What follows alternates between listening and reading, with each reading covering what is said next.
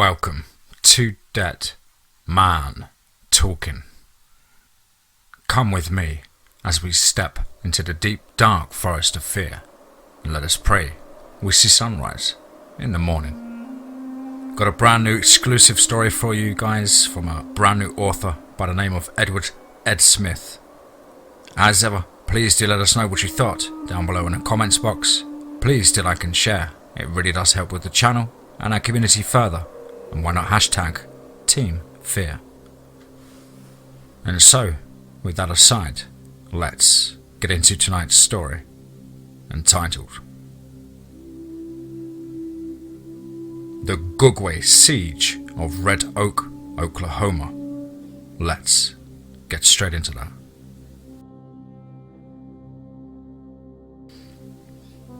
Amongst the diseases that infect herd animals in the wild, such as deer hemorrhagic fever and wild hog swine flu or hog cholera, comes the famine of food source shortages that plague the predators that feed on this bounty.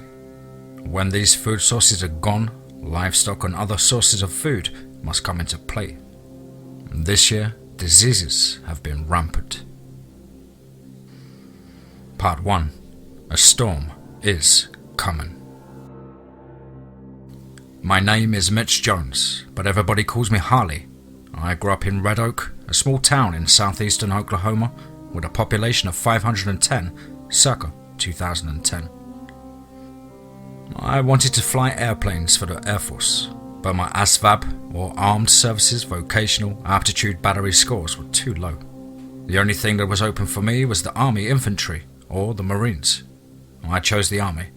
Long story short, I turned 18 while I was in boot camp, and I was approached by a recruiter from the US Army Rangers, and well, I spent 12 years with the regiment, probably 6 too long.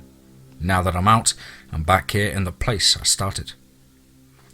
After living the life of staring death in the face after 3 deployments to the armpits of the world, it's back to the simple life, or so I thought. Off to live their lives in the other towns and cities. I knew too few people in my age group, but I began to settle in at my family's farm, which I inherited from my mother after she passed, and I kept up the property taxes while I was in my last 3 years of service. My brothers would come down from Oklahoma City and Tulsa to check on the place, and the neighboring farmer also kept an eye out. But after 3 years of weathering and sitting vacant, it was a mess, and I began the process of working on making the farm and house functional again. It kept my mind off some of the bad stuff that I brought back from overseas.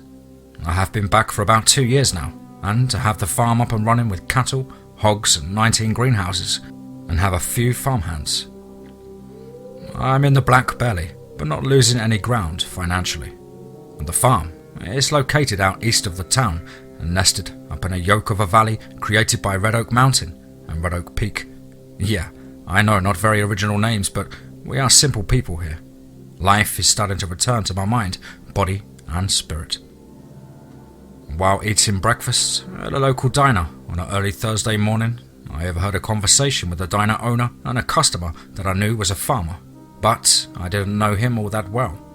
The farmer was saying that he had lost several head of cattle over the last week and a half. He mentioned that he didn't know who or what was doing it.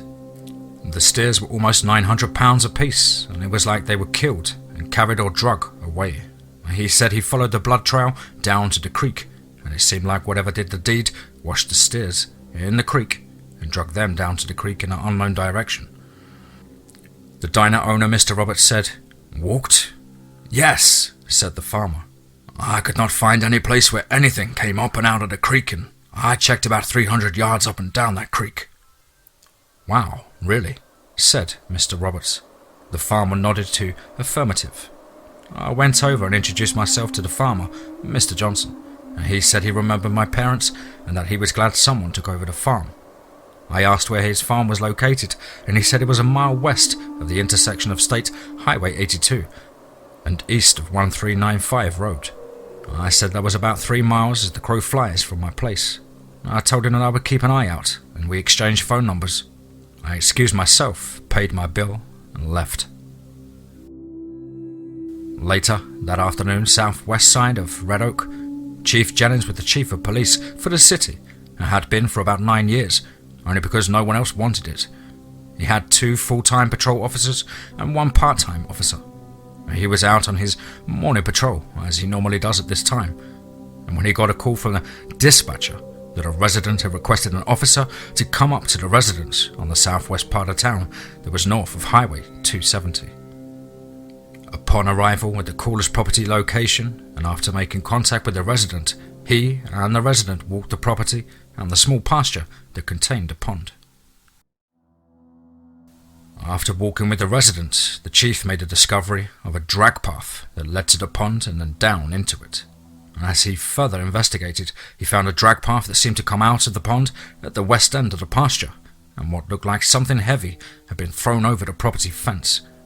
Jumping the fence and telling the resident Mrs. Crawford to stay on her property while he looked around, and he proceeded to follow the drag trail. It led to a small wash gully that flowed down to a creek. It appeared that something of size had been dragged down the wash and eventually into the creek, and both had standing water in them. It should be noted that the ground in general was dry. It had not rained in some 18 days, but these creeks always seemed to have water standing inside the stream beds. Walking along the bank of the creek, the chief could plainly see the drag trail on the creek bed, but there was no evidence of tracks of whatever was doing the dragging. He surmised any tracks would be obliterated by whatever was being dragged over any tracks that were made. The chief then came to a large, under-the-road concrete culvert that was big enough to drive a pickup truck through, and with the standing water made it impossible to get into the culvert without getting wet up to his thighs, that about 3.5 feet. He radioed into the Latimer County Sheriff Department and asked if Deputy Young could give him a call. After about 5 minutes, Deputy Young was on the phone and said he would start out in his direction. About 45 minutes later, Deputy Young and Reserve Deputy Taylor had arrived.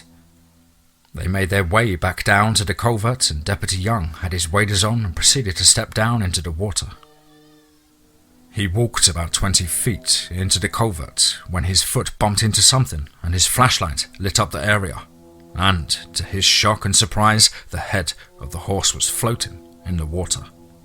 He must have let out some kind of noise because Deputy Taylor asked if he was all right. "Hey, you okay, brother?" he said. "Yeah, man. Something is seriously fucked up in here," Deputy Young exclaimed. "What is it?" said Taylor.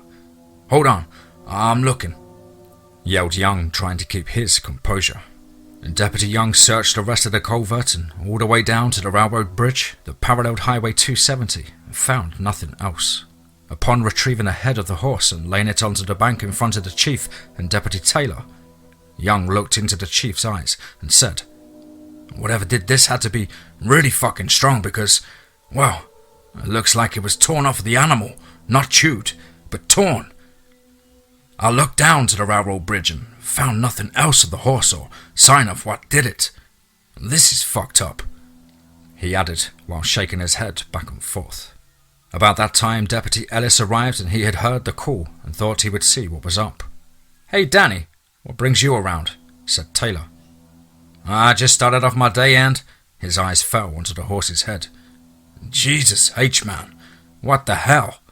said Ellis. "Your guess is as good as mine," Young exclaimed.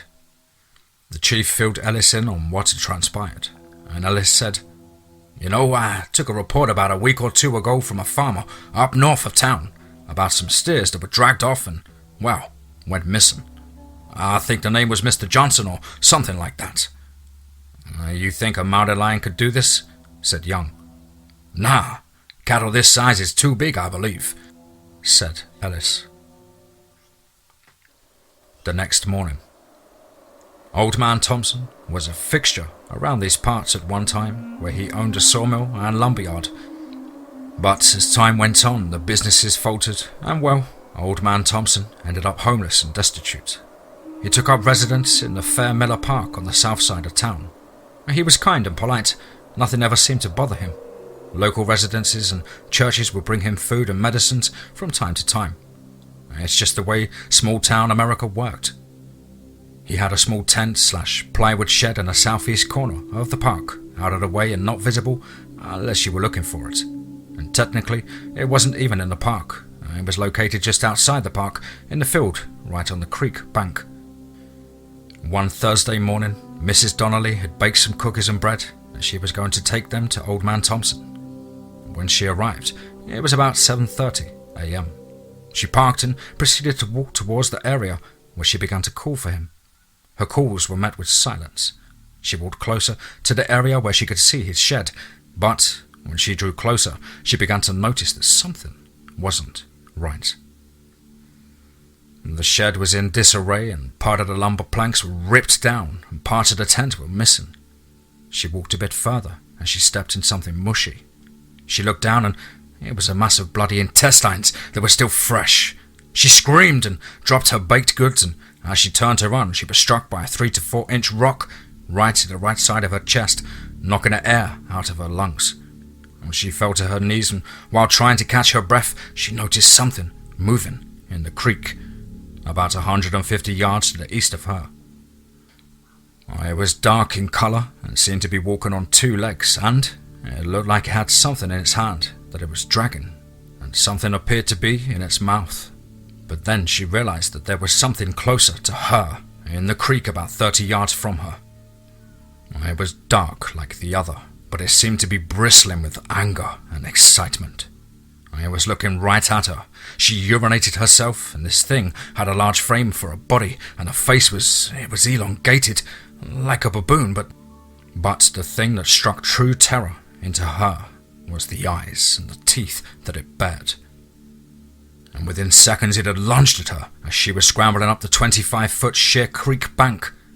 Mrs. Donnelly jumped to her feet and ran as fast as she could possibly go to her car some 80 yards away.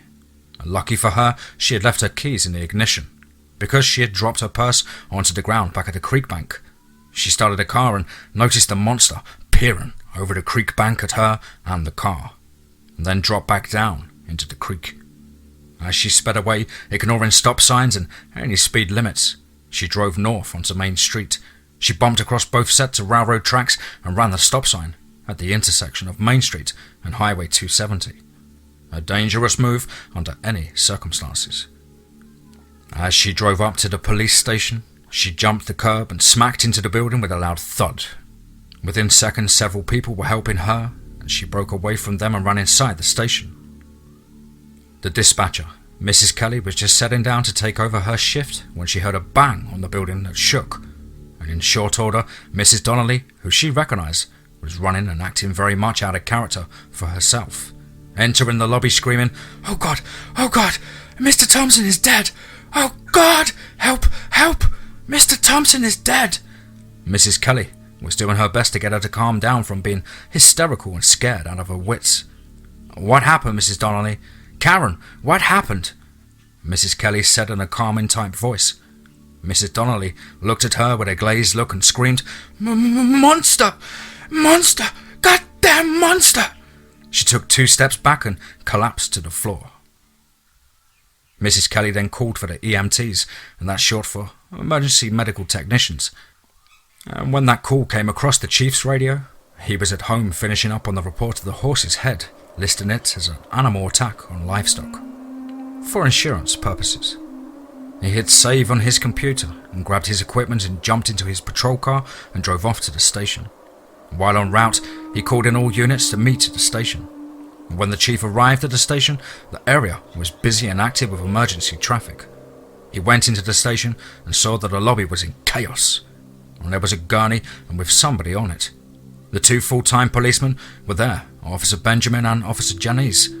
He went up to the dispatcher, Mrs. Kelly, and asked what the heck was going on.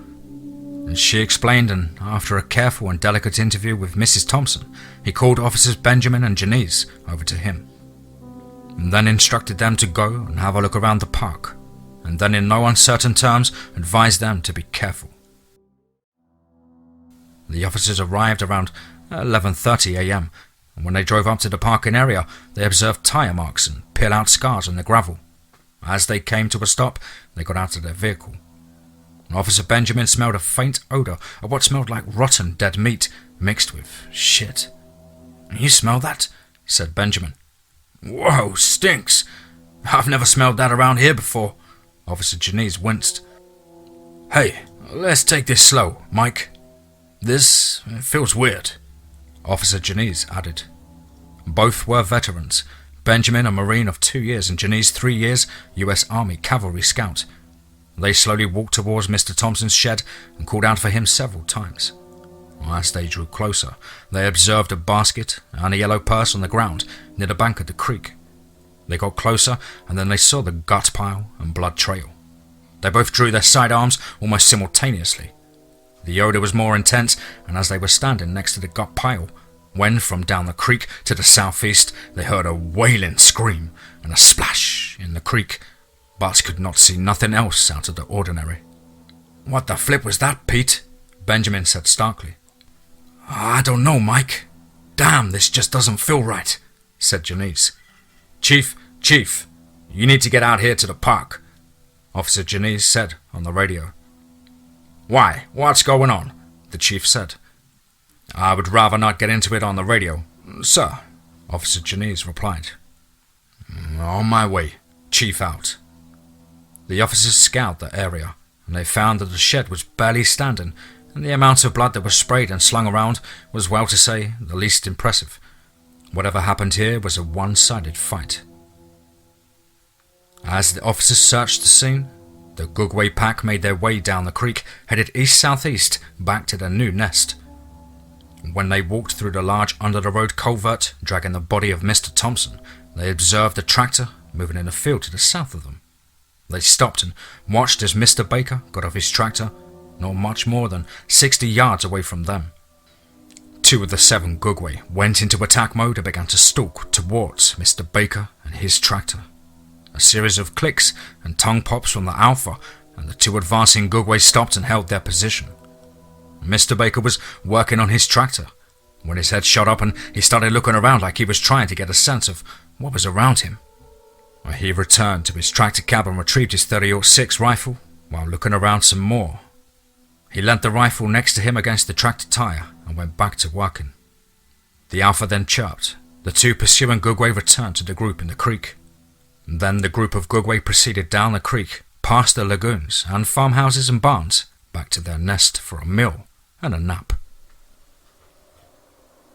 When the chief arrived, he was greeted by his officers, and they informed him of the situation in the area and asked if he wanted them to call this into the sheriff's department and the OHP, and that was short for Oklahoma Highway Patrol. He responded, no, let's wait till we have something to report. We need to know what we're dealing with. He called the city maintenance to close the park and barricade the entrance. Then he called the local funeral home in which the owners were the city morgue operators. They arrived within 15 minutes, and he instructed them to photograph and document the area and collect any remains of the victim. What do you think is going on, Chief? Said Officer Benjamin. I'm not sure. It's damn puzzling, the chief said, shaking his head once more.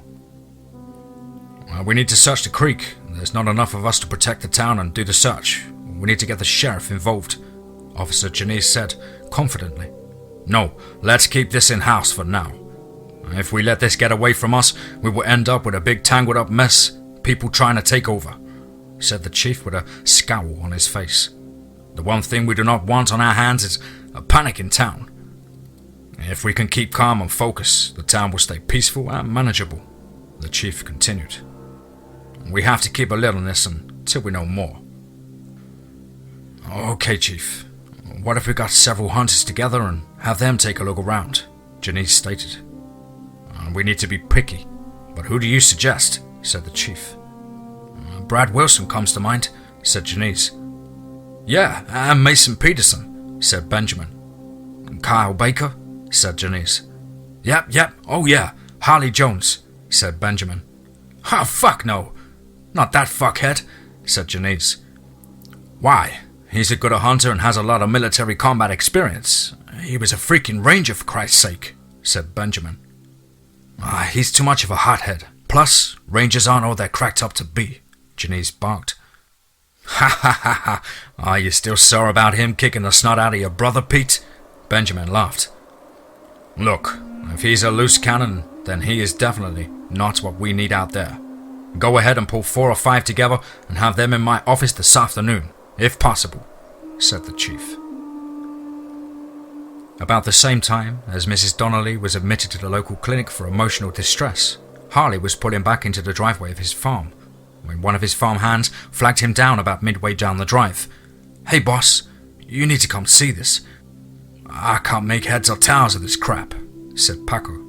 Harley put his truck into park and got out and left it running, then followed his farmhand to the greenhouse 11. When Harley got there, the door of the greenhouse appeared to have been ripped off the hinges and was flung about 80 feet to the south of the house. On the inside, the production rows were literally picked clean of sweet squash and Asian zucchini. The rows were picked all the way up to about 70 feet on all 4 rows. Harley stood in the main aisle and just was amazed at what he was seeing. And there was also a stench he just could not place, some sort of rotten smell and muskiness. What could harvest plants like this? More importantly, what ripped his door off? It just didn't add up. He went outside and started looking for tracks, and he found some that were about 14 inches long and about 4 inches wide, and it appeared that these tracks had toes. And there were several sets of these different sizes, but they all appeared to have entered and left the same direction. Most of them were about 2 inches into the soft dirt, and they looked like human prints, but different. And some of the toes, it looked like they maybe had claws. "Hey, Paco, get this door and put it back on first thing," Harley said. He pulled out his phone and started snapping pictures. Just damn strange, he thought. He went back to his truck and drove it onto the house, and after taking his groceries, he went to his gun safe and retrieved his AR-15 and an M4 Config 308 caliber and returned to the greenhouse, picked up the trailer tracks, and then followed them through the pasture, and then into the tree line where they began moving through the forest. He found what looked like heavy travelled paths, and as they moved further into the forest, he started getting an uneasy feeling, like he was being watched by something, or it was maybe even tracking him. He cut 90 degrees off the trail to the right and walked at a brisk pace for about 150 feet, and then cut 90 degrees to the right again, so as to put him parallel with the trail, but going in an opposite direction to the trail. He travels about 120 yards, and he hears movement off the trail that he was just on. He stopped, found a vantage point to observe the trail. What he saw almost stopped his breath. He was about 7 feet tall, covered in what looked like thick, bristly hair. He was walking on 2 legs, had a larger chest and arms, and they were so long its hands appeared to be hanging to its knees. And then he got a clear look at the head of the thing, and his blood ran cold. The head was shaped like a baboon with a snout, and it appeared to have teeth that hung out of its mouth. He walked up past him, and that's when Harley realized that he was upwind of this thing. Not the place he wanted to be. Damn, he thought. Rookie mistake, and he was out of practice. About that time, the creature came to an abrupt stop, and raised its head and began to sniff the air with a haste. It turned its head and looked directly at Harley. It let out a scream and roared at him. Harley was so shocked by what he was seeing, he forgot he had a weapon in his hand. Now, here is where years of training and expertise kicked in, and Harley snapped up the weapon, framed the sight picture, and popped off 2 rounds. Both rounds struck the creature's center mass practically directly in the chest. The creature let out a deafening roar, dropping out of his sight. He moved in using a collapsing circle technique. He learned this in ranger school, but by the time he got to the area where the creature had dropped, it was gone, and the stench in the air was overwhelming. The same stench that was in his greenhouse. He had a blood trail to follow. Tracking the trail for about 200 yards, it disappeared at the base of a large tree. He looked up and saw blood on the tree bark about 25 feet up the tree. Harley backed off of the tree quickly and had his sight picture on the canopy of the tree. Fuck, he thought to himself. I don't need this thing coming down on me. It's a climber, and that means it's thinking ambush. He stood still and listened intently. It was quiet, way too quiet. He heard a rustling in the bushes, and it sounded like it was maybe 100 feet behind him, almost like something might have come down out of a tree. He turned, but saw nothing. Then a rock, yes, a rock, probably 3, maybe 4 inches, flew by his head. "God damn it!" he exclaimed. "Okay, time to move." Harley sprinted 90 degrees to the left for about 150 feet. He heard a noise to his right, and this was a different sound, like heavy footsteps, and the strength of the stench returned. "Oh crap, there was 2 of them," he thought. Harley broke out of the undergrowth and bursted into the trail he had came in on, running full out down the trail, in the direction of his farm. He heard a screaming, growling howl that came from his right, but behind him. And when he turned and dropped in a kneeling, unsupported firing position in the middle of the trail, some 3 seconds later, the Gugwe ripped into the trail about 40 yards away from Harley. Well, Sergeant P. Mitch Harley Jones, a combat veteran of 3 or many more deployments, made the command decision that probably saved his life. Harley clicked the fire selector switch off, semi-pass safe, and down to an unmarked position. The Gugwe took 3 huge steps towards Harley, and they must have covered some 20 feet, when Harley let loose of a fully automatic 10-round burst, 9 rounds striking the Gugwe in the chest and abdomen. 1 round sailed past the Gugwe's head. The creature was knocked back about 5 to 7 feet and struggled to remain standing. The Gugwe then looked up and roared while taking 1 more step forward.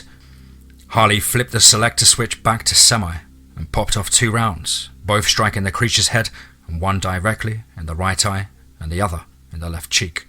And he could see the blood fog appear behind the Gugwe's head, and the creature collapsed onto the trail floor. Harley stood up slowly. He observed no movement in the creature. "Damn hard to kill," he exclaimed to himself, and the forester fell silent. Some 25 to 30 seconds went by, and then a scream and a howl that sounded like it came from the direction he was facing, but at a distance of 1,000 feet or so. However, the power in this vocalization was tremendous. It shook his insides and made his fear level rise, if that was even damn possible. "There is a bigger one?" he thought while wiping the sweat from his face. And then he noticed a shadow moving over him as something moved through the tree branches above him. He turned and ran 90 degrees to his left through the undergrowth and thorn bushes. He needed to gain distance and a perpendicular orientation, and when he was about 250 feet, he stopped to catch his breath. "Damn, I should have kept up with my running. Sergeant Major Emerson would be kicking my ass right now," he lamented. As he was looking into the tree canopy, he noticed one of these creatures moving through the branches, just like monkeys do. Just, it was not a monkey. It seemed to be looking for him. It must have lost track of him when he bolted. Harley moved slowly and quietly to a position that would give him an unobstructed shot should it move to him. "I can't spend a lot of time here. There is another one of these fucks running around. Or at least one," he thought as he continued to watch this abomination of nature. Once in position, he whistled at the creature. It locked onto him and began to move to him, and as it approached the area of his sight picture, Harley flipped the selector switch back to unmarked position. The weapon barked another 10-round burst. 6 rounds hit the creature in the arms, legs and neck. The round struck the creature as it was in mid-air in between the trees. The creature fell from about 110 feet and hit limbs and branches as it impacted onto the ground with a large thud. The sound of the other Gugwe was getting louder as it moved through the undergrowth, and the odor was more prominent. Harley pulled the magazine from the weapon and saw he had 3 rounds left of the mag and 1 in a pipe. "Fuck!" he said out loud. He had no other magazines. "Time to go," he said to himself. He made his way through the undergrowth, paralleling the original trail, while staying off the trail about 300 feet or so.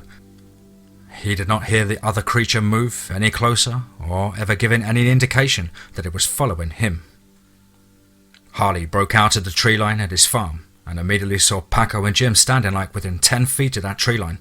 Paco asked, "What the fuck happened?" He heard gunfire, and a lot of it. Harley, in an excited and commanding tone, told them to back away from the tree line and get their rifles and anything else from their bunkhouse. They are staying in the main house. "We are not sleeping separate tonight." As they were walking back to the greenhouses, which were at least 120 feet from the tree line, Harley kept turning around, watching the tree line. It was about 3 hours until nightfall, "We have some work ahead of us," Harley stated. Paco kept asking, "What's wrong?" And Harley said, "Monsters are real, Paco. They are real." Meanwhile, back at the police station, Officer Janice and Benjamin were assembling the hunters for a recon and search of the creek area southeast of Mr. Thompson's shed. The search team consisted of Brad Wilson, 23, Mason Peterson, 28, Carl Baker, 27, and Chris Taylor, 29. All long-time hunters. None were military veterans, and all less than 30 years old. And none had ever been on any search operation or anything close. After a 20-minute briefing by the chief, he arranges for Officer Janice to escort them to the shed location in the park, and then he cuts them loose, tells them that they just have to call him on his cell phone if they find anything or need to be picked up and driven out. He'll come and get them.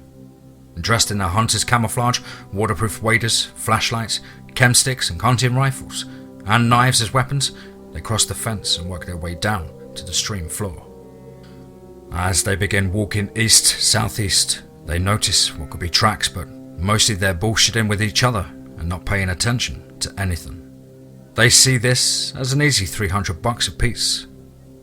In life, nothing is easy, except how death arrives.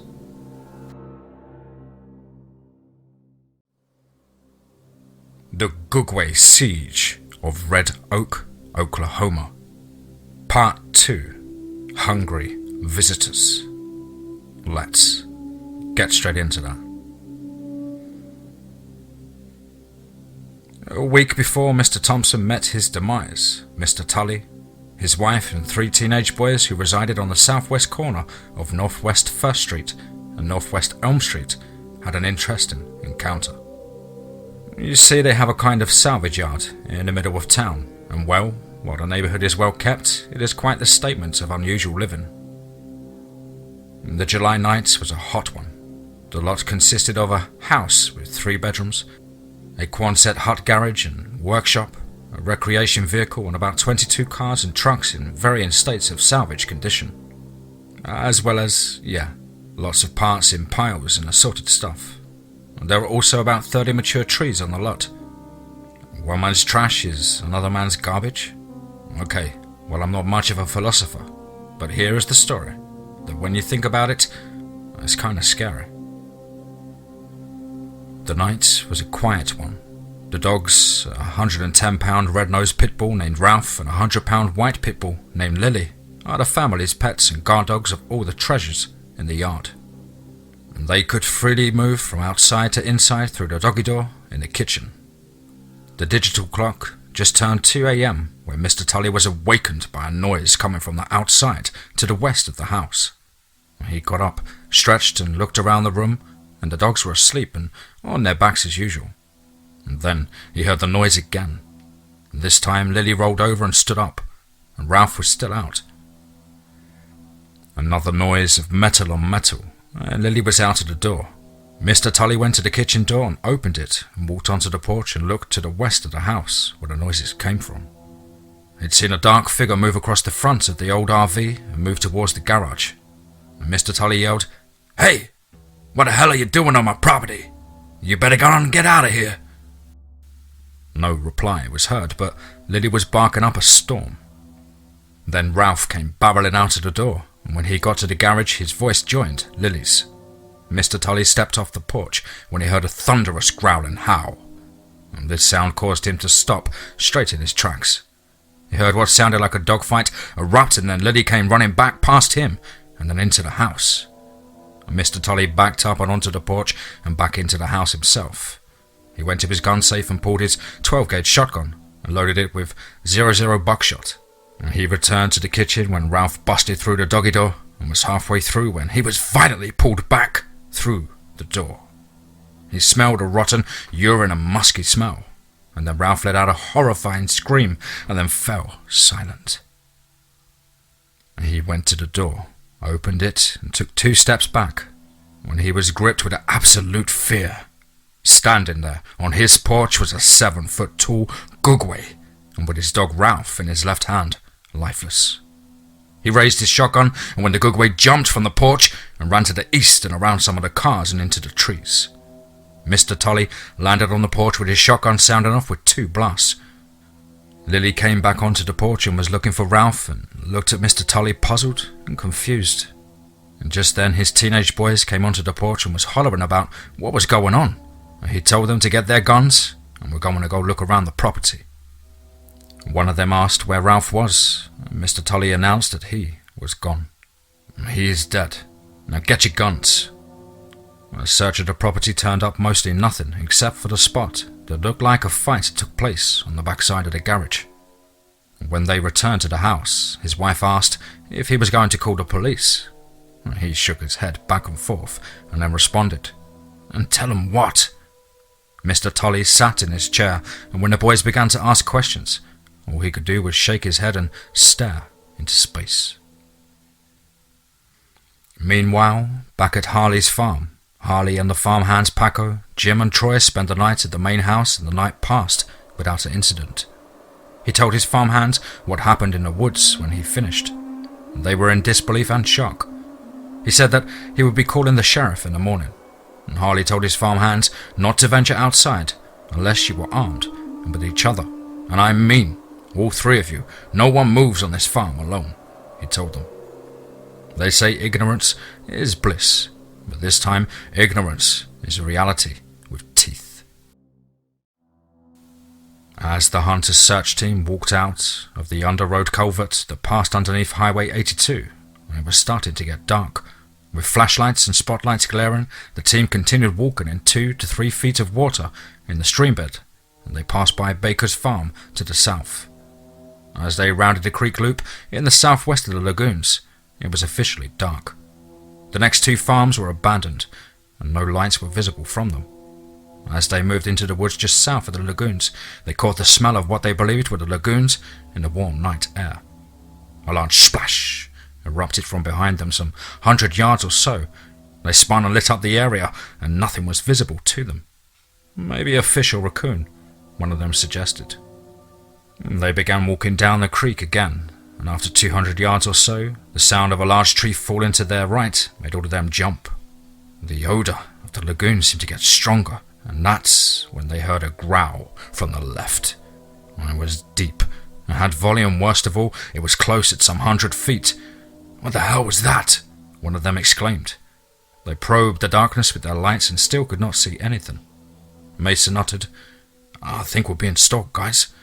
I think I hear things moving around us." Kyle chimed in, "I have been feeling that too." Chris exclaimed, "Yep, me too." And just then they heard splashes behind them at 150 feet or so, like something ran across the creek. Brad, in a nervous voice, said, "Did you hear that? That sounded like something on 2 legs." And Kyle said, "Let's move up the creek." The group advanced up the creek about 100 yards when they heard something walking or trying to walk quietly in the water about 200 feet behind them. Kyle turned and with his spotlight lit up the area, and to his shock, there, walking, was a Gugwe trying to pace them. When the creature was illuminated, it roared and took several steps at them. Mason raised his shotgun, and just then, from the right flank, something ran up and knocked Kyle and Mason down in the water, and grabbed Chris, and then dragged him through the creek, up onto the bank of the creek. And while the rest of the group tried to get to their feet and gain some understanding of their situation. "What the fuck?" yelled Brad, and they heard Chris's terrifying screams for help as the Gugwe tore into his chest and bit into his right shoulder. The team's lights turned to where Chris's screams came from, and they saw the Gugwe crouched over Chris's body, attacking him. Chris, with his left hand, grabbed his hunting knife and stabbed the creature in the side of the abdomen. And the creature let out a screaming howl of its own. It smashed its right hand down onto Chris's forehead, and then snapped its teeth-lined muscular jaws around Chris's chin, right up to his eye orbits, and ripped about 65% of his face from his head. Chris screamed and began to make a gargling sound as his lungs filled with his blood from his chest wound and the trauma of his face being removed by the Gugwe, truly living up to its name, a face eater. Brad turned back to see where the pacing creature was, and it was gone. Mason and Kyle began firing at the Gugwe that claimed Chris, but it bounded off towards the woodline, and they ran to Chris while trying to help him with his injuries. He then began to convulse and died in some spasms of pure agony. They were horrified at the wounds inflicted upon him. Panic had now fully set in. Gary Callahan had just started to drive to work. He was employed over in Wilburton, Oklahoma, where he was a mechanical technician at the State University. He pulled into the Quick Mart at the corner of Northwest 2nd Street and Northwest Market Street to get some coffee and a breakfast sandwich to get his morning started. The clerk in the store made mention of some kind of commotion over at the police station yesterday morning, but Gary was still waking up and didn't pay much of any attention to her. He paid for his stuff and then walked out. He started his F-150 Ford that had a toolbox with an 80-gallon fuel tank that he had previously filled the night before. He pulled out onto State Highway 270 westbound when his headlights crossed a figure of what looked like a person, but it looked bigger than a person, maybe some 9 feet tall. Big guy, he thought to himself. The figure was walking on the railroad tracks to the south of the highway it paralleled. He was just starting to speed up on the highway when the figure began running at his truck, crossing the bar ditch between the tracks and the road very quickly.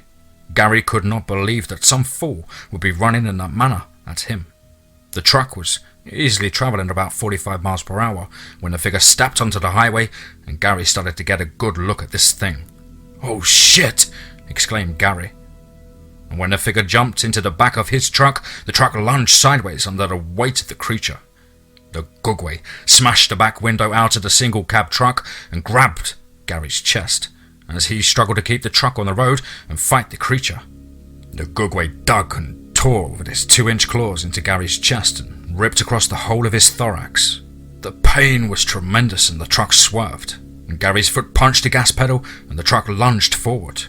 As the truck left the roadway, it hit the ditch and the front tire dug into the soft dirt. The rear of the truck snapped up off the ground and the body of the truck flipped in midair, and the Gugwe was thrown about 130 feet, and there it landed with a thud and rolled about 40 feet. It immediately sprang to its feet and then ran across the road and disappeared back into the creek. The truck had landed on the 5 telecom cabinets that were lined up on the highway right of way. The truck's in-bed fuel tank exploded, and since the truck had knocked open the doors, when it landed on these cabinets, it gave the fire a clear shot straight to all the electronics. The resulting fire and secondary explosion of the truck's built-in tank knocked out the landline communication and internet connection to the fiber loop. This was the main interconnect for the fiber lines coming from the surrounding cell towers. This also handled the digital radio interconnects for the police, fire, city hall radio comms. This one accident knocked out all communication for the town and surrounding area, including a large portion of the county radio connects for the sheriff department. Communications blackout was now in effect, at least involuntary. That would change once out-of-town authorities had arrived. Fear heightens the sense, even as you're being eviscerated. Kyle grabbed his phone shortly after Chris passed away. "Shit, no fucking service. What the fuck? Hey, anyone got any service or anything?" Brad and Mason said no and shook their heads. "We have to get moving, guys," Mason whispered. "Look, we have to get Chris back," Brad said. No, we have to get the hell out of here. Carrying Chris will slow us down," Kyle said. "Fuck that. We have to get him out of here," Brad yelled. "Look, I don't like it either, but Chris, he's dead. He's gone, guys. If we don't get out of here, no one will know this happened," Mason stated with a very matter-of-fact tone. "Hey, we need to walk up the east side of the lagoons and get on Cemetery Road so we can follow it back into town," Mason said, as the others looked at him with disgust. "I know, it's a shitty thing to do, but we have to survive to tell the others what happened here," Mason continued. All right, let's go," Kyle said. The three of them moved up the dirt road between the tree-lined fence row and the edge of the lagoon. They were halfway up the road when they noticed a figure standing in the middle of the dirt road ahead of them, a tall figure about 150 feet away. It was at this moment that Brad heard a noise from behind them, and there was another huge figure behind them. Kyle said, "Oh man, this isn't good. Brad, you cover that one behind us. Kyle, the one to the front. I'll watch this tree line," Mason said, just as the Gugwe dropped out of the treetop above them. As it landed, about 5 feet in front of him, he managed to utter the word "shit" out of his throat as the beast slashed his neck, shredding his vocal cords, arteries and muscle as blood spurted across Kyle's face. He stumbled back onto his feet when the Gugwe sank its teeth into Mason's chest. Brad turned to see the attack. He heard bone crack when it bit into Mason's chest. Kyle began shooting into the air with his pump shotgun, just to try and get this thing to back up and get some distance. The Gugwe tore flesh and bone from Mason's chest. Then it knocked Brad down and jumped into the lagoon as it swam away into the darkness. Mason then fell to his knees and then fell on his face, where he convulsed from his heart attack brought on by the attack and fear itself, and his last breath disturbed the dust rolling up around his head. Kyle tried to aid Mason while keeping an eye on the creature up in front of them. Brad began firing at the shadow behind them, and it bounded off into the darkness of the tree line. "Brad, let's go!" screamed Kyle. Both of them ran towards the creature standing to their front and firing everything they had at the fucking thing. When it took off and ran towards the cemetery, they lost track of it and kept running.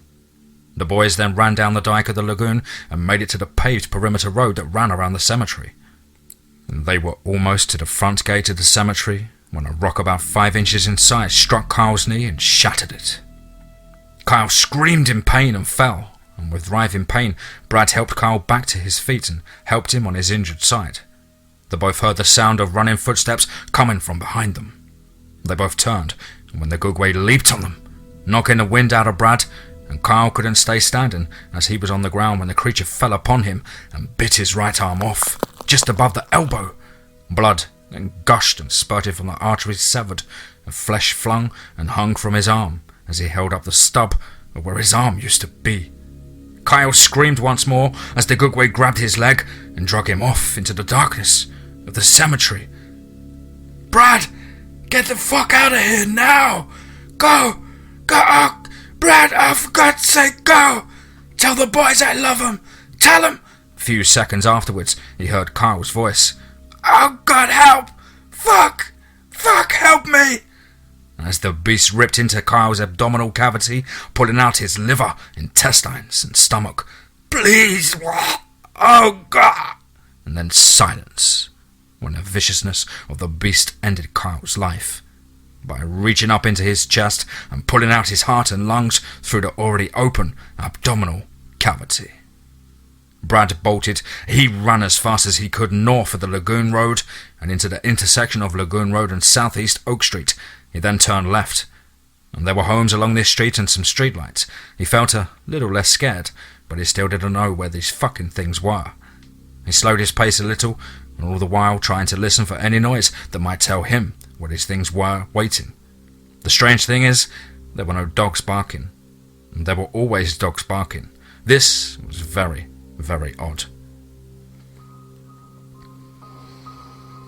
He walked up to the 24-hour clinic at Southeast Oak Street and Southeast 2nd Street, and there was always a medical receptionist and a physician's assistant on the duty. And when he got to the front door, he noticed that the front door had been shattered and a computer was on the floor that actually sat on a reception desk. Inside, the lights were flickering and some were simply broken. He pulled his pistol. Why he picked this time to do it was a mystery to him. His shotgun was somewhere back on the Lagoon Road. He opened the door with the broken glass slowly and stepped in, being as quiet as possible. No sound, nothing. He moved down the hallway when something, a noise or movement, caught his attention. Moving towards where the sound came from, he found a cell phone with the alarm going off. Switching off the alarm and looking to see if it had service. Of course, it didn't. And that's when the sound of something metal hit the floor. And this almost made him piss his pants, and Brad pointed his pistol to the front of his walking path down the hallway to his left. It was dark with no lights. He felt around for the flashlight that it usually had on his hip, and was amazed that it was still there.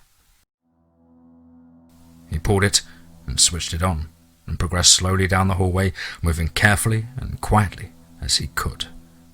He got to the last door on the left of the hallway, and it was partially open.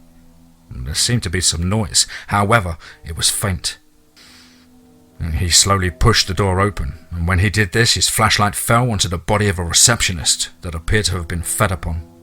He searched the room for anything else, and nothing was present. He scanned the room with his flashlight once more as it moved across the window, which had been broken out. The Gugwe's head and shoulders were framed in the window. Brad screamed and fired his pistol 3 times. The rounds of the .45 caliber Ruger struck the Gugwe in the upper chest and cheek. It roared and quickly turned and ran from the building and back in between some of the other buildings and into the tree line.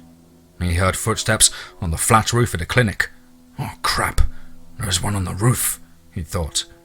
Brad walked out of the room and back down the hall, and from the same direction he entered, he had passed the roof access stair steps earlier, and when he approached he saw a shadow of a figure moving back and forth on the roof as the shadow struck the floor. Fuck, this thing is going to come down here, he said to himself. Well, okay, this is it. He raised his pistol with his right arm and while moving a flashlight with his left hand to light up the opening. Hey, who's down there? A female voice said. It's Brad Wilson. Who's up there? A head, with auburn hair in complete disarray, peeked over the edge of the opening, and she climbed down the stairs and hugged Brad. Thank you for rescuing me. Well, I'm not a rescue party, just trying to make it back to the police station, Brad explained. Are there any more of those things around here? Brad asked. There were 2, a smaller one and a really big one. You shot the smaller one. I was on the roof and seen it run away. The larger one, I don't know where it is, she spoke in a very shallow voice. I'm sorry, my name is Carol Montgomery. I'm the physician's assistant here. We need to get out of here. Do you have any weapons or anything you can use for one? Brad asked while still trying to catch his breath. She picked up an intravenous bag stand, kicked off the roll around the base and then removed the bag bracket and held it like a samurai warrior.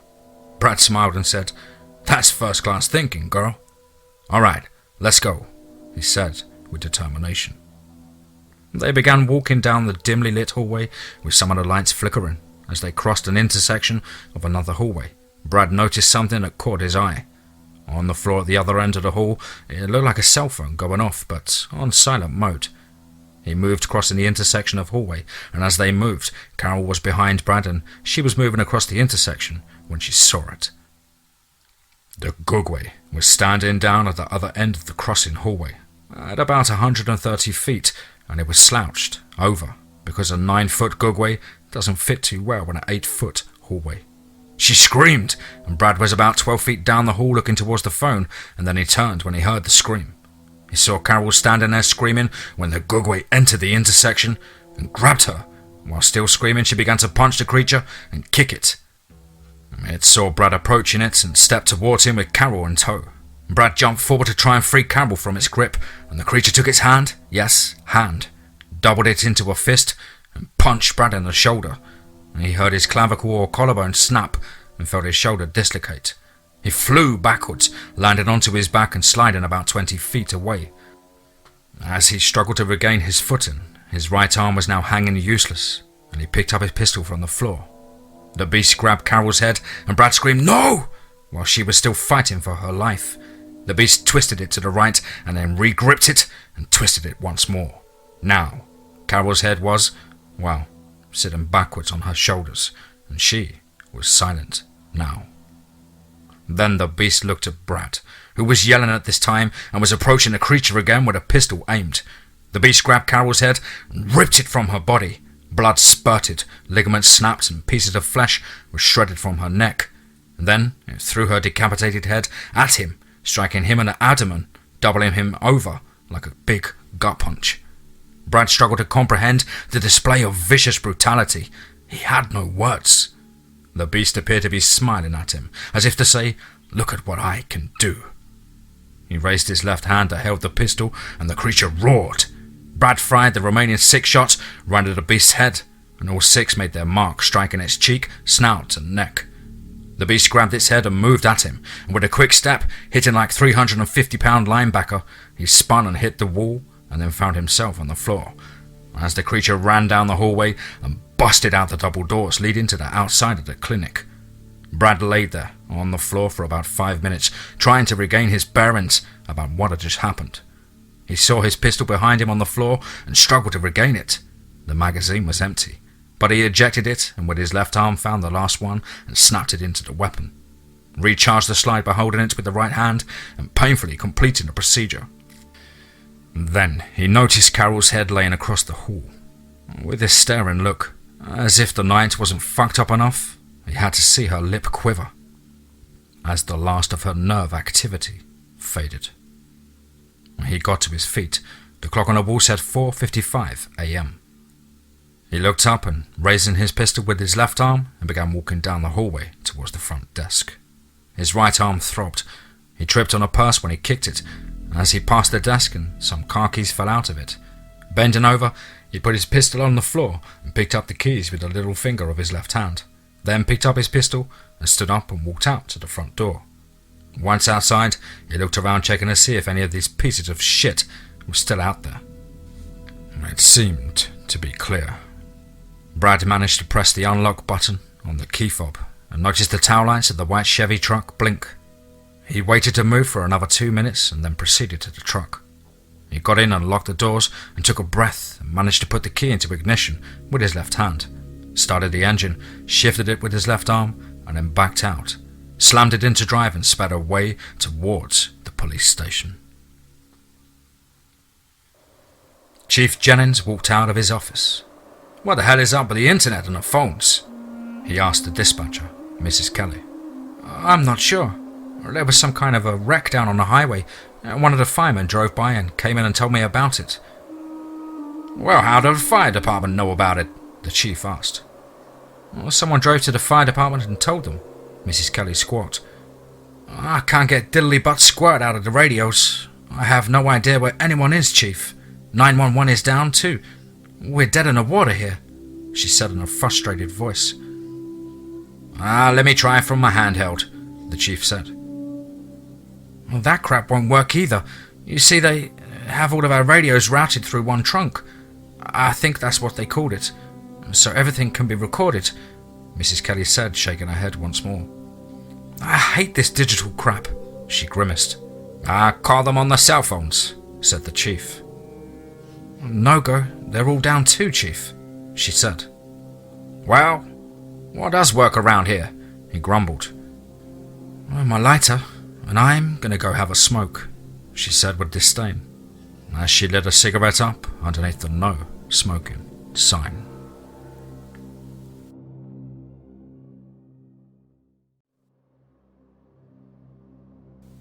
The Gugwe Siege of Red Oak, Oklahoma. Part 3. The Siege. Let's get straight into that.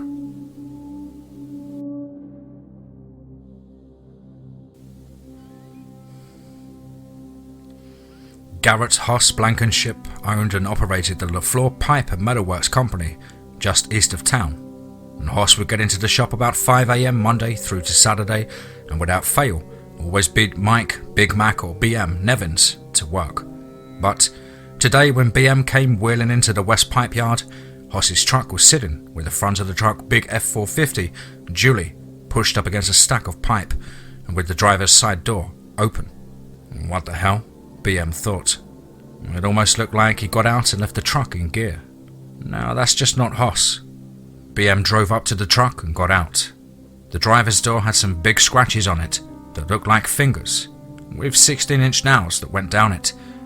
Then he'd seen something that would stay with him for the rest of his life. There was a splattering of blood on the inside of the door, and what looked like an ear on the floorboard of the truck. "Whoa, whoa, whoa, here!" he said to himself, and BM began to look around the yard. The yard lights were still on, and he then reached for his cell phone and dialed 911 and got an error message. "What the fuck?" he said aloud. As he is looking at his phone and the no service light was flashing, BM got back into his truck and closed the door and reached for the gear shift. And that's when the Gugwe sprang over the top of the pipe stack, landed on BM's truck hood, punched in the windshield several times, busting it in, and began to emit a low grumbling growl. As parts of the interior of the truck vibrated, the beast crawled into the cab with BM. He was paralyzed with fear.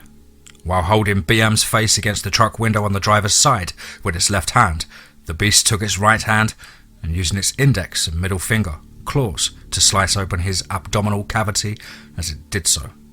A stream of blood and intestines spilled out and hit the floorboard of the still running truck.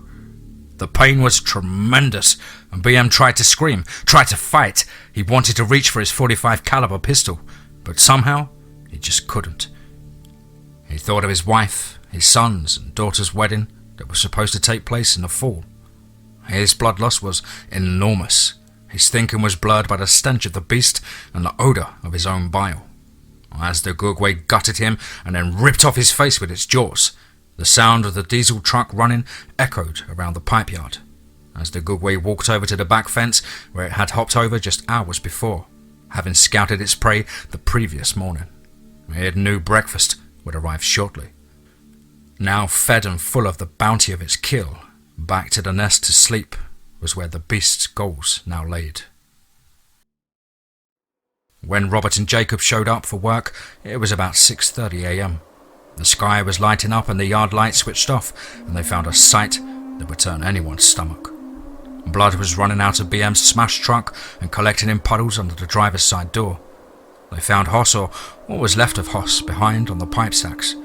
They fumbled with their cell phones and then got back into their trucks and tore out of the yard as fast as they could and headed towards the police station. Officer Janice was finishing up some paperwork at his desk when a white Chevy truck pulled up outside and parked halfway up onto the curb. The driver's side door opened, and struggling to get out was Brad Wilson. Officer Janice moved quickly to the front door and went out to help and bring him inside the station. After setting him down in a chair and then checking him over for any critical injuries, he asked the $10K question. "Brad, hey, what happened? Where are the others?" Brad sat there in total shock and disbelief at the night's events, then looked at Officer Janice and said, The boys are gone. Man, they're gone." He looked up directly at Officer Janice. "Roy, monsters are real. They're fucking real. Fucking real, man!" as the emotional avalanche swept over him. "God didn't like us the day he made those things. They're nightmares. Nightmares come to life." Brad slumped and began crying uncontrollably and unconsolably. Janice looked at the clock. 7:20 a.m. What a morning, he thought. About 45 minutes had passed, and Chief and Officers Benjamin and Janice sat and listened to Brad tell his story. Benjamin and Janice were in disbelief of what they were hearing, and they were questioning Brad, when the Chief said, "Hold up, guys," and then he thought for a minute. At that point, Troy Macon, one of the city's firemen, walked in and said, "Hey, Chief," he said, "we have a real problem on our hands, Chief. Out there on Highway 270 intersection with Highway 82 North. Well, it's totally hosed, man. You have like 18 or so cars, trucks, and semi-trucks all piled up in that intersection. Well, it's blocked fence to fence. Some are on fire. One truck is carrying some kind of chemical. It's a mess, and you can't get through over there," he continued. "There was a crane accident over at the Panola Bridge. You know, the one they're replacing. The crane somehow fell on top of the new and the old bridge. It's got it completely blocked." He took several heavy breaths. "Any word on the radios or cell phones?" The Chief shook his head to the negative and said, "Troy, go drive around for 30 minutes and take a look, and then come back and report on anything that we should know about." Officer Benjamin looked at Janice and said, "No comms, blocked in 2 directions. The only way out of town is south through the Kiamishi Mountains, or north into Red Oak backwards, both narrow 2-lane roads," he said with an ominous overtone. "Okay, you two go get yourself a patrol car and go door to door and converse the townfolk that they should stay indoors until we get a handle on this," the Chief barked. "Roger that, Chief," they both exclaimed. Troy drove by Cheryl's grocery, and it's 8 a.m., She's not open. Well, that's strange, he said to himself. He drove in and parked up front, and the sign was on, but the closed sign was turned on. However, the meat department lights were still on, and she always turns them off. He got out of his truck and walked up to the door. He peeked in and saw bags of trash that get lined up for the garbage at night and are taken out before the close were still sitting in the canned goods aisle. He shook his head and pulled on the door. One side was locked, the other open. This unnerved him and was so out of character for her. He poked his head in and yelled, "Hey Cheryl, you in here?" No answer. "Hey, anybody, are you here?" He heard what sounded like a metal rack getting knocked over. The sound came from the deli area. He opened the door more and stepped in and repeated his call-outs to the darkened store. He took 3 steps in and then he saw a shadow that cast a silhouette down the aisle. Backlit by the lights of the meat department, it appeared to be 7 or maybe 8 feet tall and built like a defensive lineman. He yelled, "Hey man, what are you doing here? Where's Cheryl?" The figure started walking towards him. The hairs on the back of his neck were standing up, and a sick, uneasy feeling came over him, and then the smell hit him. He turned, pushed through the door, and ran to his truck, which he'd left running. He backed out and peeled out of the parking lot as the figure burst open the double glass doors, and its black hair bristled, and it roared at him, and then began to run after him and his truck. He punched the gas and was down the road faster than he should have been travelling, but he lost track of the figure in the rearview mirror. He took a right on Main Street and drove towards the City Hall. Karen Keith, ex-high school cheerleader, homecoming queen and prom queen, who attended Oklahoma State University, got married, got pregnant with a baby of another man other than her husband, and got divorced all before graduating college, and then went on to teach high school English right here in her hometown of Red Oak, Oklahoma. And because of a small indiscretion of stripping regularly down at the Roundup Bar and Grill one night, and was consequently fired from the school system. Now she works for the Power and Light Company, and was travelling to her parents' home out southeast of the town. They still owned their farm, and she likes to get there from time to time. While travelling north on Boggy Road, she was enjoying the day with her windows down on a Ford Mustang and listening to the radio. The clock said 1:33 p.m. when she saw a pickup truck parked on the side of the road, and it looked like the driver was changing a tyre. She slowed down and recognised that it was Harley Jones. No shirt, jeans or boots. "That buck still has it," she said to herself. Harley and she had dated in high school, but she had her eyes set on a little higher than Harley did. As she slowed to a stop, Harley waved. "Hey Karen, how you doing?" As she rested her hand on her passenger side door. "Just running up to my parents." "You need a lift or some help?" she said. "Nah, just about finished with this," Harley said while wiping his hand on a rag he pulled from his back pocket. He then said, "Have you noticed anything strange going on around here lately?" And she looked puzzled. "No, just strange, good-looking guys by the side of the road." As she smiled, "Girl, I'm serious. Have you?" he said, shaking his head. "Nope, I just got back into town and the phones don't work and that's why I'm going out to the farm. Harley, sweetie, why don't you ever call me?" "Just trying to get things back on track. You know, babe. Just working on getting it together." "Well, Harley, you know you can come by and see me whenever you want. Well, let's face it, honey. You have it all together in all the right places," she said with a certain intent. She then sped off as Harley looked on, shaking his head and looking up to the sky, saying to himself, "Oh, baby, you will never change." He returned to finish changing his tyre and drove on to the police station to file a report of what happened on the farm. When Karen pulled into the driveway of the farm, everything seemed to be as it should. Mum's Jeep, Dad's truck or trucks, the house and the big oak tree where the old tyre swing still hung. Not that it would support her weight now, but it's a nice memory. And she walked into the house and everything looked in order, except for the kitchen. It was in complete disarray. Refrigerator was on its side, cabinets ripped down and pantries were opened with doors torn from their hinges. The sight of this alarmed her, and she frantically searched the house, barns and workshops in the area of the house proper. She ran to the phone and there was no dial tone, and she turned to walk out the door to go to her car when she finally noticed the odour. It was light, not very prominent, but it was never in this house before. almost a rotting meat and with sewage smell. She thought, the plumbing must be acting up.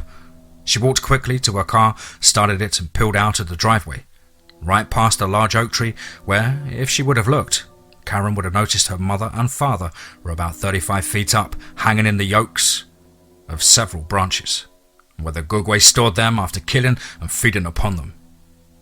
She arrived back at the police station and began to tell them that they need to get out to the farm as quickly as possible.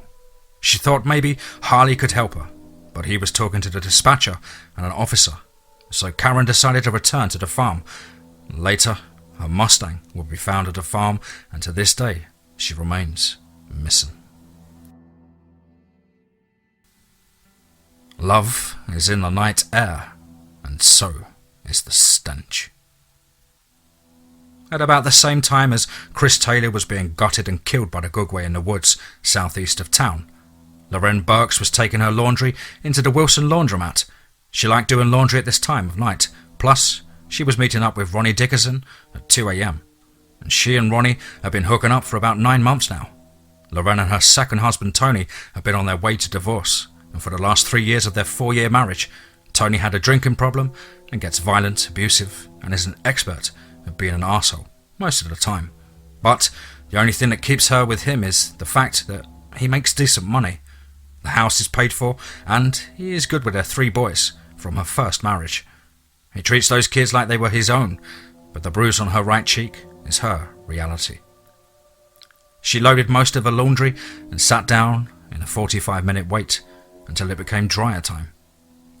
She looked at her watch and took out her lipstick and walked over to the mirror on the wall next to the vending machine and freshened up her look because Ronnie liked this colour on her lips. She looked at her hair and thought she might colour it next week.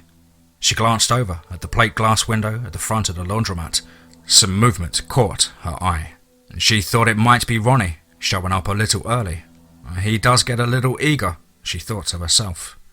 She didn't see anything, so she went back to the task at hand and dialing up the wow factor for what she hoped would be a great night. 15 minutes passed, and then she noticed the headlights of the beat-up Chevy truck pulling up into the front parking lot. She watched Ronnie get out of the truck, sighed as those arms and shoulders came into view, which always got her attention, and those bootcut jeans were snug in all the right places. Ronnie walked in and said, "Hoo-wee, girl, looking good, damn good." And she said, "Now, just you wait a second, Superman." And they kissed and his hands travelled, and she said, "Give me a minute, you'll get there. And your little body will too." She smiled and laughed.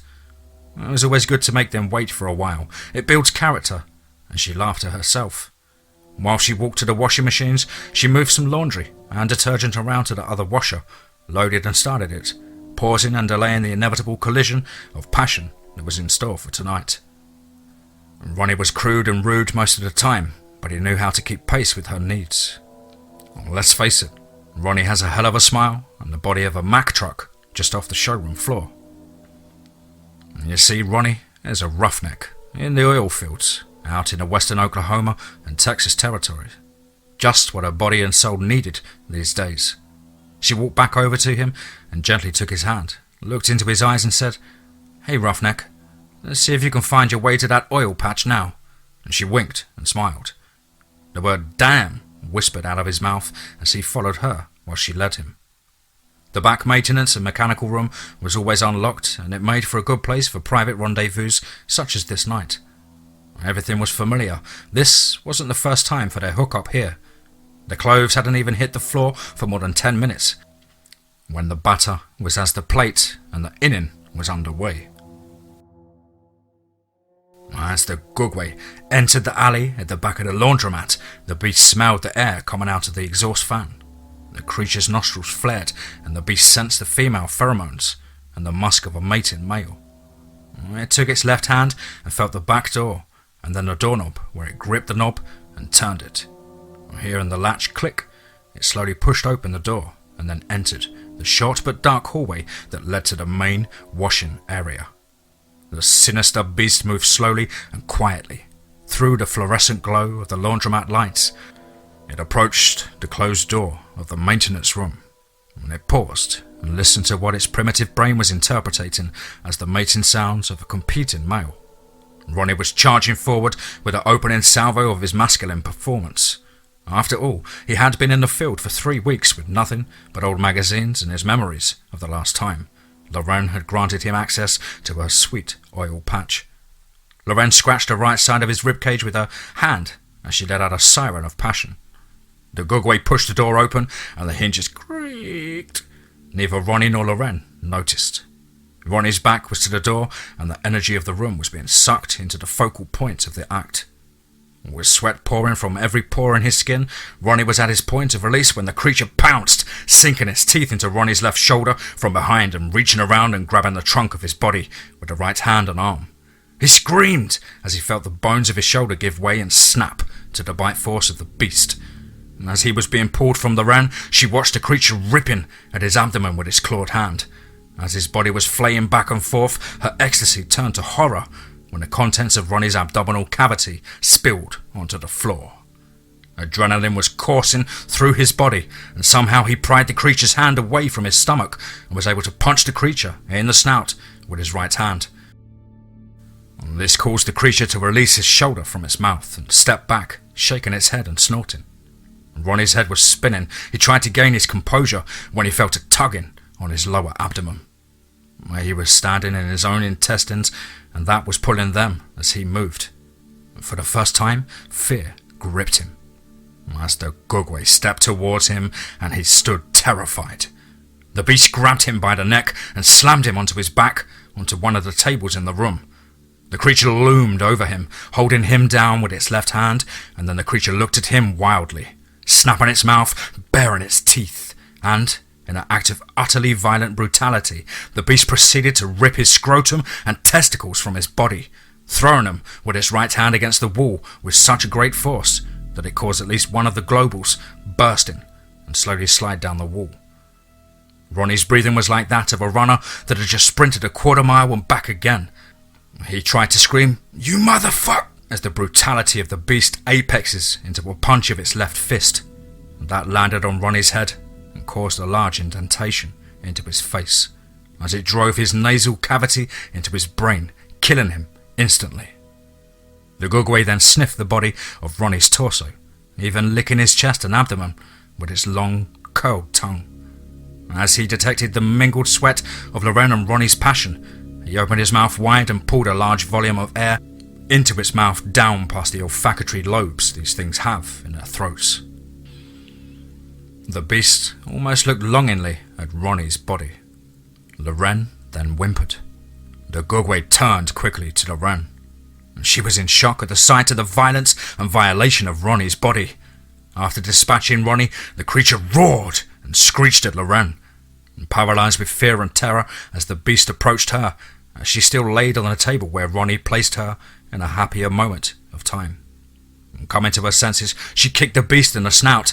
It must have really hurt the creature, as it backed up several steps, shaking its head and blowing out large quantities of mucus across the room. And just then, the beast heard the loud rumble of an exhaust of another truck pull up into the front lot. It looked at Lorraine and back to the door of the maintenance room.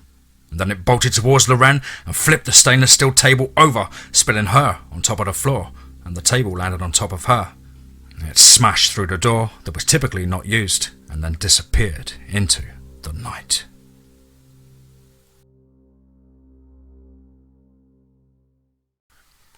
Kelly Rutherford drove up in her husband's truck. She noticed Ronnie's truck and Lorraine's car in the parking lot. Kelly knew all about Lorraine's little tryst. They talked about it often enough down at the Beehive Beauty Salon. Kelly couldn't blame her. If Justin, Kelly's husband, wasn't such a doll, she'd often told Lorraine she would be happy to join the party and Ronnie could pull double duty. If it wasn't for Kelly introducing Ronnie to Lorraine, none of her oil patch would have ever been prospected. She started unloading her laundry and setting up for a 2 or 3 hour laundry session. And Kelly heard a noise towards the happy shack, as Lorraine and Kelly referred to it, when she noticed Lorraine stumbling out of the hallway and she was naked. Girl, what's wrong? What happened? Did that no good son of a bitch Ronnie do this? She exclaimed. Lorraine said, No, monster! Ronnie, Monster! We gotta leave! We gotta leave! Girl, where's Ronnie? Lorraine, where's Ronnie? Kelly asked. Lorraine pointed to the back room. Kelly grabbed one of her dirty house robes, put it on Lorraine, and then started back to the maintenance room. The scene was unimaginable, and she vomited and ran from the room. What happened, Lorraine? She asked in a panicked tone. Lorraine replied, Monster! Monster! Monster! And Kelly screamed, We gotta go now! She grabbed Lorraine by the arm and grabbed her purse, pulled the keys from it, and they started the door. Kelly threw open the door and they moved to the truck. She took Lorraine to the passenger side and was horrified by a Gugwe stepping out from behind the truck, and when she turned to go back inside the laundromat, another Gugwe jumped off of the roof, landed in front of them, and both Gugwes attacked, and it was over in seconds.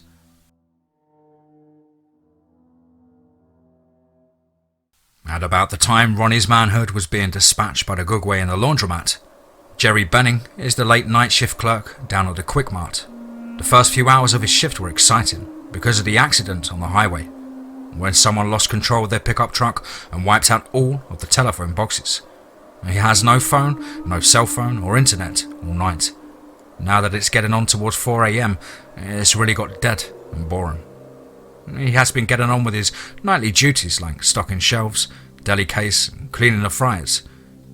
You see, here at Quick Mart, we have everything from deli burgers to pizza, and it all had to be cleaned, and that is where Jerry came in. Jerry hates cleaning the fryers, especially on oil change day. You must cart out the old oil to a grease tank, and that's all the way across the parking lot near the back fence. He had to push the tank across uneven concrete, gravel and dirt with almost no light to work with. It's hard work, but it's a paycheck. He'd almost had the fryers drained, and that means there are 6 fryers, and that's 3 trips. The first trip to the grease tank went as normal, but the second trip, he kept feeling like he was being watched, and he could smell something that really stunk. He got a headache and slightly nauseated from it. And what was weird is he caught himself walking towards the wood line across on the other side of the parking lot, opposite of the grease tank. He felt really disorientated and almost compelled to walk over to the wood line. And before he started his third and final trip, he made sure he had drunk a lot of water and took some antacids. He started his final trip, and about halfway there, the feeling of being watched returned, and it was much stronger this time. The hair on his arms went up, and the back of his neck. The odor was stronger too, much stronger. Both of these increased as he approached the roll-around tank and the wood line. He began to dump the first pail of oil, when suddenly something caused the tree to shift and shudder. The motion and the noise startled him. He picked up and began to pour the second pail of oil, when a head of what looked like a baboon popped up on the other side of the tank. And then he heard a growling grunt as the head and shoulders of this thing appeared as it stood up on 2 feet. Jerry dropped the pail and took off running back to the rear door of the store building. And he was almost home free when something grabbed his ankle. And looking down, he saw the Gugwe holding onto his foot. He must have dived for his foot, but it was laying on the ground and was crawling up to him. While he was laying on his back, I could see the beast's full body. Terrified and frozen in fear, the creature placed its huge hand onto his face and pushed it to the left. It licked his neck, and with the 2 frontmost teeth, it punctured his neck and the jugular vein and began sucking on the stream of blood exiting the hole. He faded and lost consciousness soon after. He regained his awareness for about 20 seconds as he felt the beast chewing into his groin and lower abdomen, and then darkness enveloped him once more. Some people are born to take charge of their situation, and others are born to live their condition. Only a state of compressed stress determines the path that is followed. Jake Ellis had just finished prepping the hash browns for the morning breakfast run, and now he was ready to make the biscuits. Jake was drinking his 3rd cup of coffee when Ronnie Dickerson was being separated from his manhood. Jake was used to working early mornings. After all, he was an Army veteran, 8 years of combat, Army medic. He always had a handle on a situation awareness. Old habits die hard, but this night it may have saved his life. Jake had just put the first 6 trays of biscuits into the oven when he heard a bump on the back door of the supply room. This was out of the ordinary, and, well, his hackles went up. You see, when in combat, anything that happens that doesn't normally, whether you're on patrol or staging, you get a little nervous and anxious about whatever the situation or actions that take place. It puts you on point. Well, this is one of those times, and the point was sticking him in the arse. He moved to the door and put his left hand on the steel security door. He put his ear to the door and listened for any noise that might let him know what was happening on the other side. Jake thought he heard breathing, something taking deep breaths. His curious nature almost unlocked and opened the door, but the combat vet part of him said, "Dumb shit, you open that door and I will kick your ass." And this was weird, and so strangely out of the ordinary, he stepped over to his stainless steel shelf where he kept his inventory food products and reached towards the back of the shelf, where he had stashed his modified Mossberg 500 bullpup 12-gauge shotgun with double-aught buckshot and with a few slug rounds thrown in for good measure. He jacked one to the chamber and stepped to the door, threw the latch and quickly opened the door, and as it swung inward, he popped his weapon up to the ready. Well, there was nothing there. He took a few steps out of the door and looked around the back parking area and access alley, but saw nothing. And then the odour hit him. Smelled of rotting meat, soured mop water, and with a touch of just plain shit.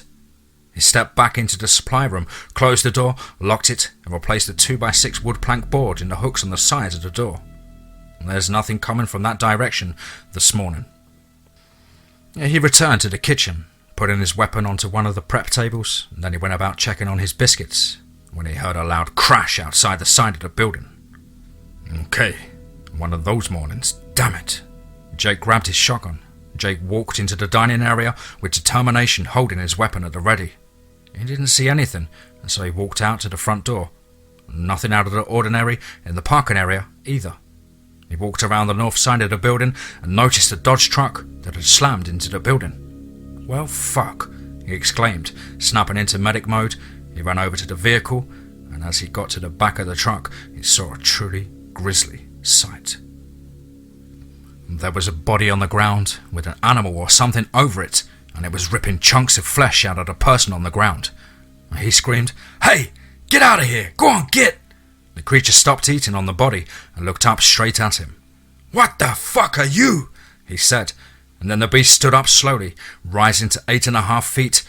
"Oh shit!" Jake shouted. The creature roared and hissed at him. It began to move to him, just like with Harley, and with the sight of this thing, it becomes so shocking that you would forget you have a weapon in your hands. Well, snapping out of this foggy shock, he unleashed 7 shots at the beast, several buckshot and slug rounds. The creature roared and growled in pain as the shotgun rounds made their mark, and he saw chunks of its arm get blown out of place by the impact of 2 slug rounds. It roared again and took a step towards him. Jake shuffled back about 30 feet while not turning his back on the thing. He rounded the corner of the building and moved to the front door and re-entered the dining area. Locking the door, he ran back to the counter, weapon still pointed towards the creature as it moved across the plate glass window to the front door, where it snarled and gnashed its front teeth and banged on the glass door. The beast was still banging on the glass door. Even with Lexan glass, he knew the door was not going to hold.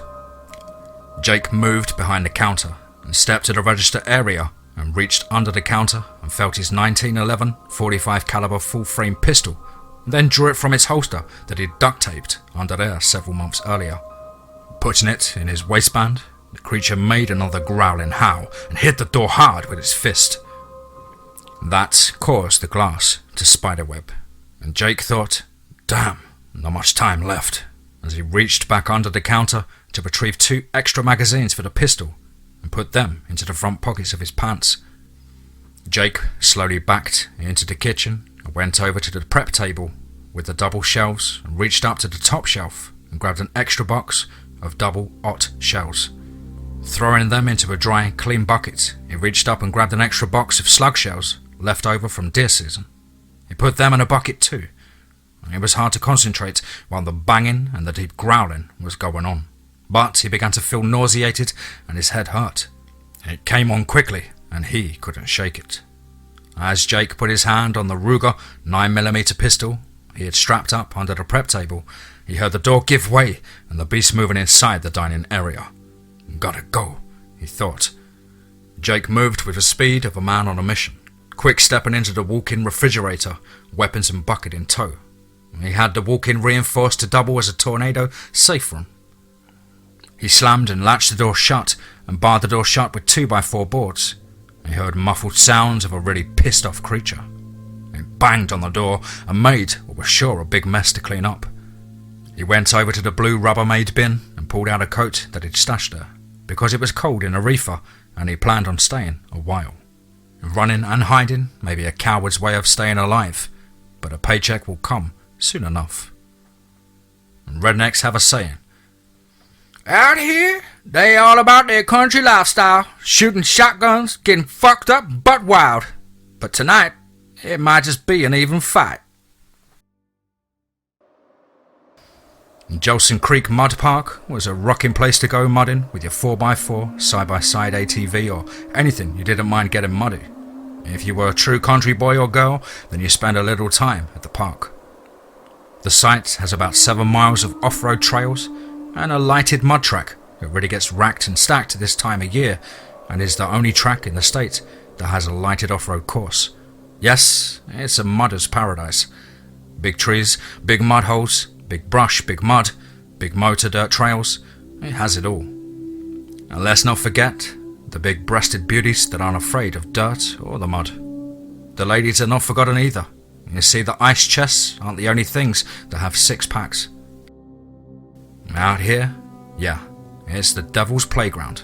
But a trip of any of the local churches on Sunday, and you're good. All of this was set on 425 acres outside the city limits, and the sheriff really doesn't bother because, in his opinion, at least it's contained. It's summertime, and this place is getting hit 24/7. Some people camp here as well. Evelyn Tucker is a 17-year-old tomboy growing into womanhood, and that makes no apologies, but is kind, courteous, and is all about having fun, no matter how crappy the day, week, or month has been. And she had been riding bicycles and dirt bikes and anything that has a motor and slings mud for, well, since she was 5 years old. And Evelyn came roaring down one of the unlit trails with her headlights blazing on a Yamaha 250cc bike. She really has this bike tuned in, and she rides it practically every day and night. Riding down the trails at night was a great thrill for Evelyn, and she felt free and careless. The trails were winding and vertically awesome and overwhelming. The brush and trees were blazing by a frantic but controllable pace. Nothing was going to deter her from having a great time, not even Grayson Gentry. And she had been kinda dating him for the last 9 months, and well, Evelyn had decided that Grayson was not the one for her. But he just kept trying to make things happen that just, well, let's just say were not going to happen. This ride is the most relaxed she had felt and had been in a couple of weeks, as she rounded a turn that would eventually take her back to the central mud pit. Every once in a while she thought she could see someone standing just off the trail, but with the headlights being so bright she could not see the figure fully, if it was one at all. People did hike around the park. They tend to stay away from this area because of the terrain, streams, sloughs and, well, mud holes. She turned on the most western trail that would take her back to the central mud pit, and she began to see what looked like someone running alongside the trail, but at about 100 feet off the trail. Evelyn increased her speed because of it, or whatever it was seemed to be getting closer to her. As she rounded the last turn that would bring her back to the central mud pit area, that is a common gathering and parking area for the park. When she broke the tree line out of the timber, she roared into the north section of the follow-on road that circles the big mud pit. At this point, she was about a quarter mile from the mud pit. It is the road that everyone uses to follow around like a crazy parade of sorts, sort of like a Christmas parade where the Shriners have shotguns. But this time, she was being followed by 3 Gugwe. Just then, the headlights, light bar and fog light of a lifted Chevy truck rounded the bend of the follow-on road, and the boys in the truck, most of them in their 20s, found themselves looking at a sight through the windshield they thought was like a movie. The truck's lights revealed 3 Gugwe in full run and a dirt bike speeding in front of them. The Gugwe were less than 50 feet from the fleeing bike. Billy Dalton was driving the truck and he floored it balls out to catch up to the last Gugwe and bumped the beast with his bumper, knocking it down, and it rolled rapidly in the dirt. He began honking his horn, and Evelyn turned to look behind her and was shocked as she observed 2 Gugwe running after her, silhouetted in the lights of the truck. She gunned her bike and swerved to put her on track to one of the large piles of dirt. Ty Conley, in the passenger seat of the truck, said, "Hey Billy, get me upside one of those things." And Billy upshifted and rocked the Chevy big block engine, and it roared to life when he did. The truck came upside of the creature, and Ty leaned out of the window, and just like when he used to go to the mailboxes on the dirt roads of Latimer County, he swung the baseball bat and smacked the beast upside the head. It stumbled and fell rolling violently, head over heels, and then stood back up as it howled and squawked, as if calling out to someone or something. One of the boys in the truck bed threw a beer bottle at the thing, and with a flash of luck and young bravado, the bottle broke across the face of the creature. It stumbled back and cut into the woodline. Now, Billy had his sights on a 3rd Gugwe. This one was the biggest one of the 3. It looked to be the most determined to get the rider on the bike. Kicking in the last of what the Chevy big block had left, he began closing in on the Gugwe. As his bumper was within 15 feet of the beast, it jumped and spun in the air and landed on the hood of the truck. Billy and Ty screamed as they got the first good look at these things. "Billy, watch out!" Ty screamed. It landed on the hood and began to punch and claw at the windshield, spider in the glass, and with a 3rd punch knocked out the whole piece of glass. Ty began climbing into the back seat of the cruise cab. As he did this, the beast reached out with his left hand and raked its 2-inch claws across the young man's back, slicing him to the rib bones with 4 long lacerations. Ty screamed in an unusually unnatural sound that a young man should ever have to utter. The sound of Ty's screams jolted Billy out of his paralysed state of shock and fear, and he realised that he needed to act quickly. So, downshifting and jamming a brake, the truck slowed suddenly, and the creature flew from the hood of the truck and rolled in a nearby mudhole. Billy then gunned the truck and turned into the mudhole, and he saw the Gugwe rise out of the mud just as his 52-inch mud tyre rolled onto it, pushing it down into the mud and water, submerging it under the tyre. Jamming the brake and throwing the parking caliber onto the transfer case, thereby locking the truck wheel on the son of a bitch thing. The beast struggled as its feet splashed, and it thrashed its arms and hands up against the heavy truck ply tyre. Soon, bubbles and spasmodic movements of the arms were a sign that the Gugwe was drowning, as water and mud clogged its airways and filled its lungs. Billy climbed through the busted windshield and onto the hood, where he came to his feet. While looking over the edge of the fender, he was witness to the hand that had been slashing at the tyre slowly slipped beneath the water and mud. "Woo-wee, boys! We got one! Yeah, die, fucker!" Billy yelled with excitement. Just as Justin and Mike, both brothers, began to celebrate in the truck bed, the Gugwe jumped from the darkness and landed in the bed of the truck. The creature knocked Justin out of the truck bed, where he fell upon the smaller beast, but just as deadly. The Gugwe in the truck bed with Mike swung at him with its left hand. Mike ducked. The Gugwe roared and lunged at Mike, grabbing him by the throat with its left hand and punching him with its open right hand into his abdomen. As the 2-inch claws ripped deep into his body cavity, Mike screamed, "Billy! Billy! Oh, fuck Billy!" As he jumped onto the top of the cab of the truck, kicking the abomination in the face and the snout. The Gugwe's left hand let go of Mike's throat and punched him in the face, crushing Mike's jaw and grabbing Mike's tongue and ripping it out of his throat. As the beast let go of him, Mike slowly slid down and slumped over the truck's bed. The vicious gaze of the savage demon settled on Billy, who jumped down onto the hood and backed up to the end of the truck, all while never turning his back on the creature. "If you want it, come and get it!" Billy screamed as he pulled his 8-inch hunting knife that he always had on his belt. The monster hopped up onto the cab of the truck. It sank in as the weight of the Gugwe moved onto it, and at this moment the smaller Gugwe jumped into the truck bed and noticed Ty looking out to the back window of the cab. It charged the back window and busted the window and crawled in onto Ty. His screams were heartbreaking to Billy, especially when he started calling out for his mother. This infuriated Billy. "Come on, you want it? Get some!" As Billy displayed that knife that was ready to put in work, the Gugwe began to step to the side, when from its right, a rock about a softball size hit it on the right jaw. The creature turned quickly to the direction of which a certain surprise had come, and there, Evelyn sat on her dirt bike with her motocross boots, pants, and black bikini top covered with mud and dirt from head to toe. "What do you think about that, fucker?" she exclaimed. The Gugwe turned back to Billy just as he jumped into the mud hole, and then turned into Evelyn as she kick-started the bike and sped off with the beast in pursuit. She throttled the bike and lined herself up with one of the bigger dirt piles. The face-eater was closing in on her.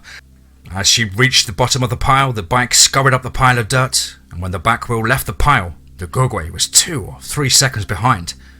It then roared and howled in anger and frustration. She sailed for a good 150 feet as she stuck the landing and peeled out in a donut formation, stopping face forwards towards the beast. Giving it the universal sign for "fuck off," the Gugwe jumped from the pile. Evelyn gunned the bike and peeled out, raising a large cloud of dust and dirt, and a left turn and then circled another large pile of dirt, momentarily losing sight of the beast. Evelyn manoeuvred through a series of medium to small dirt piles. She saw the Gugwe running towards her, and so she made for the largest pile of dirt in the park. The monster was within 3 steps of having her when she throttled the bike and blasted up the pile. As she took flight, she saw a figure on the other side first, and she thought it was one of these things, but then she realized it was Billy. She was in her arc of flight when the Gugwe topped the mound of dirt, and to its surprise, Billy opened fire with his Mossberg 500 shotgun, all 10 rounds of double buckshot and 3 slugs. The damage this inflicted on the creature was considerable, namely the large chunks of the creature's snout and right arm. Screaming and bellowing in pain, it rolled down the dirt pile and rolled around on the ground, kicking up large dust clouds. Billy instantly began reloading the shotgun with 10 more rounds. The abomination of nature slowly rose to its feet and began to climb back up the pile with its eyes locked on Billy. "Come on, bad boy! I have your ass right here, bitch!" And as he stood there, in his fuck you stance, the creature began running up the pile as he got near the top, and with his shotgun at the ready, Billy heard a voice yelling, "Duck! Duck! Duck! Hit the ground!" He hit the ground as Evelyn blasted past and above him and over him, and then took flight as the beast crested the pile. She twisted the bike so the rear tyre impacted the Gugwe's face on the right side, and with the tyre spinning at a high RPM, it tore and ripped flesh from the beast's cheek, jaw and neck. The creature flew backward from the impact of the tyre, and it tumbled head over heels, landing at the bottom of the dirt pile. Evelyn landed hard and almost flipped her bike, and she spun and was rolling towards the dirt pile where Billy was, and at that moment, a Gugwe appeared from one side of the dirt pile unexpectedly, and with its left hand left deep scratches on her left shoulder. "Oh crap!" she yelled and gunned the bike. Billy, still standing on the large dirt pile, turned around and noticed the Gugwe standing at the bottom of the dirt pile. The other beast was getting back to his feet. "Oh, think fast, country boy," he said to himself. He jumped and scurried down the pile and took off to the woodline with both beasts in pursuit. Evelyn wheeled back around to the large dirt pile where she thought Billy was, but she saw him running towards the woodline with 2 critters after him. "Where the fuck is he going?" she thought to herself. As the beast crested the dirt pile next to her, she gunned and turned towards the central parking area. She must tell someone about this. Billy then busted the woodline, and, with the Gugwe some 200 feet behind him, he said to himself, "Ah, you dumbass! What was you thinking?" The recovery team would find Billy Dalton some 350 yards into the wooded area. This is an excerpt from the investigation of the area taken from a classified unreleased report generated 2 years after the incident. It was made available by a whistleblower, identity unknown. Open excerpt. A specimen was lying to the southeast of the prey target, and it had appeared to have been shot multiple times. Highly probable with a shotgun, and had a massive area of tissue loss on its cheek, jaw and throat.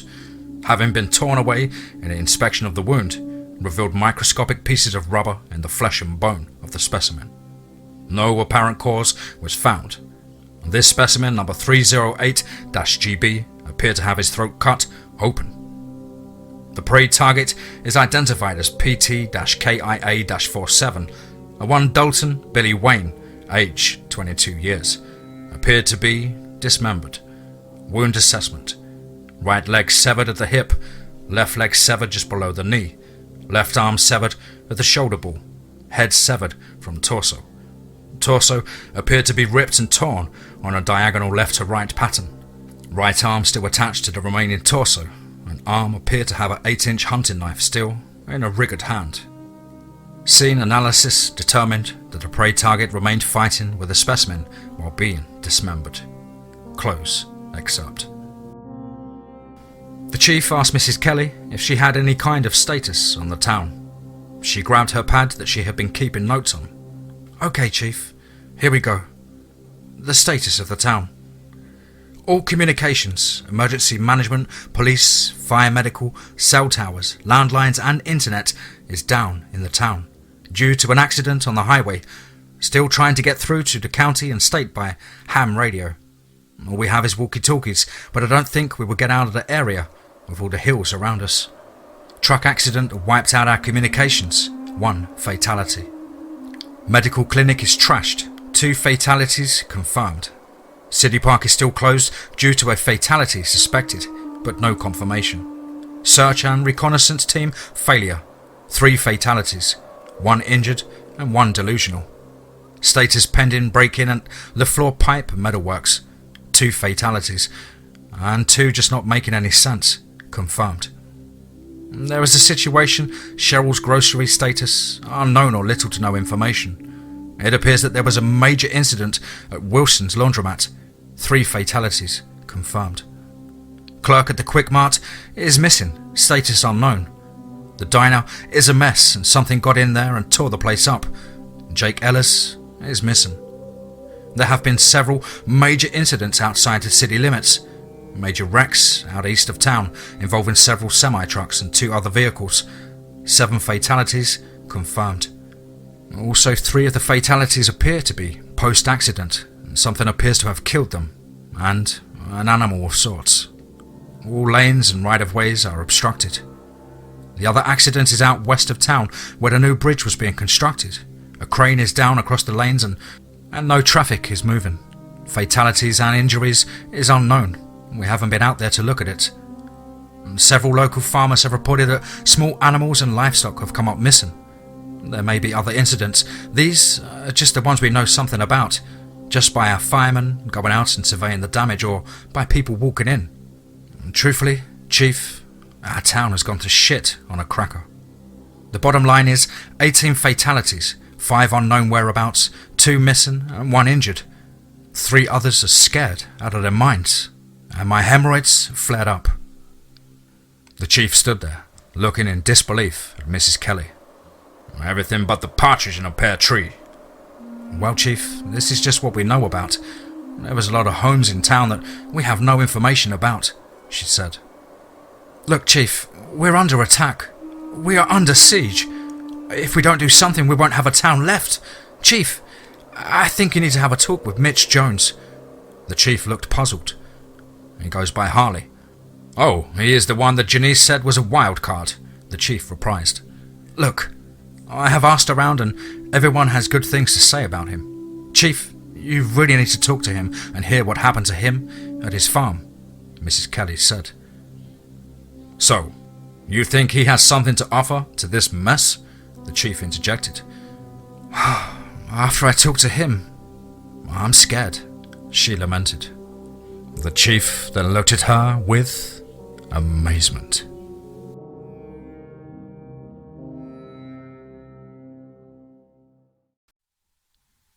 The Gugwe Siege of Red Oak, Oklahoma. Payback. Clarity of thought is sometimes even more terrifying. Let's get straight into that.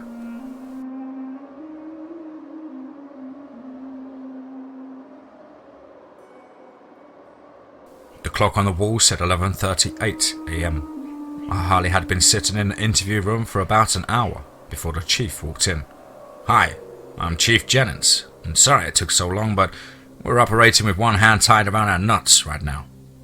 "Hello, sir. Harley Jones," he smiled back. "My secretary, assistant, dispatcher, and the one who keeps me in between the lines said you have an interesting story to tell me," the chief stated. "Yes, sir.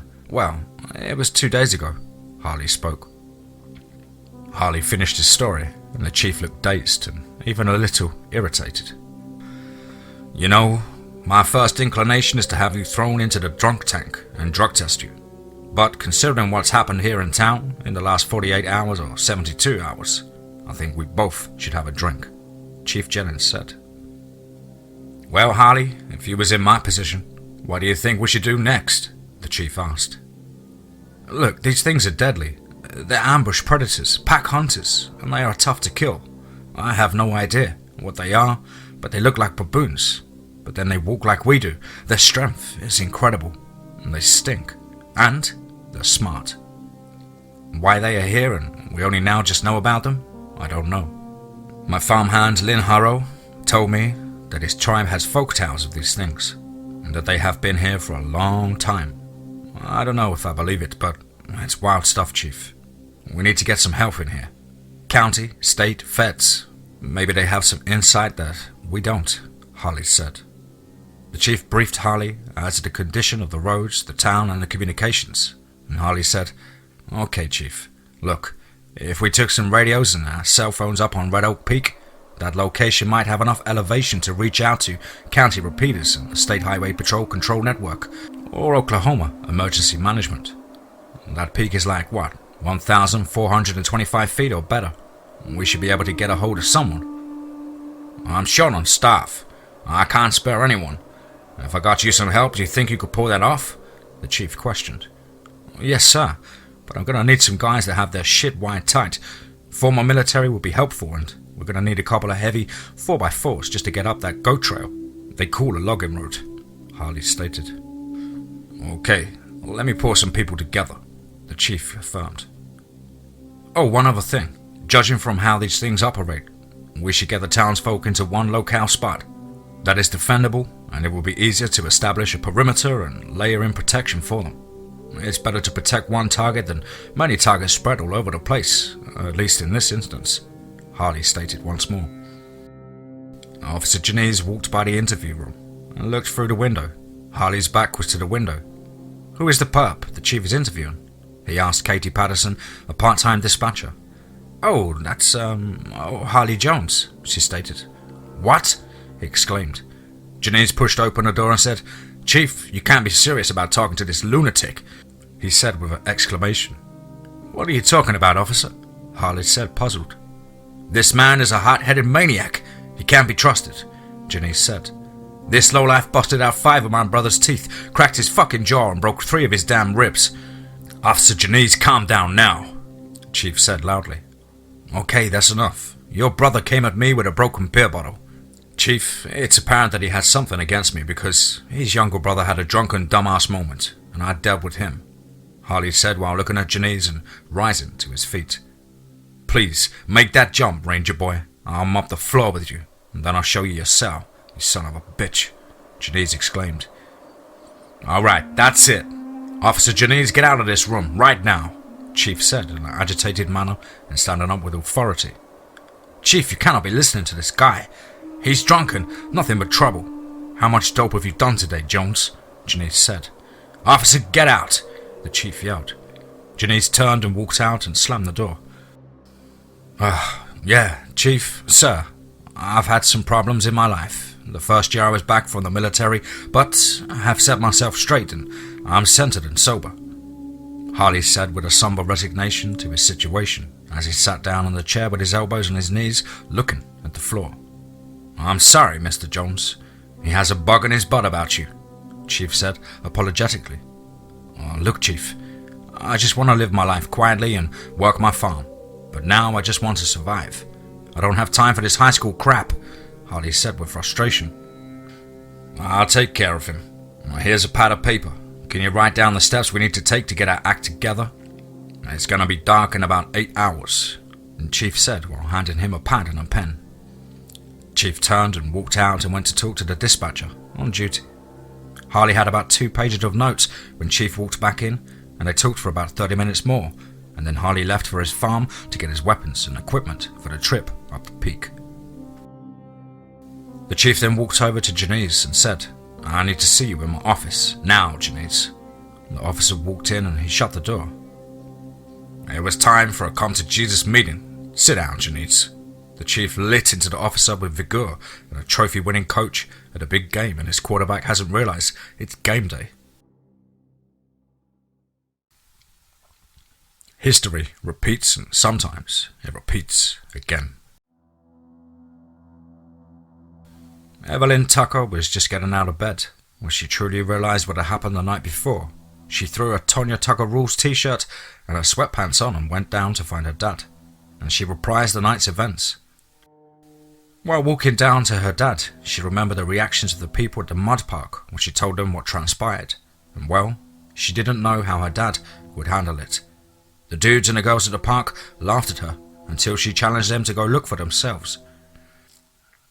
They found Billy's truck and what was left of Ty and the boys, and half of the group lit up out of there faster than shit through a goose back home, and the other half grabbed guns, knives and axe handles and rolled out on a redneck throwdown. They found the body of the drowned Gugwe underneath Billy's tire and were horrified by the sight of it.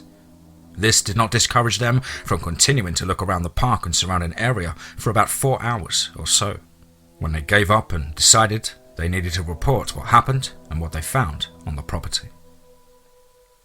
Jerry Dalton, Billy's 19-year-old brother, found Billy's Cowboys Ride It Longer hat, and this was his favourite.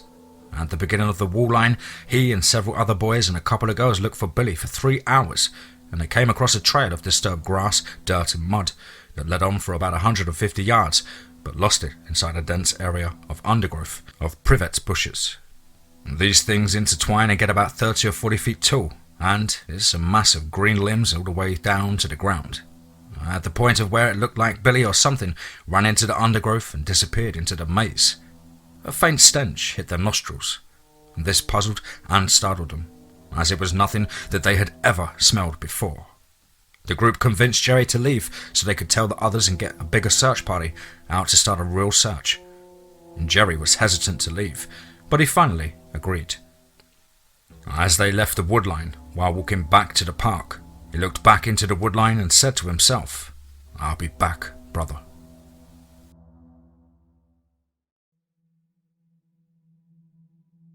Evelyn sat and told her dad about the night and how scared she was. He turned to the fireplace and looked at the pictures of his dad, Doak Tucker, and his dad and his grandpa grew up around here. Doak was 47 and hunted and fished these hills and woods for all of his life. And then he turned to his daughter and said, "Little girl, I had hoped that you would never see those things." "Dad, you knew those fucks were out there?" She raised her voice. "Girl, watch your mouth," he said in a very fatherly tone. "I was 8 years old. It was in the fall and I was out looking for deer sign with your Uncle Blake and our friend Hank. We were deep up in the Kiamishi Mountains. We was about 7 miles from your grandpa's house. I guess it was mid-afternoon. We'd been looking for game trails and, well, we found one. It seemed to be a lot larger than the normal trails that deer would follow. But we figured that whatever made it had to be a big buck, and we were hard after those big bucks in those days. The 3 of us followed that trail for, about a mile, I guess, when we got to a fork in the trail. One went up the ridgeline and the other went down in the hollow that jutted out of the valley that was between Baker's Ridge and Fire Tower Mountain. You know, the one I took you to, just off the K-Trail last year." And she nodded and sat back. "Well, we decided that we would go down into the hollow. Ooh, man, God, that place was spooky. The further we went down the trail, those woods got darker and thicker. I was just a boy. Your Uncle Blake was 14 and Hank, he was 16. Hank was in front and Blake was in the middle, and I was walking behind them. The trail got narrow and the path was sloping fairly steep in places, and the woods were so dense. It seemed to create walls on each side of us. I told Blake that I was scared and wanted to go back, and he said, 'No, stop being a baby. so I just trudged on. Went on to another quarter mile or so, and that's what put us down in the bottom of the hollow. And that's when we smelled the stink. It smelled like when Evelyn said rotten meat, poop, and pee. Doug looked at his daughter and said, "You really have seen it?" "Yeah, Dad. It killed those guys at the park." All right, he said. "I believe you." We walked on for about 300 yards or so. The smell got worse, and that's when we heard it. From our left, out of the dense brush, a low growl. It was about 200 feet maybe away from us. It sounded big, but it was so loud that it made my stomach shake. When Blake said, "Hank, what is that?" he said he did not know. Maybe a hawk. Blake said that it didn't sound like any hawk he'd ever heard. We stood there pretty much not wanting to move. We started hearing movement in the same direction of the growl, then back and to the right of us. We heard what seemed to be an owl call of sorts. Whoop, whoop, whoop. Almost like a tongue pop against the top of your mouth. That's when I knew it wasn't an owl. "Blake, I hear something over this side." As I pointed, Hank said, "Whatever it is, there's more than one." Hank pushed past Blake and me. "Boys, let's kick it out of here." Blake went on past me, and so I was behind him, and we started walking out. Well, we went about 250 yards, and we started hearing movement on both sides of us, and it seemed to be getting closer. It was hard to tell, with the dense brush and all, but we kept on moving. Then we heard a loud roar from the rear of us. It sounded close. All three of us turned and pointed our shotguns. Hank and Blake had 12 gauges, and Hank had his pump and my brother had his double barrel. I had my .410 bolt-action pea shooter. We stood there for a minute or so. We didn't see anything. In the low light of the hollow, the stink was horrible. "Okay, boys, we gotta go," Hank said in the tone of a quarterback in a football game. We started down the path. When a hand reached back and grabbed my hunting vest, and it pulled me in front of my brother. He told me not to get out of his sight and to stay in front of him. And we were almost to the part in the trail that started up and out of the hollow when a big tree came crashing down across the trail and landed with a terrible thunderous crash. As it landed from left to right, we jumped back and at the sound of the noise. And when we did, we heard the roar again. And we started hearing large footsteps coming down from the trail behind us and off to the right of us. "Run!" Hank yelled. We ran to the tree that had fallen, and Hank jumped over the trunk of the very large tree. And Blake grabbed me and lifted me over the trunk of the tree, and Hank grabbed me and threw me up the trail. Hank grabbed Blake's hand, and as he was pulling Blake across the trunk of the tree, a limb came flying and just missed Blake, barely. We got moving and started climbing up the trail towards the ridge. Hank moved to the side of the narrow trail and said, "Doak, Blake, get in front of me. Keep moving no matter what you hear. You understand? Keep moving."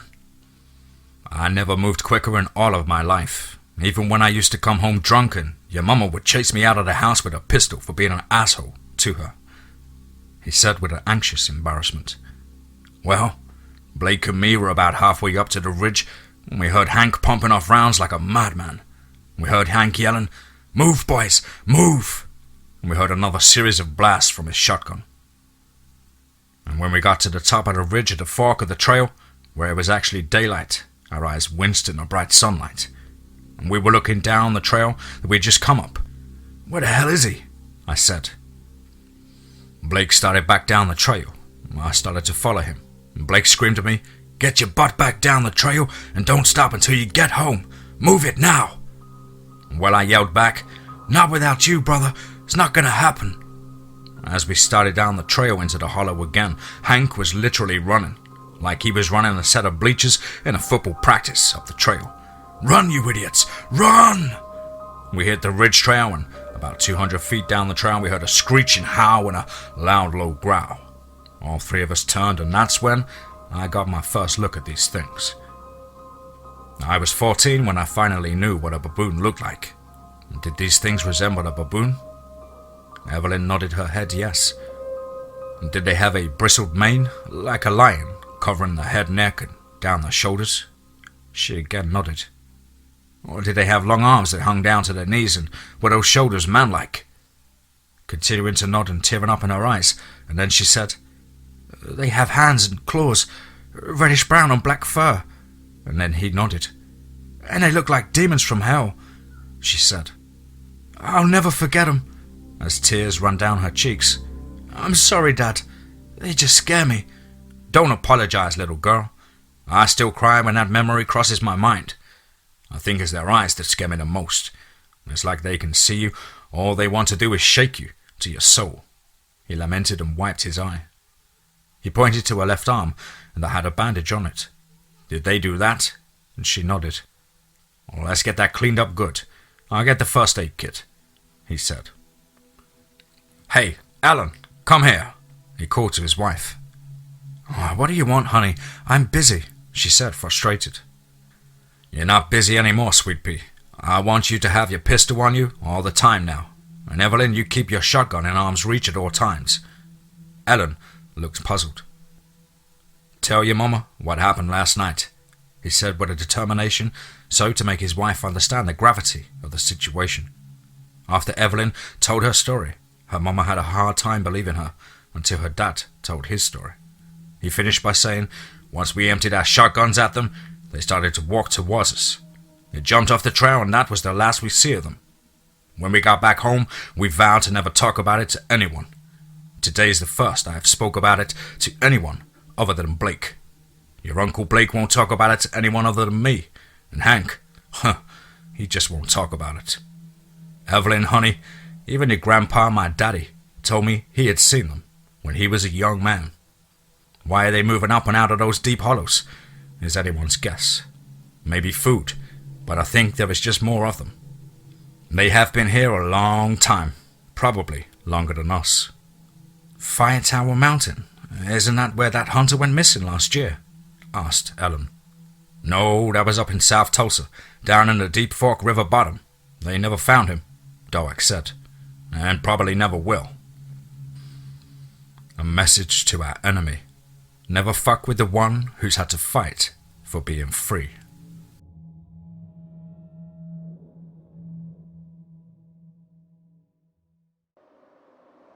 Over at the Red Oak Firehouse, Chief Jennings was calling out the names of the Peak team as it has been named. Jamison Boyd, 24, Mike Wallace, 29, Floyd Beebe, 28, Andy Sturgeon, 29, Tracy Norman, 27, and Harley Jones, 32. You guys are on the Peak team. Harley is your man in charge of the team, and your task is to get up to Red Oak Peak and transmit the calls for assistance and get back as soon as you can to help protect the safe site. All of you have military combat experience. You men have the ability to get this important task done, and lives depend upon it. Harley, take your team and get it organized, and it will be dark in less than 4 hours. They huddled up into one corner of the firehouse garage where everything was being staged. As the Peak team huddled up, the lockdown team for the safe site had been working on the old high school gymnasium. This building was built in the early 1930s by the Civil Works Administration, or CWA. It was a stone and steel structure that was overbuilt, to put it mildly. The windows were some 25 feet off the ground, and the glasses made from a steel grid mesh sealed inside the glass. The doors were steel and had small windows in the top quarter of the door. And there were 2 basements in the building, one under the stage area, and it also housed a large fireplace. Yes, fireplace respective of the era that it was built. One basement was at the end of the gym and was the location of the locker rooms. The other basement was underneath the basketball court, and this large area was for storage. This building was going to be the local safe site for the duration of whatever time would be required to keep the population of the town safe and secure. The lockdown team began to fortify the building by reinforcing the windows by using screws and boards that cover them and welding plate steel over vents into the building. Bracing the doors with steel pipe made into the floor, bracing the guard against the door being pushed in. A large number of car batteries were brought in and wired into the parallel, so low wattage lighting could be utilized in the case of a power cut. Several pallets of bottled water and other snacks, as well as baby formula, were brought in from the local grocery and convenience stores. Several cameras were set up outside and wired so command posts would not be blind while locked in the site. Jack Ellis was found in his diner's reefer and was put in charge of the lockdown team. Some 36 military veterans were also assigned to the team, and many of the town's young men, and not so young, were involved in the building and crafting the defences of the site. The population of the town began arriving with what they could carry. Broke-down cots were assembled, and they were placed with anyone who wanted one. There was a medical area and an area for the children that were less than 1 year old.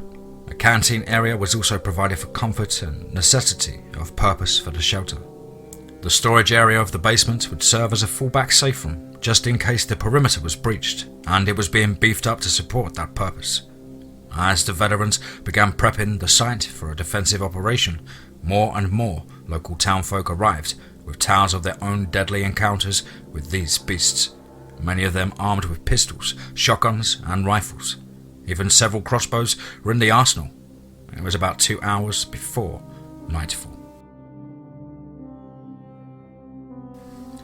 After Jerry Dalton returned and told the story of what had happened and what he had found at the mud park to his mum, he began getting and packing together his dad's rifle, a standard AR-15 platform, 8 20-round magazines, a .45 caliber pistol, and a standard hunting knife that every country boy has laying on his dresser. He finished tying his boots and was loading his truck for the return trip to the park when Connor Billings drove up in his truck. And so far, he is the only one to show, and he began to load his equipment into Jerry's truck. Jerry's mum walked out onto the porch. "Jerry, baby, just wait until your dad gets back. This evening. I would go with you, but I have to stay here and watch the twins. Please, Jerry, please," she said, almost in tears. "Mom, you haven't seen what these things can do. Billy's out there. He could get hurt. I can't leave him out there. He will come looking for me, and you know this, Mom. When Dad gets in, send him out our way," Jerry stated.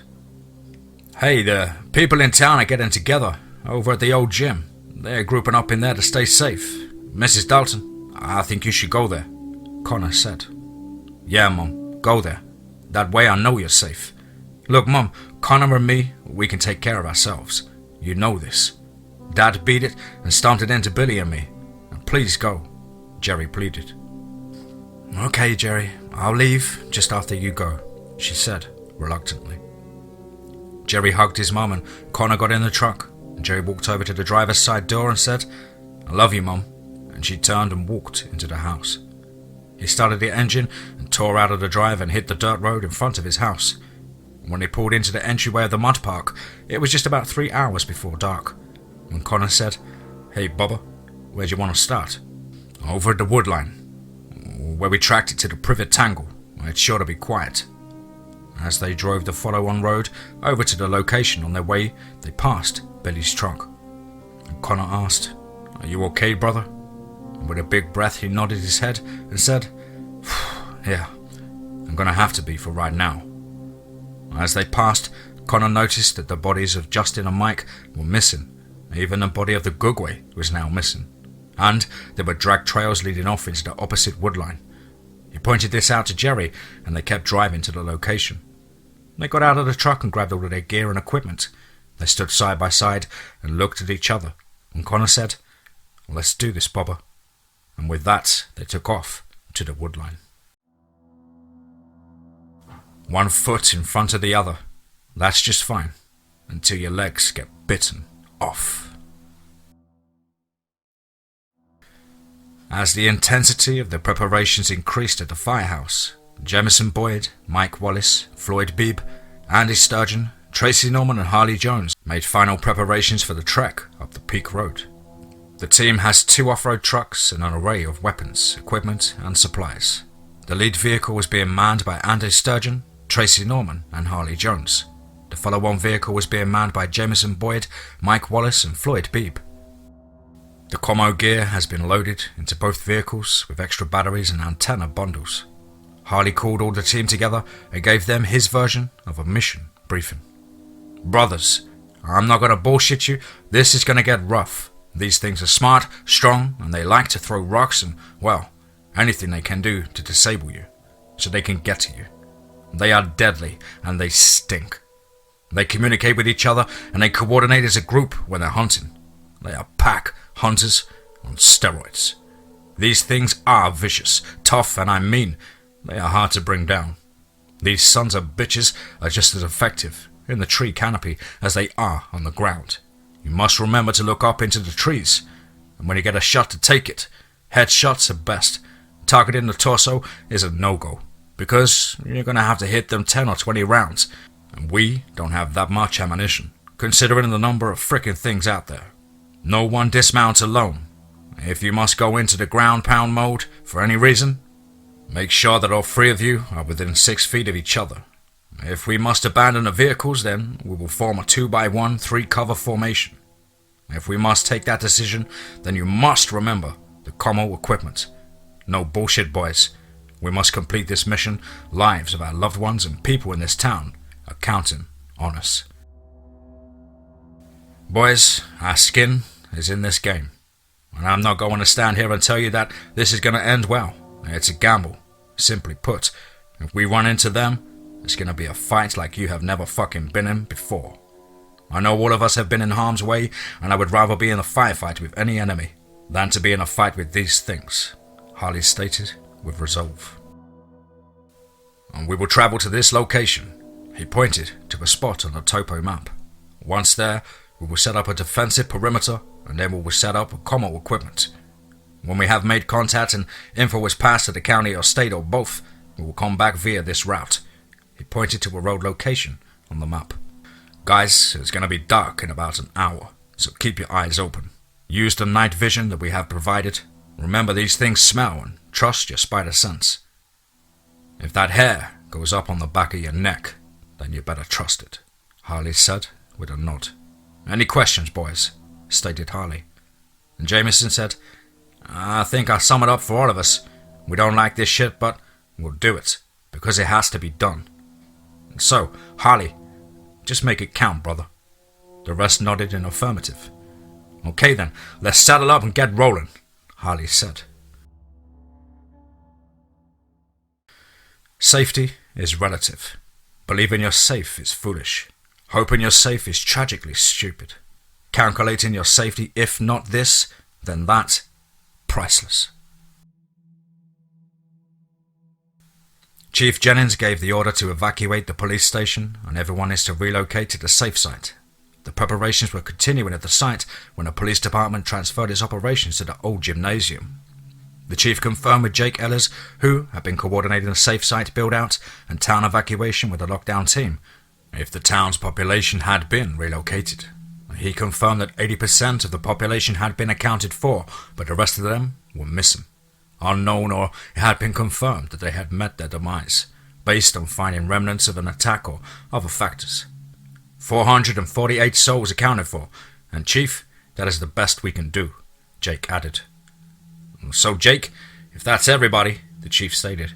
Jake nodded to the affirmative. The Chief gave the order to lock down the site and seal the perimeter.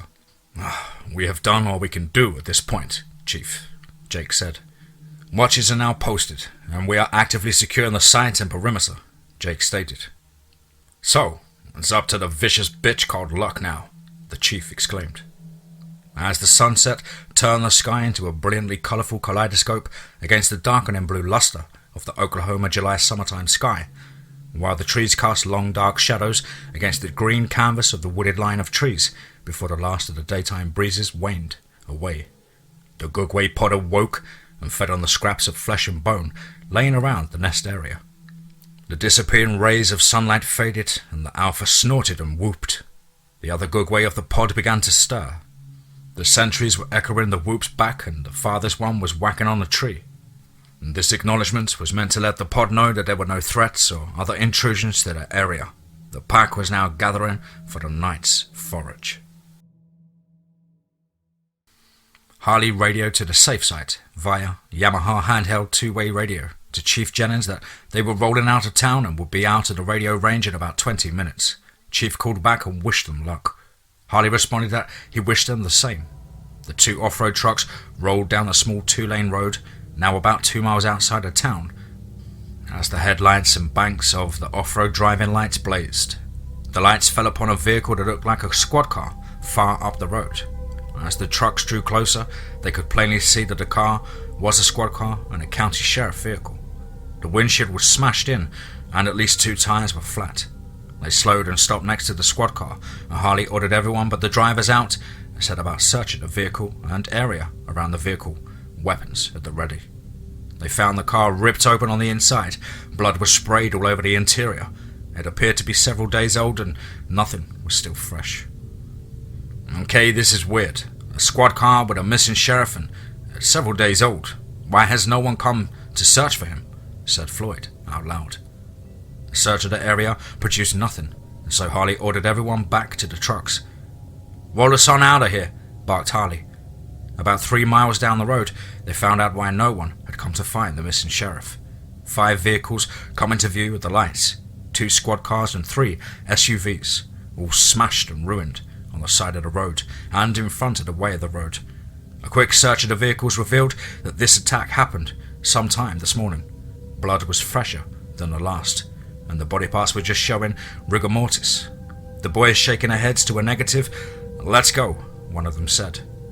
The convoy of 2 continued for another 2 miles as they turned right onto the logging road.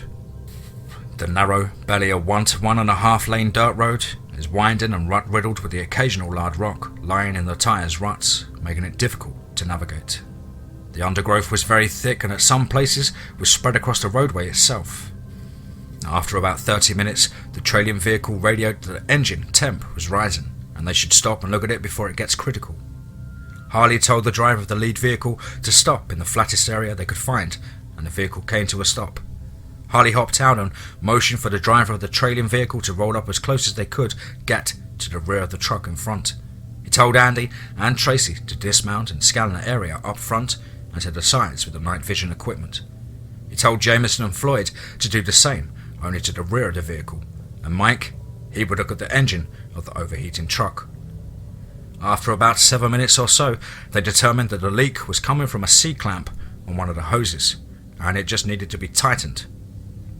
About 3 minutes later, it was tightened, and extra coolant was added to the overflow, and as the thermostat on the engine opened up, it sucked the additional coolant back into the system.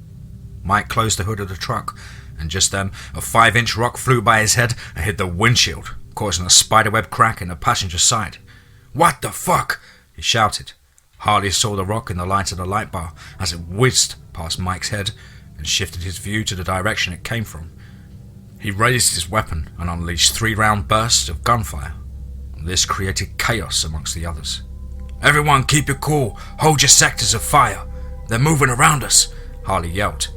The others were holding their positions with anticipation and dicklift that they had not felt since their deployment days. Harley heard a tree snap from roughly the same location, and he sent another 3-round burst. This time, a screaming howl erupted from the darkness of the same location. "So, there you are, you fucker," Harley said quietly. Mike had his weapon up and ready, and he fired a burst of 3 rounds to the location of the howl. Another growling howl and heavy footsteps running away from the location of the howl. "Anything on the night vision?" Mike yelled. "No one. Nope. Not over here either," as the voices from the others chimed in. Jameson kicked off one of those flashbangs, and Harley yelled towards the back of the caravan as he pulled the can from the cargo pocket of his right leg, popped the safety latch and pulled the pin. He tossed it about 40 feet into the woods and shouted, "Kick it out!" About 5 seconds later, the area was lit up with a flash of a lightning and a resounding boom. This sound shook his chest and insides. "Sweet!" he exclaimed. The forest erupted with whoops, howls and screeches and screams of the beasts, and the movement sounded like a stampede of buffalo, all moving away from the caravan with speed and haste. The brush and undergrowth was all in motion. "I think we found something these fucks don't dig, baby," Andy said with glee and big board excitement. The others began to offer their admiration. "Keep your heads, boys. Everyone mount up. All right, let's go," barked Harley. They mounted the trucks and began to move up the logging road. It seemed the further they travelled on the road, the rougher it got. They were basically crawling up the road at this point. They were about 5 miles from the peak right now. "Keep sharp, boys," Harley said into the radio. After the pain of being flushed out of their attack on the caravan, the alpha in charge of his troop began calling the troop back together again. They were hyper with disgust, frustration and anger towards their prey and the Alpha settled them with a shriek of his anger and frustrated authority. She put two of the young Gugwe in check with a slash of her claws across their backs, which seemed to calm the group. A few clicks with her tongue and a motion with a muscled right arm, and they were moving up the mountain to where she'd hoped would be their last ambush of the caravan and a tasty meal. What happens when the doorbell rings and it's not Domino's Pizza? You grab your shotgun. Jake Ellis sat in the makeshift control center of the safe site, bathed in a glow of computer monitors that were displaying the 18 cameras that were hastily installed at the safe site that came online. And he was thinking about the encounter he had had with them in his diner. And there was just one of them, and it was a damn challenge to get it off him. He didn't know how he was going to act if he saw more than one. Miles Denton walked in and said, "I have checked all the entrances and we're locked in. Randy Pierce told me that there used to be a coal chute in this place. We're trying to find it." Jake nodded his head and said, "Good, that could get problematic." As the Gugwe moved into town, they began to break into the homes that were abandoned and unoccupied, sniffing around the dwelling and trying to detect where the prey, it was Craven, had gotten off to. There were about 16 of them in the town right now, and with the bulk of them on their way, getting frustrated, the Alpha let out a thunderously loud call. Randy Pierce was up on the roof when he heard it. He got on the radio and called to Jake, "Hey man, I don't know, but I think we've got one. Jake, get up here. I'm on the roof." And when Jake got to the roof, he was able to view the perimeter and was able to see the push rings that Stan Macy had constructed for them. Stan Macy is a combat engineer who served in the Vietnam War. Early in the build-on stage of the safe site, Stan had come to Jake with a plan to keep the things at bay, at least for a while. You see, he was an expert in the Nam-era style of warfare. Push rings were built in to push back the enemy while the friendly forces reorganized, regrouped, and or relocated. Fugas or Fu gas is a mixture of gasoline, naphthalene, mothballs, and styrofoam. This mixture will be placed into a 50-gallon barrel, and then an explosive, C4, Compound B, tannerite, will be placed into the bottom of the barrel. Then the top will be covered by a piece of scrap metal or the lid to the barrel that was cut out from. Then it was covered by a plastic garbage bag and duct taped in place. The barrels will be placed into a vertical 30 or 45 degree angle, buried and have several sandbags piled up and over the barrel, allowing the charge to be focused out of the opening of the least resistance. And these barrels will be placed in a staged rings around the perimeter, and this would allow for the multiple blasts from multiple pushbacks. Stan had gathered all required materials, and with the help of about 14 people, he created 3 push rings for the safe site perimeter. In Stan's words, "We're gonna make believers out of them." Jake and Randy stood looking in the direction of the house, and from the view on the roof, they observed their first sighting of the Gugwe that was moving into the area of the safe site. It was massive, about 9 feet tall, bristled with hair, chest thick and muscular. Its head swiveled on its shoulders, and its snout was that of a baboon, and was clearly evident the arms hung down low enough that the fingertips of the beast were almost touching its knees. Clearly, this was a primate or an ape or monster.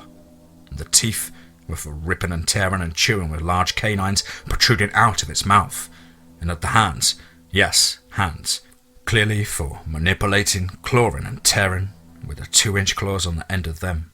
The legs were muscular and hair-covered, and the face, God, the face was scarcely covered with hair, but the snout had about 3 or 5 inches of hair.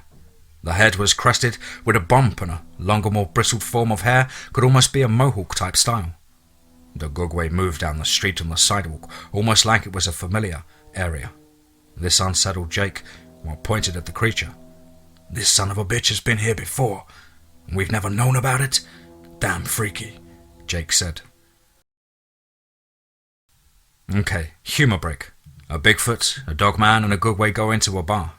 Bigfoot orders a Budweiser and a shot of bourbon. Dogman orders a Guinness and a shot of Jägermeister. Gugwe orders a grasshopper with a splash of Zip-It, Dee-Dee-Doo-Dah. And the bartender says, "Hey, we don't serve your kind here." The Gugwe grabs the barkeep and rips his face off. Dogman says to Bigfoot, Now why do we go drinking with him? And Bigfoot says, he always picks up the tab.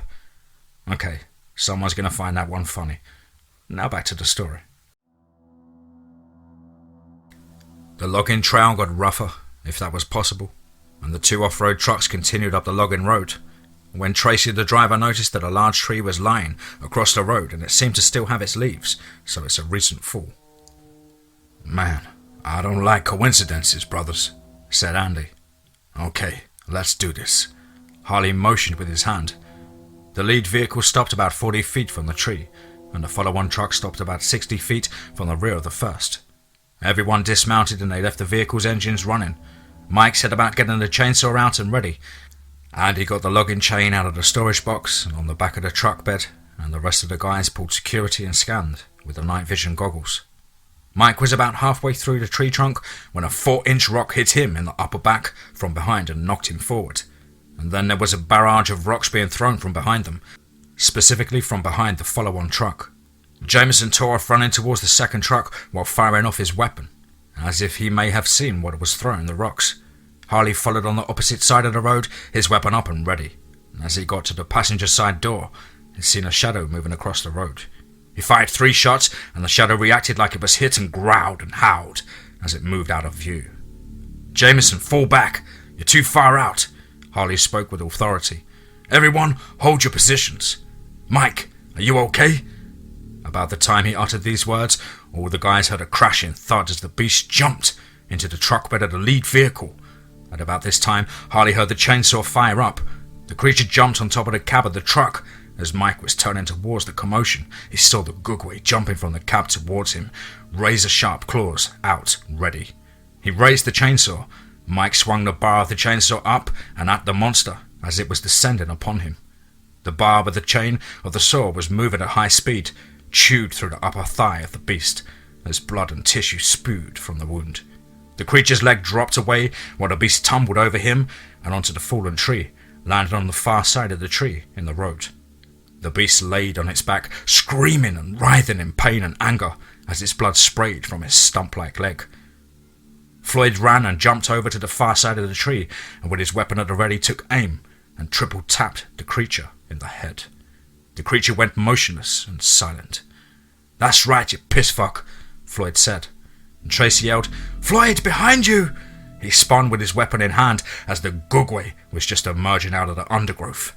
It moved towards Floyd and he fired just as the beast tackled him and took him to the ground.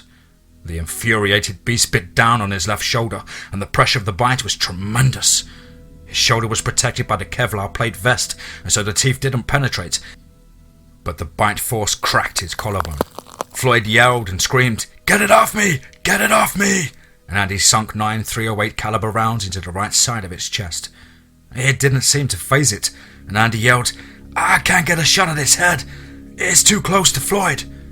While the beast was shaking him violently back and forth with its mouth, Floyd reached for his sidearm, unholstered it, and cocked the hammer and put it to the creature's head and fired 6 .45 caliber shots directly into the brain pan of this thing.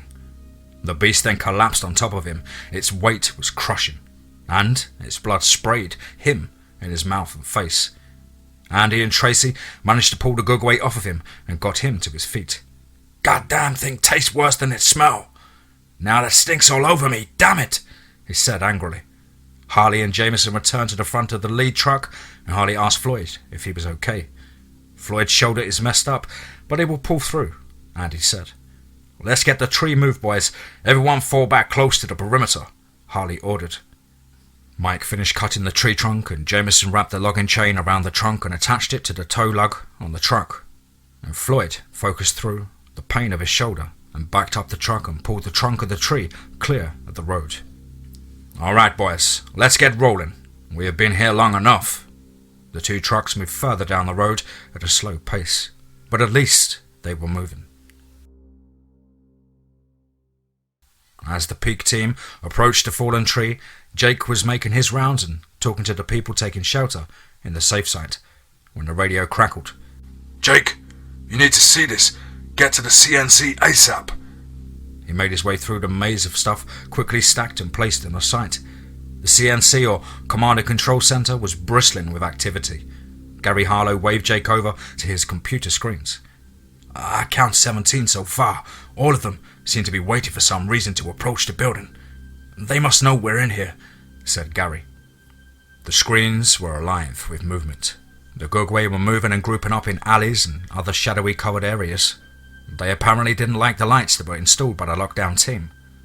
One of the creatures moved around the building over to where the locker room's door was located and attempted to open them, but they had been bolted closed and welded shut.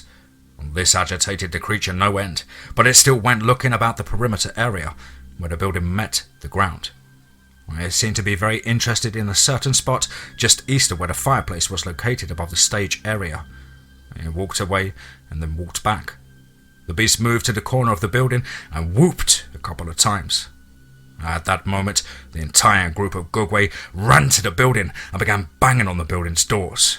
The security cameras were sweeping around the perimeter, and they seemed to be making a lot of noise, but very little attempt to gain any entry. And Gary said, "What are they doing?" And Jake replied, "I'm not sure. They're just making noise." This activity went on for about 20 minutes. As one of the cameras swept over the area next to the locker room doors, Jake noticed that a pile of dirt had appeared by the wall of the building. "What the hell?" said Gary. He then said, "Why would it dig a hole? It's going to hit the foundation." The horror of the reality hit Jake like 10 tons of bricks. "It's not looking for the foundation. It's looking for the coal chute," Jake said with a terrified look. "Call the security team to the locker room staircase. Sound the alert," Jake said with urgency. Jake moved quickly and went to the table at the back of the CNC that served as his desk. He grabbed his rifle and his battle belt and made for the locker room staircase. When he arrived at the staircase, there was already part of the security team there, and the others were just walking and running up. "Hey, Gary, get someone with pieces of steel that were left over from the build-out. Get Dale and his welder over here, quick," Jake said into the radio. Jake briefed the team, and they descended into the locker room area. The team consisted of several veterans, and the rest were people who wanted to help. Half of the team moved through the men's locker room first, while the rest of the team checked out the women's locker room, and nothing seemed to be out of the ordinary. Dale arrived with a steel and a welder. "Hey boss, what's up?" Dale asked from the top of the stairs. Jake called up to him, "Start welding those plates on the metal frame of that door, and just leave us enough room to get out." "Will do," answered Dale. Ron Kafer is one of the veterans on the team, and he came up to Jake and said, "We looked at everything down here. We can't seem to find anything out of the ordinary." And Jake said, "Nothing in the locker rooms?" And Ron replied, "We looked in the janitorial room, but the mechanical room was locked." Jake looked at Ron and they both realized the "oh fuck" moment at the same time. And Jake said, "Stack up on this room and get it open." The group had a T-post driver that served as a battering ram. They counted down and boom, the door flew open and the team rushed in and clearing the long room sector by sector. As they approached the back of the room where the coal chute and the second fireplace was located, the Gugwe stepped out of the shadows from between the matrix of equipment in the room. It slashed and ripped to the first man's throat, and blood sprayed across Ron's face as he was the second in line. Ron opened fire and blasted the creature's throat open. It screamed and fell floundering on the floor. Another creature jumped down through the old coal chute, landing onto the floor on both feet, and growled a roar that was deafening. The beast stepped forward, and the second and third creature jumped down the chute following.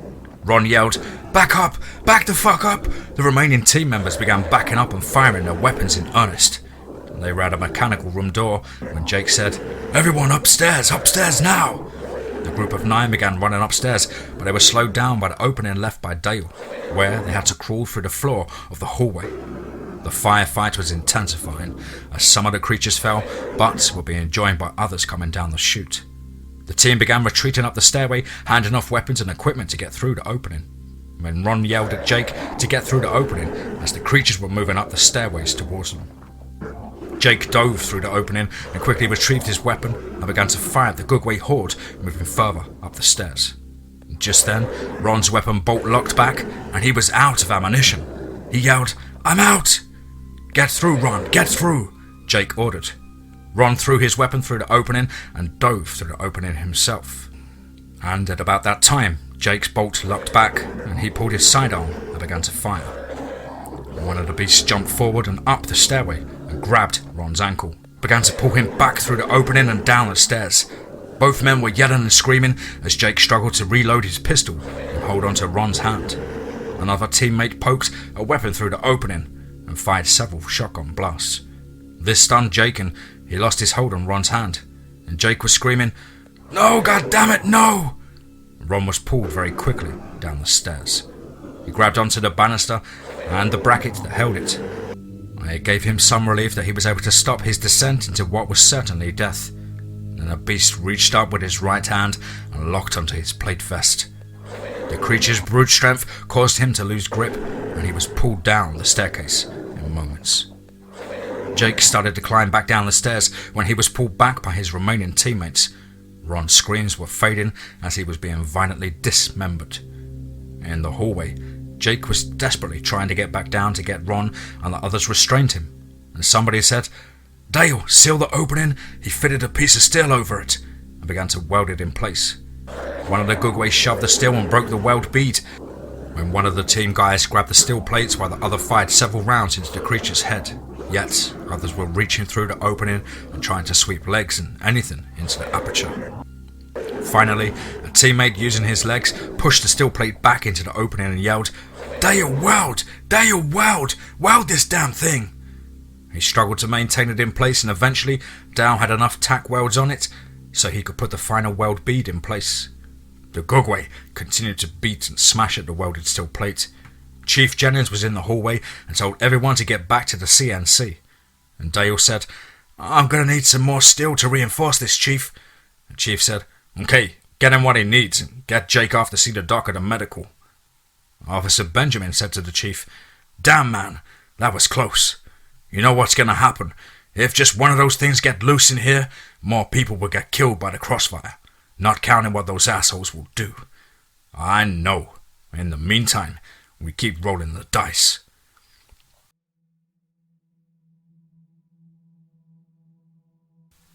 The Peak team continued up the logging road.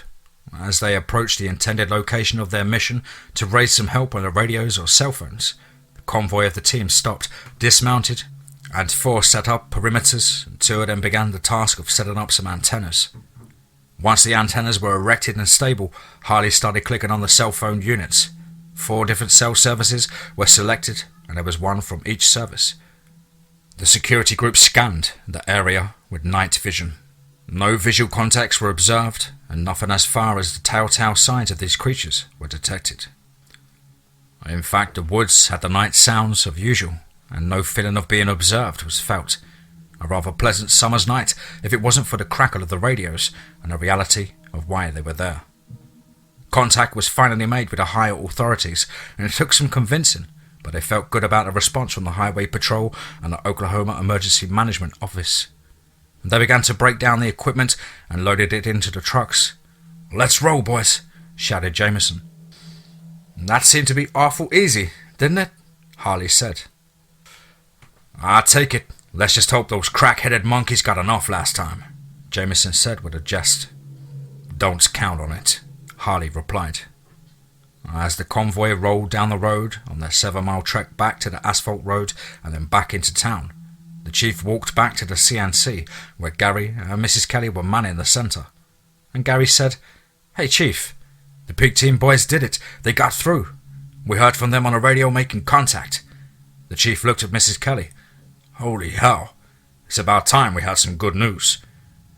"The team is on its way down the peak and on their way back to us," Mrs. Kelly said with a smile. "Well, I guess old Harley had something to contribute after all," the Chief said. Yes, he did," Mrs. Kelly replied as she lit up a smoke. Dow reported to the Chief that he had completed fortifying the locker room. He also informed the Chief that the beast stopped banging on the plate steel, but he could still hear them moving in the locker room. Just then, Jake re-entered the CNC, and Mrs. Kelly said, "Jake, get your butt back to medical. We got this." And Jake replied, "No, I need to stay busy. I need to do things, okay? But if I have to put you in a headlock, don't be mad at me." And Mrs. Kelly said with a chuckle, "Hey Gary, can I talk to you?" Jake asked. Gary replied, "Sure." They both walked out of the CNC and wandered up and onto the stage area next to the fireplace. "What can I do for you, Jake?" Gary said with curiosity. "You were friends with Ron, right?" "We ran around from time to time." "Was he close with someone, or was he married?" Jake asked. "Well, he was close with someone. Let's see how to say this. He had been seeing Rachel Feltz over in McAllister. She's a corrections officer at the prison. They have been seeing each other for about 3 years," Gary stated. "Okay, can you get me her info? I'm going to have to tell her how Ron went out. She deserves to know," Gary replied. "Well, Jake, I know Ron would appreciate you being delicate with her in this," Gary replied. "He was a veteran. His life mattered because he fought for us all," Jake said somberly. "I'll get the info as soon as I can," Gary replied. "Thanks," Jake said, looking away from Gary. The sound of gunfire echoed down the chimney of the fireplace. Both Gary and Jake looked at each other with shock and surprise, and then the progressive booms of the first layer of the push ring shook the building. The radio on Gary's hip squawked. "Alert! Alert! All personnel to the defensive positions! Alert! Alert! All personnel to the defensive positions!" Mrs. Kelly announced. Gary took off to the CNC, with Jake following closely behind. Upon entering the CNC, Gary spoke with authority. "Randy, what do we got?" "About 5 minutes ago, a group of about 70 or more of those things arrived in the area from the northeast. They started to charge the building, and the rooftop firing positions opened fire. And then another group of about 40 or so arrived from the southeast, and they started charging as well." Stan had decided that it was now time to let them taste a little fire and determination. And so he detonated the first push ring, Randy said, continuing to look at the computer monitors. Gary and Jake looked at the array of monitors and flat screens, and the sight was one right out of Dante's Inferno. The flames were wrapping and whirling around the creatures and down the streets of the town proper. The beasts, some on fire and some just running to escape the cyclonic effect of the fire. The cacophony of howls and screams of the creatures was deafening, and the stench of the beasts' burning hair and flesh raped their nostrils. As the flames' orange-reddish colours faded, the camera caught the image of several of the buildings that were now on fire, and the certain destruction of the structures was realised. The ununiform movements of the Gugwe agitated the Alphas as they struggled to regain control of their individual troops, as they started to slash and push the pod members into mounting another attack. 7 to 9 of the Gugwe broke away from the pack and bolted back down the main street and quickly moved out of town back to the tree line. One of the large alpha males followed them. Although the noise and odour of the push rings was dominant, the population inside the safe site remained calm and continues to care and comfort each other. "Gotta hand it to Stan. He knows how to throw a party," Jake said to Gary with a chuckle. "Okay, it's time to start splitting melons. Alright, snipers, you're clear to engage," Gary said into the microphone. The chief walked in and took all of the images in and said, "How many do you think are still out there?" "Hard to tell, Chief. Some are leaving and some are just arriving. It's a hose fest out there right now," Jake said. "What's the status of the locker room?" asked the chief. "It's secure, but there are still those pieces of crap down there. We have no way of knowing what happened or what's happening in there," said Jake. The cracks and the pops of the 7 snipers on the roof began to reach the ears of those in the CNC. Jake, Gary, Randy, Mrs. Kelly and the chief began to see on the monitors these monsters begin to collapse and die under the sniper fire. At this time, the radios popped and filled the room with static-filled, half-recognizable voices. Randy picked up the mic, and as he was beginning to speak, the speaker boomed, "We need help. We're under attack. Oh, son of a... Help! Help! Send reinforcements! Now! Send them now!" Was that coming from the... As the chief was interrupted by Jake, "The fucking roof!" Grabbing the mic. "All QRF to the roof! All QRF to the roof!" Jake said with haste and disbelief, as he grabbed his weapon and gear and went running to the holding area where the QRF, short for Quick Reaction Force, was staged for use. "The roof? How is that possible?" asked the chief. And Randy said, "I don't fucking know." And Gary barked, "Roof CP, come in. Roof, come in! Static burned across the radio. And then, Command, this is Roof CP. Command, they're coming out of the south chimney. Do you read? They are attacking from the basement through the goddamn chimney. Some unknown voice transmitted. As the QRF team of 35 men topped the stairs and exiting the roof access door, Jake exclaimed, "We gotta keep those damn things away from the skylights at the north end. We can't let them even look at them, boys." The sight was unbelievable. The Gugwe were battling and dying by feet and inches. The roof team was down by close to 50%. The QRF arrived just in time as the team began to take hold of the battle. The volume of fire increased geometrically. The Gugwe were dropping and falling all across the roof. Several men from the QRF reached the chimney, and as the beasts were popping out of the massive concrete structure, the team was blasting the brains out of the Gugwe as soon as they appeared. One of the men on the QRF approached the chimney with 2 makeshift fragmentation grenades, made of flashbang cans, nuts, washers and ball bearings held together with clear packing tape. Stabbing up to the chimney, pulling the pins and tossing them into the chimney. The grenades fell through the chimney, and at about third way down, they passed and bounced off the climbing Gugwe. They then continued to fall for another 2 seconds, and then detonated almost at the same time. And as the nuts, washers and ball bearings began their work, and started tearing into the flesh and bone of the beast all up and down the chimney. While this was happening, the bodies of the beast began falling back through the shaft and crashing down onto the hearth of the fireplace in the basement of the locker room. The remaining Gugwe were in chaos. A few of them jumped into the coal chute and crawled out of the ground access. All of the Gugwe were cleared from the roof in about 25 minutes. The QRF team suffered minor wounds, but no fatalities. The sniper team suffered almost 80% losses.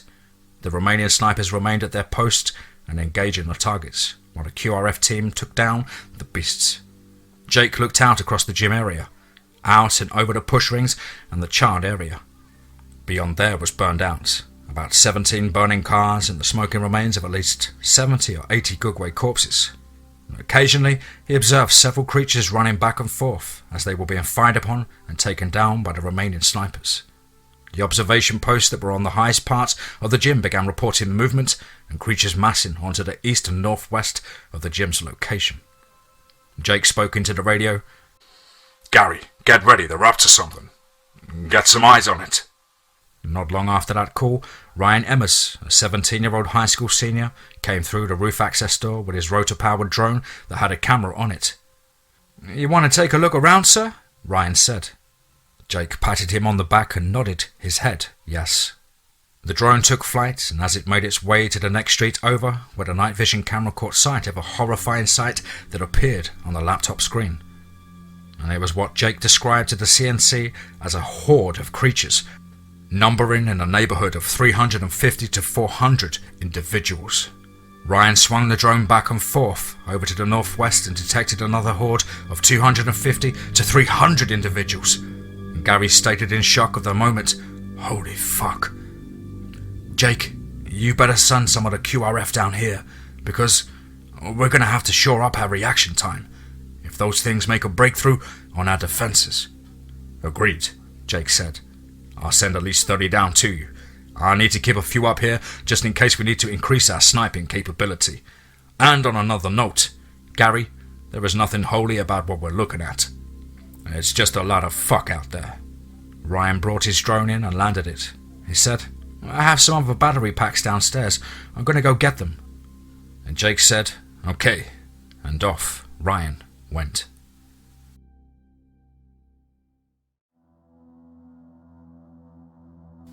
Jerry and Connor had been humping the woods around the mud park for hours, even in the dark, and hadn't seen nor smelled anything. They'd have changed batteries in their flashlights twice, and both were exhausted. Jerry said, "Hey man, you don't have to stay out here. Why don't you go back and get some sleep?" And Connor replied, "You're staying. I know you and I'll be staying. I can't leave you out here to do this on your own, boy." The two of them were way off in the mud park property, and by their reckoning about 2 miles, and it's been nothing but woods, having only crossed one dirt logging road. When they broke the tree line and found themselves in a clearing that seemed to have been recently made, the beams of their flashlights fell upon what looked like to be one of those shipping containers that they put in stuff to ship overseas. They looked at each other and both said, "This is weird." Jerry approached the long box-like structure and the doors were wide open. He pulled back to the sides of the box. Connor pointed his flashlight inside the box and, to his surprise, there was half a side of beef hanging in the back of the box. And Jerry said, "What the hell is going on here?" And Connor replied, "Hey, look at the floor. It looks like a piece of metal plate and a spring, doesn't it?" Jerry's attention went to the doors, and each door had 3 springs pulled tight, and he said, "Hey bud, this is a trap." Connor looked at him with concern. "Well, what are they trapping?" Jerry looked at him again. "Those things. They know about them. Connor, they know, Bubba." "Well, who's they?" Connor asked. Jerry walked over to the left side of the box and pointed his light at the side of the box that had a stencil on it that read, "U.S. Government Property," and right underneath it, "Defense Intelligence Agency," and under that was a "Warning, Live Cargo." This sent chills down their backs. What the hell had they stumbled into? They thought to themselves. Connor noticed a ladder that was welded onto the side of the box. He climbed up on and peeked over the edge of the top of the box.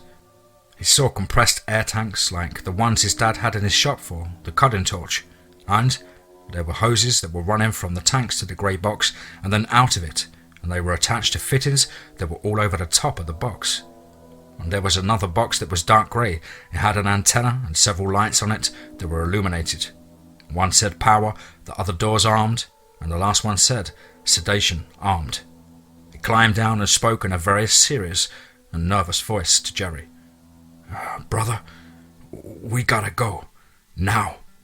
Suddenly, the clearing was lit up like a football field on Friday night by the headlights of several vehicles parked in the woodline of the clearing. The boys panicked and ran towards the way they came into the clearing. They were just about to the woodline when 5 heavily armed men, dressed in full combat tactical kit, appeared practically in front of them. The boys gasped, and one of the men said, "What the hell do you boys think you're doing here?" And Jerry tried to utter the words, but he was just too scared. "All right, guys, bag 'em," the man said. 4 of the 5 men jumped both boys, taking them to the ground. A short fight ensued, and the boys' hands were zip-cuffed and black bags put over their heads, and because Jerry was kicking and screaming, both boys' legs were zip-cuffed, and then one zip tie was used to hog-tie them both. As Connor lay there on the ground, he soon felt a sharp sting of a needle in his right butt cheek. About 45 seconds later, and everything went black. Jake stood on top of the air conditioning unit and surveyed the roof. The guys were picking up the bodies of the Gugwe and throwing them off the roof, and the bodies of their dead, they were being wrapped up and cared for as best we could. And he was still trying to make sense out of this night. It was at this point Jake noticed the sound of what he perceived as locusts or cicadas, but it was louder, and it seemed to be getting louder and louder. People in the gym were noticing it too, and the volume increased yet again. Some people became lightheaded and either fainted or became dizzy. Jake felt his stomach roll like it was the worst nausea that you could ever imagine. If you had a bad case of the flu, that is. The sound increased and he saw one of the men turn to him, and tears were rolling down his eyes like he had just lost one of his children. And the sickening feeling was moving through the entire camp of the town's people, taking shelter in the gym. The sound increased yet again, and Jake's stomach seemed to knot and roll over. The pain of the spasm was intense, and others on the roof were reacting in much the same manner. Jake fell from the AC unit and was writhing in pain on the roof as he lost his bowels. The sound permeated the whole of the building. Children, infants, young and old, were all affected. And then, just as it started, it stopped. It was like a strong hand let go of his intestines, and he was now able to breathe, and sweat rolled off of him. His breathing was like that of a man running a marathon, and he was shaking from the intense pain and adrenaline that was running through his system. And that's when he heard screaming howls of the Gugwe running towards the gym from the east-northwest. Dozens of beasts were locked on and making it for the gym doors. This was the attack that the men were waiting for. Some of the men on the roof were able to open fire on the creatures, and some were still incapacitated, but the attack was on, and and Jake figured over half of the forces in the gym were so out of it that they would be ineffective. Clever fucks, Jake said with a slight bit of admiration. And then Jake felt the building shake, pitch and roll. The Stan kicked off the second push ring of all 22 barrels, and they detonated in sequence with each other. The sound and the orange-reddish flare enveloped him even up on the roof. He could feel the thermal shockwave. After a few seconds, he peeked over the parapet of the roof, and the sight of these creatures, hundreds of them, running in every direction and on fire. It made him feel validated for helping Stan push through this idea. It was just then some movement caught his eye, and he realized 3 Gugwe crawled out of the chimney and were attacking several of the incapacitated men. His weapon snapped up, and he dropped one of the beasts with 2 rounds to the head, both rounds striking the same eye orbit. Some of the other men began firing on them as well. He grabbed 2 men and said, "We cannot let them get to the skylights. They cannot get past us." 2 other men came up through the roof access door and joined Jake and the others. Jake's sights cleared, and he'd seen 4 more Gugwe climb out of the chimney. He reached for his radio mic on his left shoulder. Command! Command! This is Roof CP! Roof! He coughed. CP! He yelled back into the mic. This is Command, Gary shouted back. Listen, we're gonna lose the roof. You need to get everyone into the fallback. Do you understand? Jake was trying to stay calm, enough so he could convince Gary. Gary, you have to get everyone into the fallback right now! Now, Gary! He heard the buzzer on the gym scoreboard go off, and that was the signal for the fallback. It's gonna take at least 12 to 15 minutes to get everyone down there, Gary informed Jake. Well, do the best we can, brother, Jake said as he was dropping his signed picture onto an advancing Gugwe.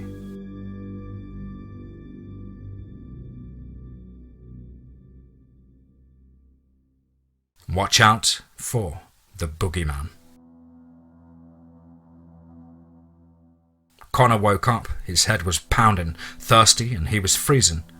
As he came out of the drug's grip, he started to realise that he was in a room that was covered in stainless steel, the floor, walls, ceiling, and there was 3 bright white lights in the ceiling, and there was some kind of vent in the same wall that the door was on. The rest of the room was bare, except for the hole in the floor, which was apparently the drain. It was frigid in the room, and he could not figure out why he was naked and shaking almost uncontrollably in this room. There were puncture marks on his arm, like when the doc would take a blood sample. His throat was sore like something had been jammed down it. He had to piss, so he used the drain, and when he started to urinate, it burned. Some blood came out of his urine. Then there was the other thing that he didn't want to admit to himself, because he just didn't want to come to terms with the reality of it.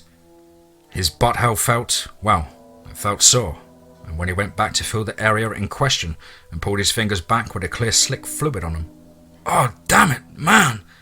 There's some freaky butt stuff to me. Oh, fuck!" he said out loud as his breathing rate increased. Luck favours the bold. So does running for your life. Jake, we got everybody in. Get down here. Jake, get down here. Gary shouted with agitation into the handheld walkie-talkie. Jake yelled out to the remaining men still in the heat of battle with these abominations of the natural world. The men and Jake began the task of exfilling down the fallback. They encountered at least 2 more Gugwe in the building after hearing the skylights break, and one of the men received what would later become a fatal wound. As they entered the fallback, Jake was the last to enter. He closed a heavy steel door that had been reinforced by Dale during the build-out of the gym. Jake placed the 3x2 6-boards in the hooks that were welded onto the side of the door frame, using plate steel to secure the hook to the concrete wall with the expansion bolts. The top, middle and bottom of the door was done in this fashion. The concrete seam of the floor was the absolute line for Jake. He said, "Brothers," after a long breath, "this is it," pointing at the seam line. "They don't pass this line. No further, no matter what. No further." The men settled with resolve, in their hearts and souls, that these beasts will not move any further, even if death arrives with them. This ain't gonna be no amusement ride. These monsters are real. The caravan moved down the rough and treacherous logging road, and after about a mile and a half of the follow-on truck lost its rear axle. So now, all 6 men and some of the equipment was now being carried by the lead truck. Harley was in the truck bed standing behind the cab with Andy and Tracy, while Jameson, Big Mike and Floyd were in the cab. Floyd had insisted on driving, even with his injured shoulder. The caravan was no longer a caravan, it was a one-way, armed-to-the-teeth chariot home, and every one of these guys was going to get home. The truck rolled across the ridgeline, and Harley banged on the top of the cab, and the truck came to a stop. He looked off to the south of their position and observed multiple flashes of red and orange light coming from the town. As the first push ring detonated, it lit up the sky. "Woo, I ain't seen that since Afghanistan," Jameson said. "Nope, me either. Hope they're okay," Tracy said with a reference to the situation. The team was all watching when the concussions of the blast reached them, and Big Mike said, "Is that what I think it is?" And Harley replied, "Yep, the party has started. Let's roll, boys," as he banged on the cab again. The door latch clicked and opened, and Jerry was naked and huddled in the corner of a brightly lit stainless steel room, staring into the wall, crying and rocking back and forth, shaking. He never noticed the man walking up to him, the man dressed in dark and grey digital pattern camouflage in a black advanced Adidas GSG-9 boots. He knelt and touched Jerry's left shoulder. Jerry jumped and screamed, pushing his back up against the wall, so tightly that a molecule of air couldn't squeeze in. His face was filled with pure terror and fright.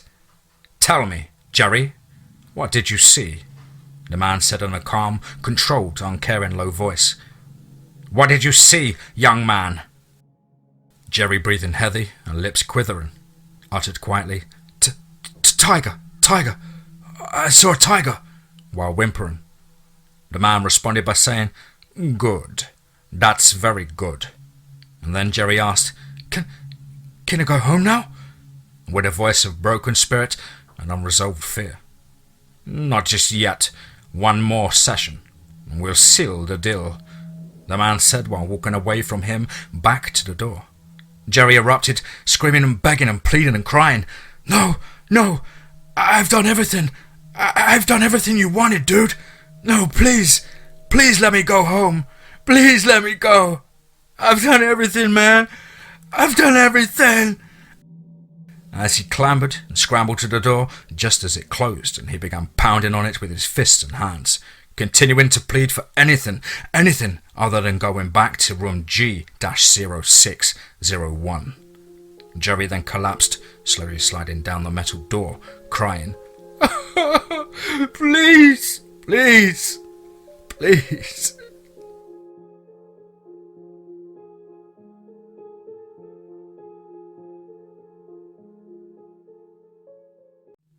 Part 5. It was a tiger attack.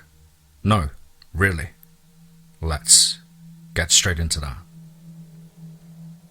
Click those ruby red combat boots together and say there's no place like the barracks. The logging road made the truck pitch and roll, buck and jump as it traversed the rough mirage of a goat trail. Floyd kept having to compensate for his injured shoulder and grunted with every move he had to make. But it wasn't nothing but a thing. He was tough, and the pain just made him more ready to bring the heat to any of these goat humpers out there. The truck crawled along the logging trail with Harley, Andy, and Tracy in the truck bed. Andy said to Tracy, "Is it me, or are you getting a creepy feeling again?"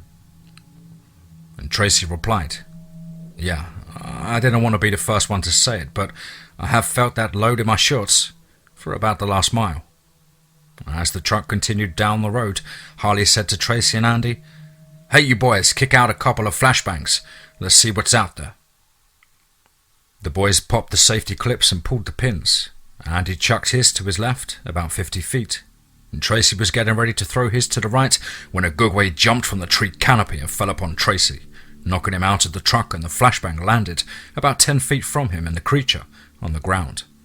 As the beast began to tear at Tracy's plate vest, the grenade kicked off, followed by another one that Andy had thrown to the left. The Gugwe screamed and rolled off of him, and Tracy's right eardrum burst and blood flowed out of the canal. He struggled to get to his feet, dazed and extremely disorientated. He saw the creature writhing on the ground and rubbing its face on the grass while it snorted large amounts of mucus and spit. Harley banged on the roof of the cab of the truck to stop, and Andy jumped out of the truck bed and was in his third step towards Tracy when a 7-inch rock smacked him on the right side of his chest. He had broken ribs before, and he felt them snap. He hit the ground, falling onto his knees and catching himself with his left hand and clutching his right side with the other. As this was happening, the vicious beast that threw the rock busted out of the undergrowth, roaring and hissing with venomous fanfare. It stepped and jumped towards Andy just as Harley fired a 5-round burst, 3 rounds striking the Gugwe's cheek, eye and forehead, and the other 2 rounds blasting out its throat. The creature fell dead just inches away from Andy. Tracy slowly approached the Gugwe, writhing on the ground, as Jameson was exiting the vehicle. Tracy sighted his rifle on the beast's head and rapped a 3-round burst, killing the creature instantly. Jameson was approaching Tracy when a monster jumped down from the trees and landed about 20 feet from him. The beast lunged at Jameson as Tracy and Harley fired upon the wretched animal. The rounds caught it in the mid-jump, and when it landed on Jameson, it took him to the ground. Jameson landed onto his stomach, and the beast landed on top of him. The body of the Gugwe pinned him in a fashion that was, well, not very alpha for a man like Jameson. The Gugwe landed on Jameson's back and started to spasm with twitches of its abs, groin and legs. Big Mike, Floyd and Tracy all joined Harley and Andy, who had regained his composure, while this would have been the most untactical moment in their brief association with each other. It was, well, unbelievably hilarious to them. As the stress of the fight with the Gugwe abated from the scene, the beast's nerve activity was still active. It looked as if Jameson and the beast were, well, power humping in the moonlight. Big Mike asked, "Hey buddy, should we come back later? I mean, it looks like you and your friend want some privacy. Look, we understand, man. You need this. You have been waiting for it for a long time. Just relax, bro. Just let it happen," he said with tears in his eyes while he was leaning over him. Jameson looked up at him from underneath the still jerking body of the Gugwe with stunned surprise and disgust. The guys laughed through their pain of their injuries as the release of stress of the situation faded. Floyd then chimed in. "Now, brother, you wasn't looking at me in that way when we were deployed to Iraq, were you?" Hey, if you were, I understand. Why didn't you say something, man? We could have worked it out. I'm hurt, you know? I have feelings too, bro," Floyd said, while not being able to keep a straight face.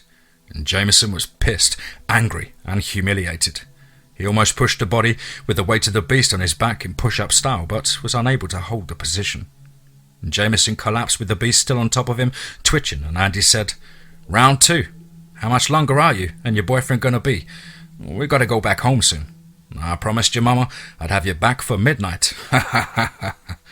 He said with adolescent glee. And Jameson said angrily, "Look, you sludge fuckers, get this piece of fuck off of me."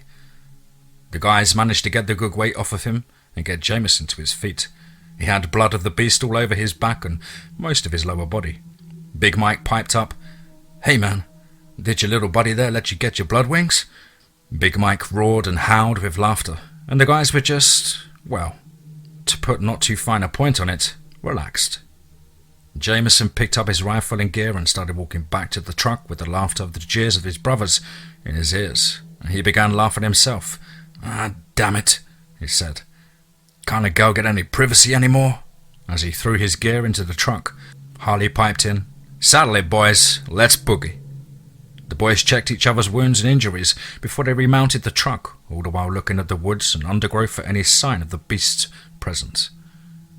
The area seemed normal, no stench, no noise other than forest sounds, and Harley said quietly, "Pull those magazines, kick those, full ones in. All right, let's hit it." The team's truck started crawling down the steepest part of the trail when they began to hear howls and growls coming from the left and the right, and a rock about the size of a small dormitory refrigerator rolled by the right side of the truck and past it, smashing into an 18-inch tree trunk, and busted the trunk of the tree, knocking it down. The fallen tree was now partially obstructing the trail. "Oh, fuck," We're playing this game again. Big Mike, get the demo pack, Jameson said. Big Mike grabbed the large pack. No, the small one. You want to kill us? Big Mike responded.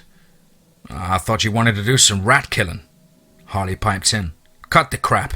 These things are up to something. They were about halfway down the mountain when Big Mike dropped the small satchel charge behind the truck with a 2-minute fuse.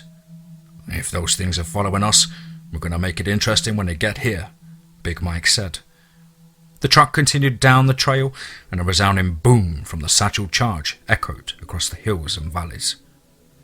It reverberated heavily in the wooded sides of the peak, and about that time the sound of the boom subsided. The boys in the truck heard loud steps like running coming down the hill. Big Mike switched on his through-night flashlight that illuminated the area behind the truck and the 200 feet behind the truck, and to the boys' surprise, there was 2 Gugwe running at full stride down the trail at them. As the boys raised their weapons to fire on the beasts, the Gugwe veered off the trail left and right, and when Jameson saw the 6 large boulders rolling towards the rear end of the truck, Harley banged on the top of the truck and yelled at Floyd, "Faster, Lloyd! Move this thing!" Floyd revved the engine, and the truck moved at a lively pace, but the roughness of the trail caused the truck to pitch and roll like magnitude 10 earthquakes, throwing the men and equipment all around the cab and truck bed. As the stones struck the truck's back bumper and rear axle, this caused the truck to lunge forward in a violent manner, throwing Andy in the cab into the windshield, knocking him unconscious. The truck's rear axle separated from the frame and caused the truck to drop onto the boulders and the ground, causing the truck to pop up in front and made it impossible to steer. Sliding sideways in the middle of the narrow trail as the truck came to an abrupt stop, the right side kicked up and almost flipped the truck onto its left side, as Harley and Big Mike were thrown out of the truck bed, where they were slammed into the dirt and rocks of the roadway. Jameson somehow was able to stay in the truck's bed, but was struck in the forehead by equipment being tossed around like an ice cube in a blender, where he sustained a cut above his right eye that began bleeding profusely. Floyd and Tracy were bruised severely by equipment and gear sloshing around in the cab, and Floyd twisted his right arm that was dislocated and was screaming in undiluted pain. Tracy seemed to fare a little better. With mostly scrapes and bruises, Tracy crawled out of the back seat over to Floyd in the driver's seat. "Brother, you okay?" he said while helping Floyd reposition his arm. Harley and Big Mike looked like they had been in a mixed martial arts fight, neither man tagged out of. The team was in piss-poor shape, but Harley knew that they needed to get moving. With the promptitude of a fireman at a 5 o'clock alarm fire, Harley yelled with a sense of urgency that the guys hadn't heard from him. "Grab what you can, we are leaving," Harley, calming himself, said. "Jameson, do you have a location on those things following us?" "No, I lost them," Jameson said. "What about Andy?" Tracy asked. And Jameson replied, "I'll carry him." And Floyd added, "That's a no-go, brother. His ribs are broken and you throw him up on your shoulder and one of those ribs might puncture his lung." Big Mike then stated, "This is easy. Get that canvas tarp out the bed of the truck, fold it into a third, and then we wrap him like a papoose, like the Indians. And then we'll tie that rope around it and we'll sled him out of here." "That's a hell of a kick-ass idea. You just earned you a Big Chief Merit badge," said Jameson. The boys went back to work at patching each other's wounds and gathering supplies and gear they thought they could carry. Every once in a while, when the beast got too close, they would kick out a flashbang and let about 10 rounds fly, and the creatures retreated with a tantrum and absolute ebullition of fury.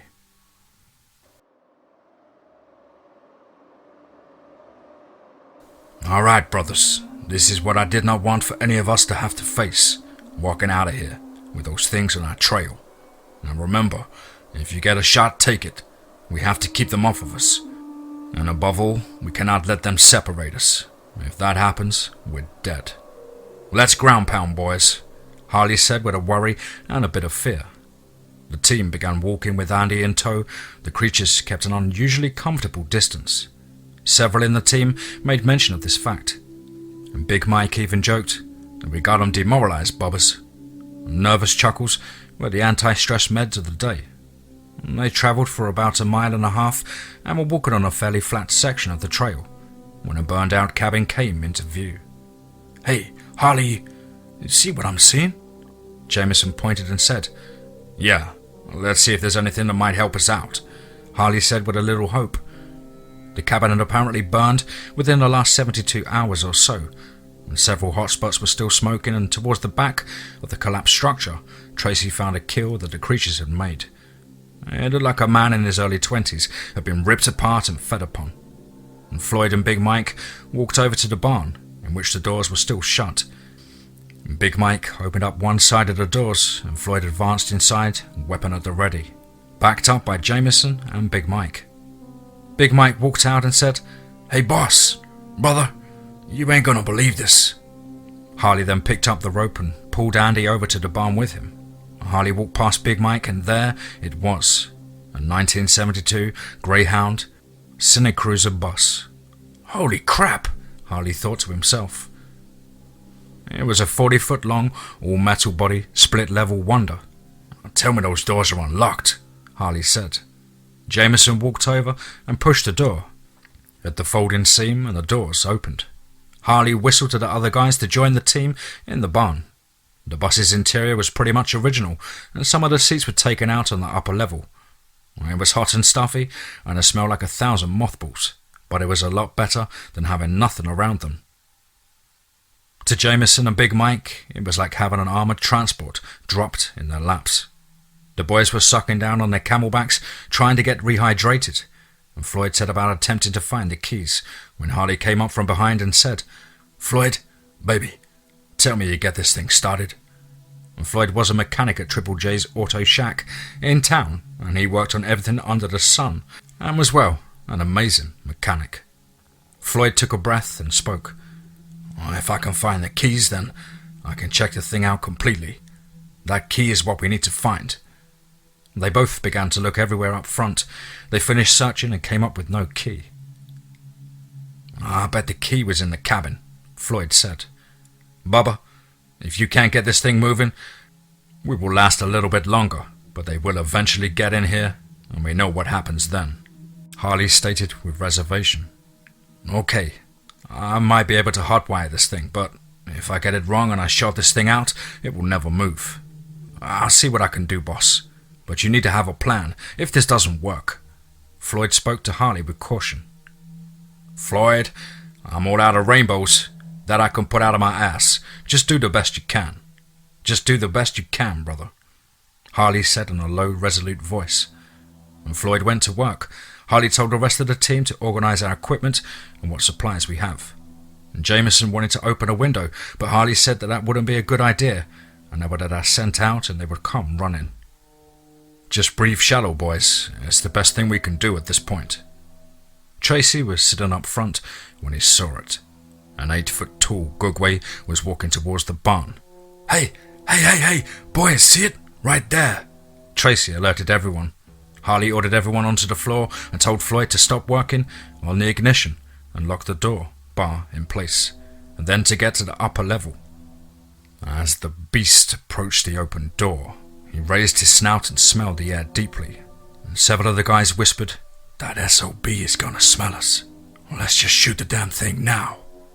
Harley signaled negative, and that the noise would bring more of them in. And while the beast moved around the bus, its nostrils burned with the smell of mothballs, and it smelled nothing else. Its claws screeched on the metal body of the bus as it slid them from front to back of the bus, as it circled the bus twice and then left the barn, where it disappeared into the night. The team breathed a collective sigh of relief. "Whew, fuck," Tracy exclaimed as Floyd began working again on the ignition. After about 20 minutes, Floyd called Harley over and briefed him on the situation. "Boss, I can get the ignition to respond. However, we are assuming that there is enough charge in the batteries that will allow a 2-minute warm-up of the glow plugs, of which there are 8, and then we're taking a chance that the fuel system has no air pockets in the lines. And then we can turn the engine over and see if it will start, assuming if it's in working order. Boss, brother, without physically looking at this engine, I just don't know." Just the noise from the startup could bring those things in here. And one other thing, once the engine is started, it's going to have to run and warm up for at least 10 minutes, or our trip is over before we get started. Floyd stated with confidence in his abilities. That's a chance we'll have to take, Harley lamented. All right, start the ignition sequence, Harley said to Floyd. He messed with a tangle of wires, and the glow plug warm and amber lights came on for all 8 plugs. He said, 2 minutes. The boys looked at each other as the sweat leaked from every pore. After about 90 seconds, they heard a buzzing whirling of something from deep down in the undercarriage of the mechanical beast's engine. They looked at Floyd with nervous anticipation. It's the fuel pumps pressurizing the lines and injectors. It's a good thing. The team breathed another sigh of relief. 20 seconds later, the glow plug's lights began to turn green, one by one. Fuck yeah, Floyd exclaimed. 10 seconds later, all lights were green and the fuel pumps kicked out. All right, boys, hold on to your butts. Floyd pushed the engine start button and the massive engine growled to life. While running rough, it shook the bus. Oil pressure and water pressure gauges began to rise to normal levels. The air compressor kicked in and began to pressurize the brake lines, and Floyd began to check other gauges and indicator lights. He was surprised at the engine's performance. He figured that it had been recently maintained and mechanically checked. Whew! Brothers, we got lucky, Floyd said with exuberance. And Jameson said, You earned your 2 cans of beer this month, Bubba. Ha ha ha. Transmission and transfer case temps began showing normal readings, and air braking system was in green also.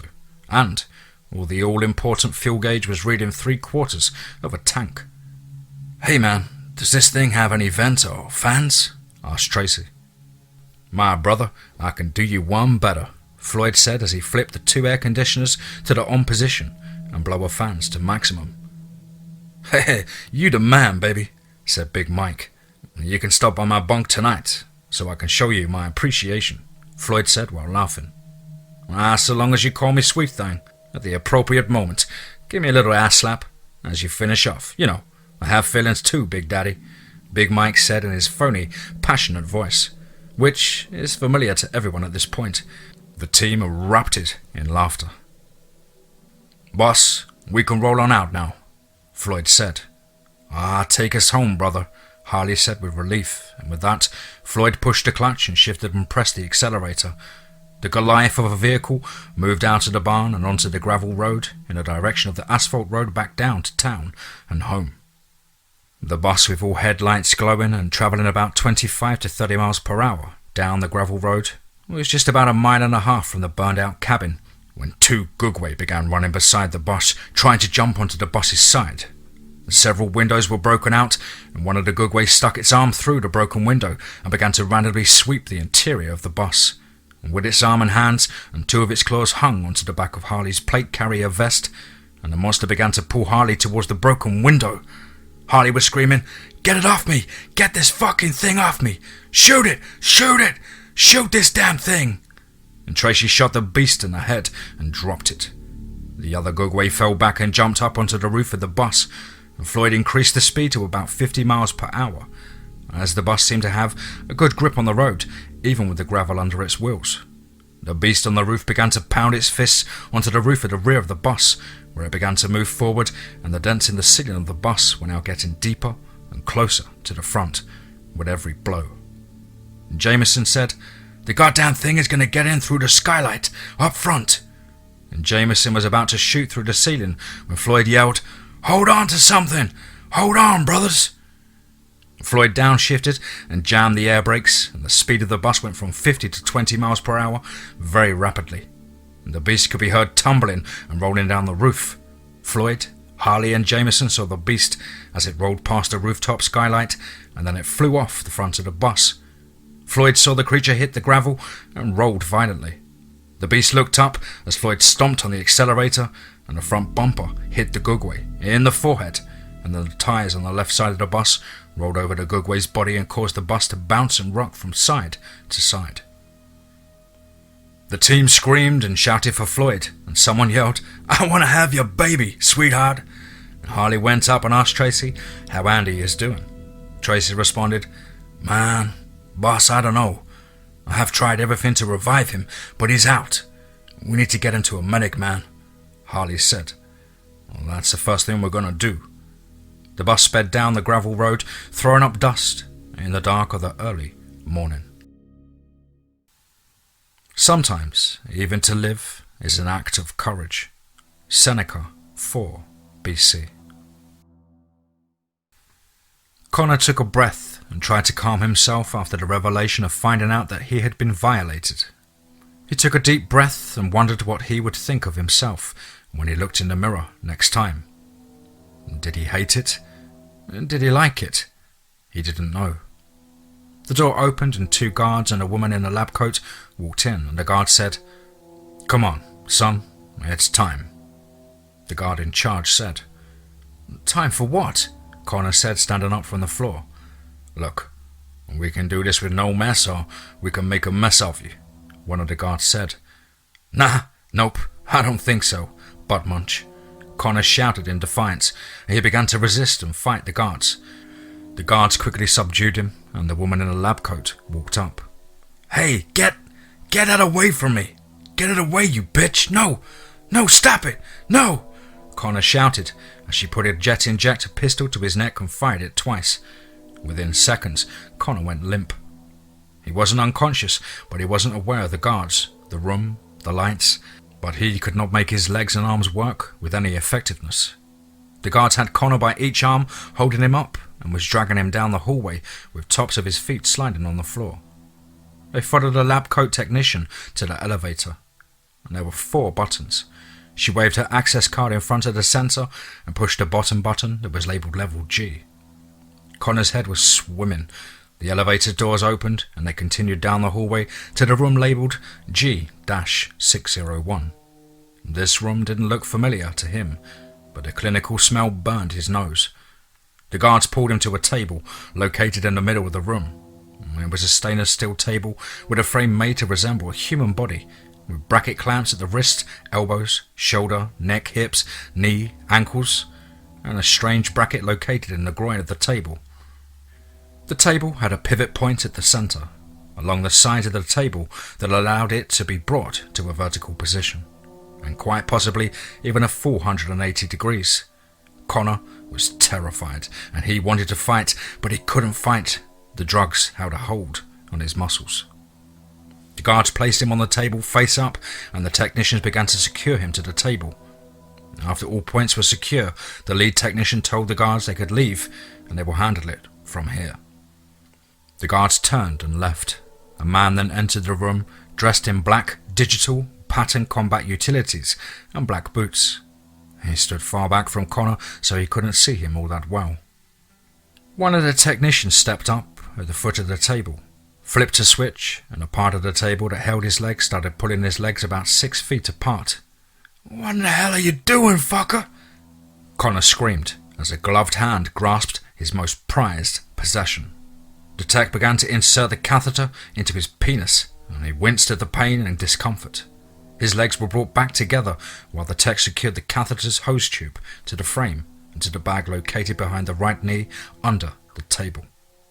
Connor's breathing was heavy, and while trying to remain brave and stoic in the face of the truth of this situation, his fear hit him like a freight train. The table spun, taking him head over heels, and with a loud click, and he was now facing down. The table again spread his legs again, and he felt the touch of a gloved hand, in that spot that no 18-year-old country boy should ever have to experience.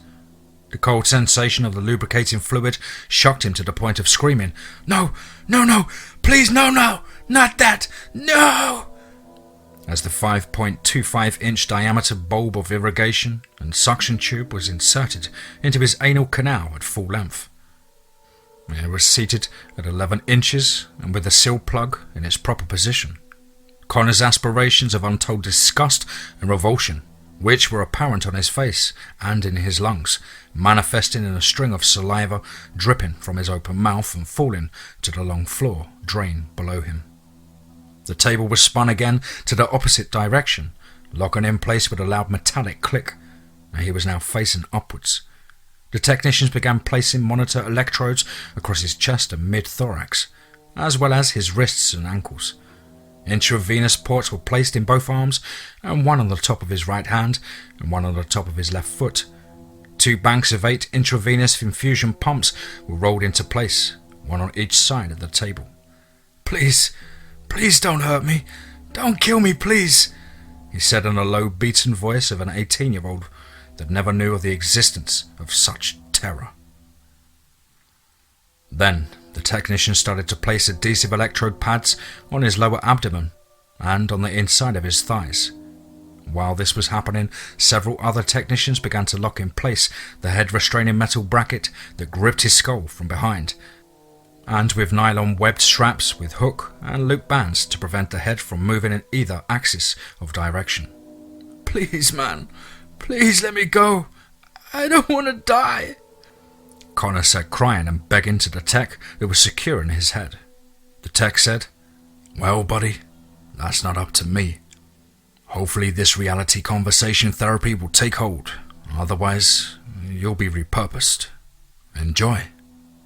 As the tech patted him on the shoulder and completed the task and walked away, another tech began to install the ocular retractors to hold back the upper and lower eyelids. Mist and nozzles were placed so that the eyes may be moisturized during the process and to allow other pharmaceuticals to be administered. The remaining preparations were completed and the table was spun to an upright vertical position. Connor was breathing heavily and his abdomen was rising and falling with fear, bordering on panic. He was able to see a man with his widely stretched eyes. The man, who was intently watching from a distance, now began to walk towards him. "Okay, Connor, what did you see out there, my boy?" the man said with restraint in his voice. I saw monsters. Where's Jerry? Where is he?" Connor said, struggling. You'll see Jerry again, but now that depends on you, young man," the man said with resolve or purpose. "Connor, you are mistaken. You saw tigers, Connor. Tigers. Say it with me. Tigers," the man said. "No, fuck you. I saw monsters. Those fucks killed my friends. That's what I saw. Who the hell are you assholes?" Connor yelled and contorted his body. "Let me the fuck go, man!" He began to struggle against the restraints while crying. The man turned and walked towards the door, and the lead technician asked, "How do you wish to proceed, Mr. Allen?" The man stopped and turned to the lead tech and uttered, "Put him on the same level as Jerry. Make him understand," as he turned and walked out of the door. "Okay, Connor, here we go," the lead tech said with gleeful delight and hopeful elation. The cavalry is coming. The cavalry is coming.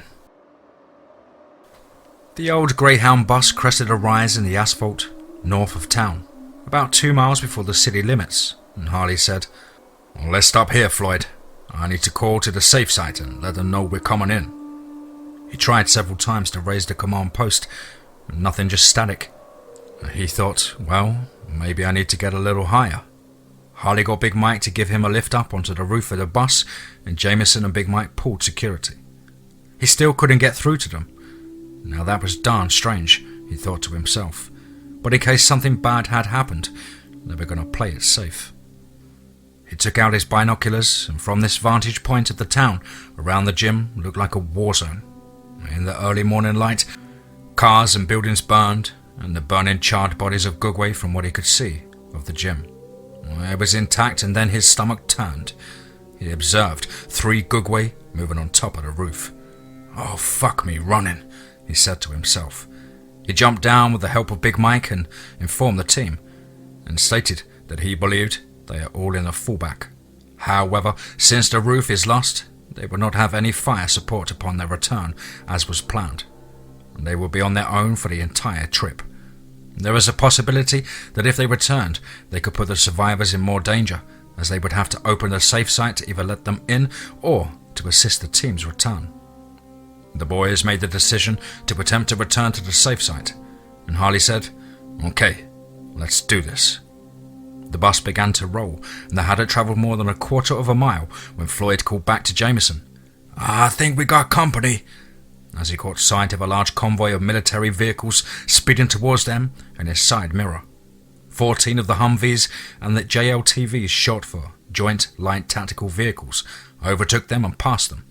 And then a Humvee passed them and pulled over in front of them, and a 50 caliber MA Deuce or M2 swung to its rear and locked onto the bus, and then ordered Floyd, with the use of hand signals, to slow down and stop.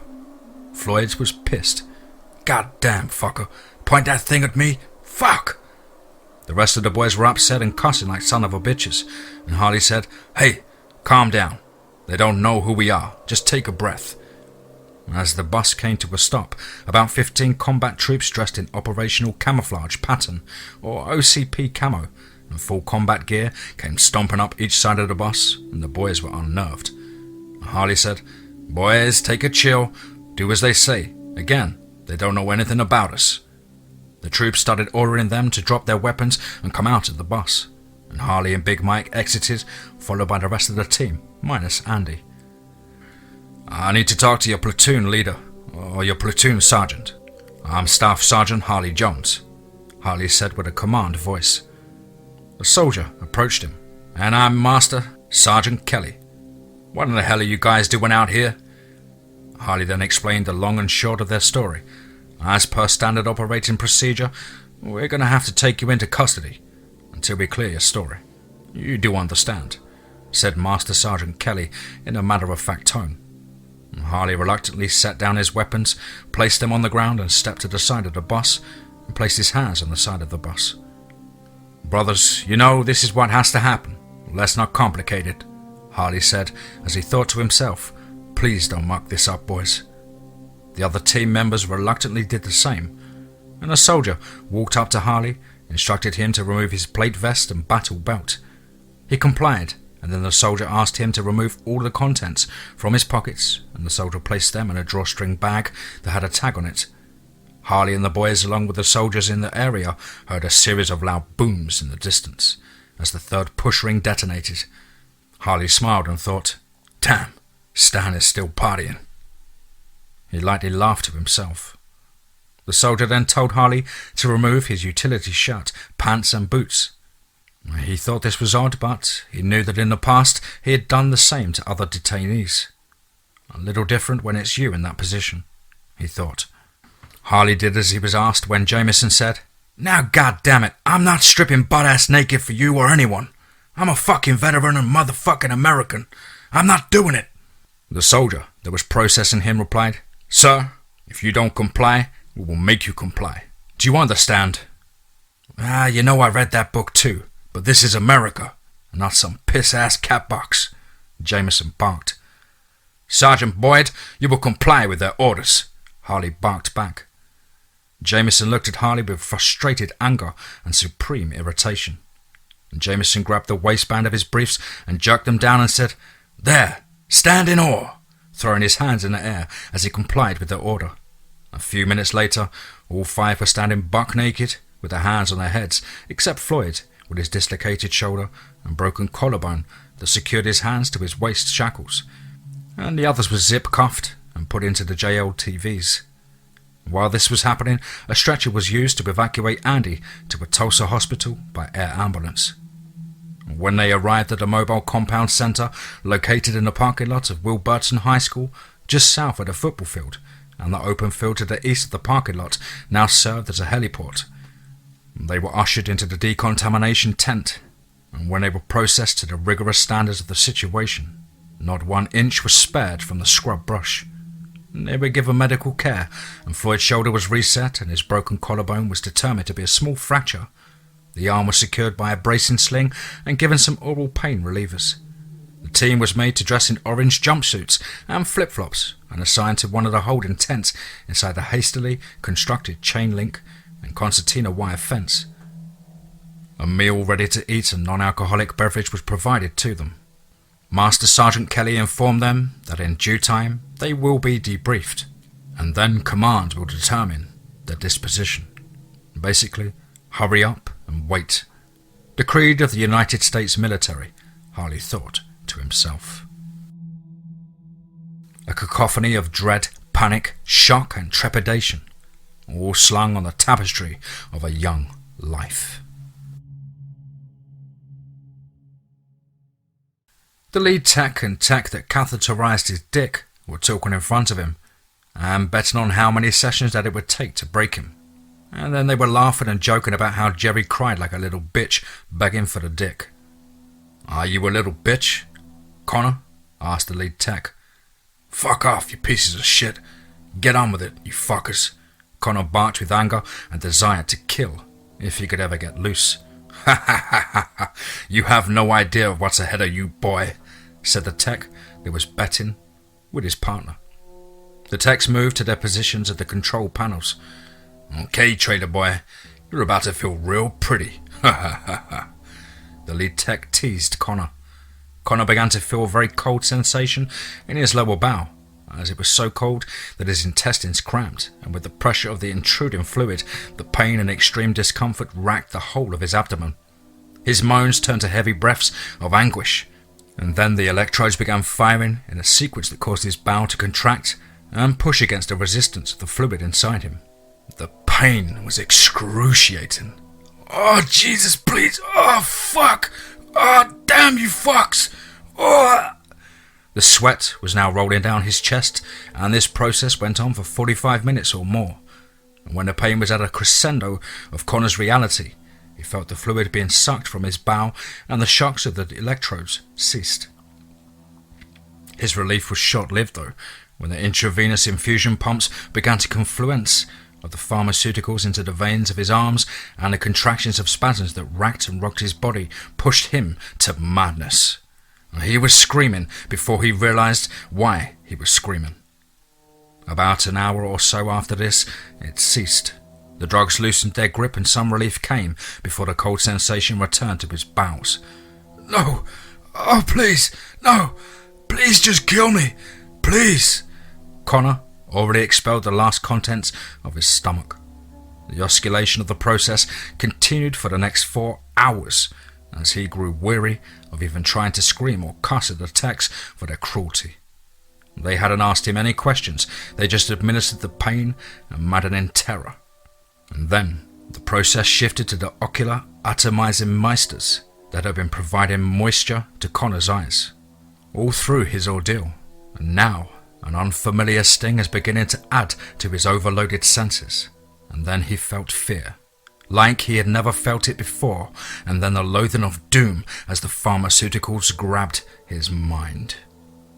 As this process was beginning, a large 72-inch flat-screen monitor was lowered in position by a motorized, articulated arm, and as the monitor came to life, it displayed an image of a Gugwe, and Connor shrieked in terror, and the monitor moved closer.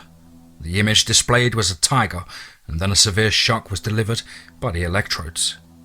The monitor moved back to its original distance, and then his eyes stung again, and the fear turned to absolute terror, and his screams were tremendous and agonizing, even to the hardest of hearts and devoid of compassion. The monitor flashed Gugwe, and then the electrodes chimed their chorus as the tiger's image moved across the monitor and was moved closer to him by the motorized arm. The cycles of the mental, emotional, physical and psychological torment changed from an oscillation of horror to a composite of torment and harrowing spiritual degradation. The voice on the loudspeaker in the room repeating, "You've seen a tiger. It was a tiger." As the monitor displayed the image over time, the image of the tiger and the Gugwe intermingled, merging into one image as Connor would see it displayed, and it drove him into the darkest places in his soul, as his bowels were inflated with a very warm, almost hot fluid intermixed with a pharmaceutical that was absorbed by the vascular system of the bowel. It created a need and intense desire to push like he was having a bowel movement on steroids. The pain, anguish, the loathing of loss and unimaginable terror were his companions over the whole of the 12-hour session. The final pharmaceutical was administered and Connor's world went black. When he awoke, he was lying face down on the floor of the stainless steel room, with every muscle, ligament, tendon and orifice as painful reminders of his experience and the new understanding that monsters are real and they are walking right beside you. Home, sweet home. Not. The beasts were bashing at the door of the fallback as the safe site fell to the horde. The creatures enveloped the site and searched for anything and anyone they could devour. Becoming agitated, the beast began to rip and tear into the younger Gugwe as a frenzy of cannibalistic filicide. Jake and his crew of veterans and people with the will to do what is required to survive stood ready to repel any and all that would come through that door. The door frame began to loosen under the barrage of beast's blows, and Jake moved up to the door and tried to brace it with his shoulder, and he was joined by several other men, but because of the small hallway, only limited amounts of men could brace the door directly, so the men began to brace themselves against each other. The men and others taking shelter in the site began to hear a low hum, a very electrical hum, and in a few seconds the beast at the door shrieked and could be heard running from the door. Jake and the men looked at each other with questioning suspense and started wondering what the creatures were attempting now. Jake then ordered everyone to move back to the line of the floor he'd established earlier.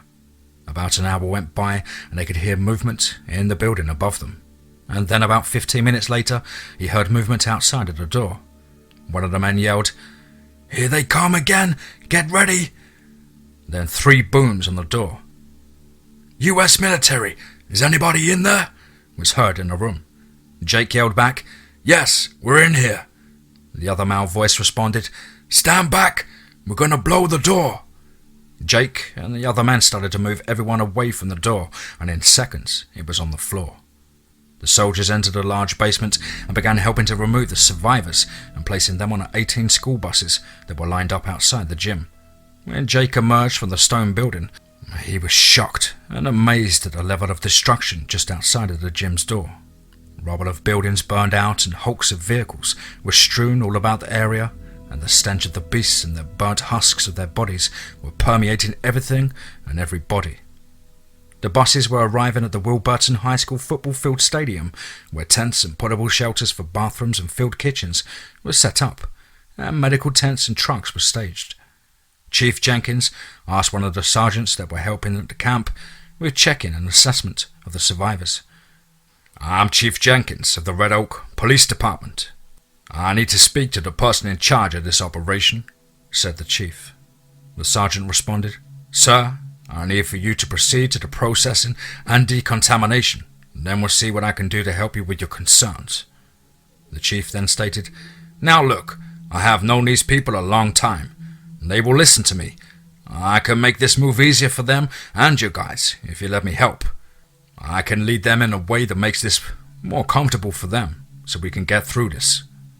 He finished as he was looking at the name tag on a utility shirt of the sergeant. "So, his name is Baker, and he is in the US Army, DAI, he said to himself. "Hey, Sergeant, what's your branch of service?" the chief said, pointing at his tag. "I'm Army, sir," he stated as a matter of fact. "Yeah, but what's the DAI?" the chief questioned. "Sir, I'm not at a liberty to discuss that topic with you. Please, sir, move along to the processing," the sergeant said, cold and mechanical in tone. Chief then nodded and walked towards processing. About halfway to the in-processing tent, the chief began to stumble, clutching his chest, and went to one knee. Several soldiers came running and carried the chief into the medical tent, and he was checked over, and nothing could be found medically, but through the art of a small town's police chief's ability to small talk his way into getting information without actually asking any questions. The chief was sitting in the in-processing tent and was making mental notes. And so the US Army DAI means US Army Direct Action Initiative. He also observed that there were Marines, Navy and Air Force members here, all with a DAI after their branch name. And another thing, he didn't see any sheriffs, highway patrolmen or OSBI, short for Oklahoma State Bureau of Investigation. Not one or any of them. The chief said to himself, "That's damn weird. Something is up, and I'm going to find out what." It's as if the Caesars have returned. The operational tempo seemed to be picking up around the base, and Harley, Big Mike and Jameson were standing by the fence of the tent, looking at the heliport that was hastily laid out and established on the open field to the east of the main base. 2 Black Hawk Helios were already parked on the makeshift landing grid. When they heard the sound of approaching rotor blades, but the sound blades were different than any other helo that they had ever heard. Harley thought that he recognized it, but there was something different, and it was getting closer. Harley figured it was coming in from the southwest. The aircraft came in from the southwest, and its flight path took it across the camp. The craft circled the heliports and made for landing pad 3A, as it was designated and indicated on the ground by premiered 6-foot-wide white vinyl tapes, pre-cut and stenciled. It was tacked to the ground with 8-inch pins. The craft was foreign to Big Mike and Jameson, but Harley had been hearing about it for about a year before he left the military. Man, I didn't think that they would have them this quick. It usually takes them years for them to generate them to this level of readiness, Harley said with surprise. Okay, I'll bite. What the fuck is it? Big Mike chimed in. It's something that Sikorsky and Bowen have been working on for a while. As a joint multiple role copter. I think they called it the Vertical Lift Program. It's called SB-1, I think. I don't believe that the military had the nomenclature for it yet. See those coaxial rotors? They spin in opposite directions, and that means you have no tail rotor. But in its place, you have an octo-turbo prop, which means it's fast, top speed 315 knots. That's about 350 miles per hour. Fast in, fast out. 2 Honeywell engines, not sure of the size. Man, I'd love to get a ride in one of those, Harley said as he stared in amazement with almost erotic overtone in his voice. You know I always wanted to fly. I just wasn't sharp enough to fly them. I was just dumb enough to jump out of them, though. He laughed with both of them. Damn, do you need some time alone to take care of it? Jameson said, laughing, while looking at Big Mike, while Jameson was pointing at Harley's crotch. Take care of what? Harley said with a puzzled look. Wee boy, you need to spend some time in the rear with a gear and a happy hodo, Big Mike said with a shit-eating grin. Yeah, Harley snickered. The copter landed and the side door opened and several soldiers got out dressed in green and brown camouflage, and then one other soldier stepped, more like hopped out of the copter. He was dressed in what looked like black and grey camouflage, MOD style, black boots and a grey beret with a red flash in the apex. The man carried a Chris Vector rifle suppressed, and Harley instantly didn't like this guy. Just something about him. He hadn't even met him or knew his name, and Harley already wanted to brain pound him. See that son of a bitch right there? As Harley pointed to the man. That one there. You do not want to trust or let him close to you, Jameson said. Why would you say that? Harley replied. I used to work for fucks like him. It's just the way he carries himself. That one's in charge of this mess. Boys, we need to be on guard when it comes to him. Floyd then joined the guys at the fence. Whew, that's a slick-looking bitch, isn't it? What the hell is a U.S. Army DAI? Huh? What are you talking about? Big Mike piped up. That insignia on the side of the bird, Floyd said, pointing at the helo. I've never seen that before, Jameson added. Neither have I, Harley said with surprise. As the man continued to walk to the command tent, there was a general rush to pay respect or steer clear. Most steered clear. Harley watched the daggers in his eyes as the man disappeared into the cavernous tent. Hippocratic Oath, AD 245. I will abstain from all intentional wrongdoing and harm. Sure. As the door clicked, Connor struggled to his feet. He had been awake for about 3 hours now, hungry and thirsty. He hoped that they would be letting him go. He doesn't want to go through that shit again. The 3 guards entered, and his fear level jumped through the, oh God, not this again, and then walked the lady in the lab coat from the first time. He tried to sink back into the wall, and he began to cry as the memory of the session began to surface. She sat a tray with no large metal cups on it, and she said, "Come on, boy, come get it." And she stood still. He shook his head back and forth. He wanted to cuss her out and try to get out of the room, but the fear kept him in place. Fear literally locked him in his footsteps. She turned and walked out, and the guards left, except the last one, and he said in an ominous fashion, "You realize that you will be doing what we want, even though you don't want to or like to. You'll even do things, even unnatural things, things that you would never do for anyone, man or woman, but you'll do them anyway." As he turned and walked out of the door and locked it behind him, Connor wiped the sweat away from his face with his left hand and walked over to the table.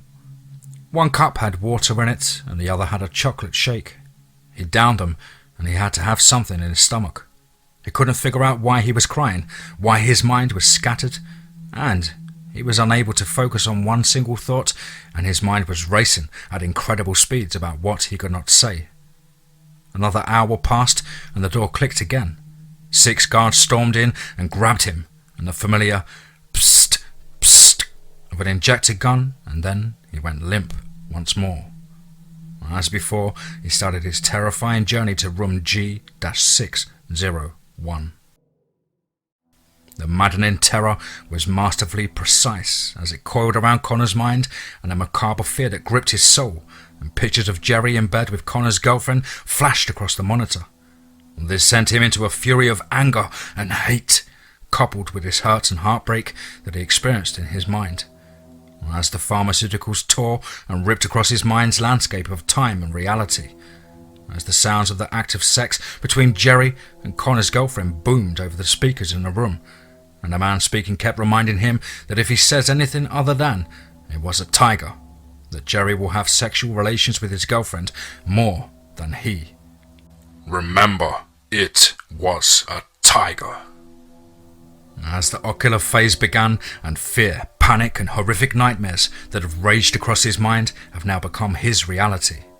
The composite of the physical, emotional stress and the effects of the psycho-optic medications and visual stimulation coupled with the sonic effects, his mind played a constant suite of waking night terrors with reckless intent.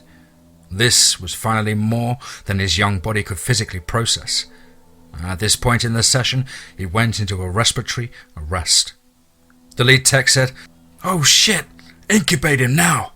And the table spun 90 degrees and Connor was on his back, and the head bracket pivoted down, allowing an airway to be naturally opened, and a laryngoscope was inserted into his throat, allowing an endotracheal tube, or ET, to be inserted into his esophagus.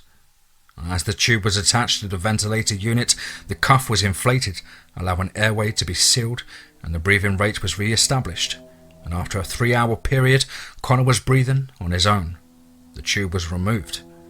Connor returned to consciousness, and the session resumed. Connor would endure 5 sessions in total, 2 more than Jerry. The lead tech would collect his bet from the other techs, as he said, "I told you. The little trailer bitch was one tough piece of ass to bust. Thou shalt not bear false witnesses against thy neighbour." As the reporter asked questions of the 2 young men, the young men said all the correct things. As the man dressed in black and grey camouflage watched the monitor, as the interview was completed, the man instructed the reporter to get that out onto the wire and push it on to all social media platforms. The others will be ready in a few days. The man, turning to one of his aides, said, "You know, Watkins, the hardest thing about this job is knowing who to recycle, or who to re-educate, or who to repurpose. I think we should let those 2 recycle. They might be useful someday. Cut them loose, but before you do, have Miss Duncan install a leash, just in case." "Yes, sir," Captain Watkins replied with a snap in his voice. The leash was installed in Jerry in 1 session, but Connor took 2 very long sessions. He ain't heavy. Jerry and Connor were zip-tied and black-bagged and told to keep quiet. and they were placed in a vehicle, and after a 40-minute ride, they were walked upstairs and told to sit. Connor figured that he was sitting on a bed, and then the zip ties were cut, and they were told to count to 30 after the door closed, before they could remove the bag. The room resembled a double-bed hotel room, what might be considered medium fare by most. The two guys sat on the beds opposite each other, and the room was quiet, rather peaceful. They stared at each other's shoes and remained silent for about another hour and a half, when Connor was the first to speak. "Do you remember anything?" And Jerry shook his head to the negative, while still looking down. "I'm not sure I want to remember anything, Connor. I just want it all to go away," he said with a pain in his voice. "Jerry, let's get out of here, wherever here is," Connor said while standing up. "Man, I can't move. I'm so afraid, and I don't know what I'm afraid of. It's like it's all around me." Jerry spoke in a confused manner while looking at Connor with a tear in his eye. "Look, Jerry, I can't feel my hands. I can't feel my feet. And when I do feel anything that might touch me or I touch it, it makes me feel like jumping out of my skin. My muscles crawl. It's the nastiest feeling I've ever known, boy. I just want to get home. I want to see my family. I want to see my girlfriend," Connor said in a rising sense of anger, and then he looked at Jerry with a dawn of something realized. "Jerry, you goddamn fucker!" Connor jumped on Jerry, punching him, trying to strangle him, and the fight rolled around the room like a hurricane. "Why, Jerry? Why did you fuck her? Jerry, why? Why would you do that to me? Why would you trash our friendship? We were like brothers, man. Why?" Connor screamed while crying like his heart had been ripped out. Jerry pushed Connor off of him and got into his feet while wiping the blood from his lip.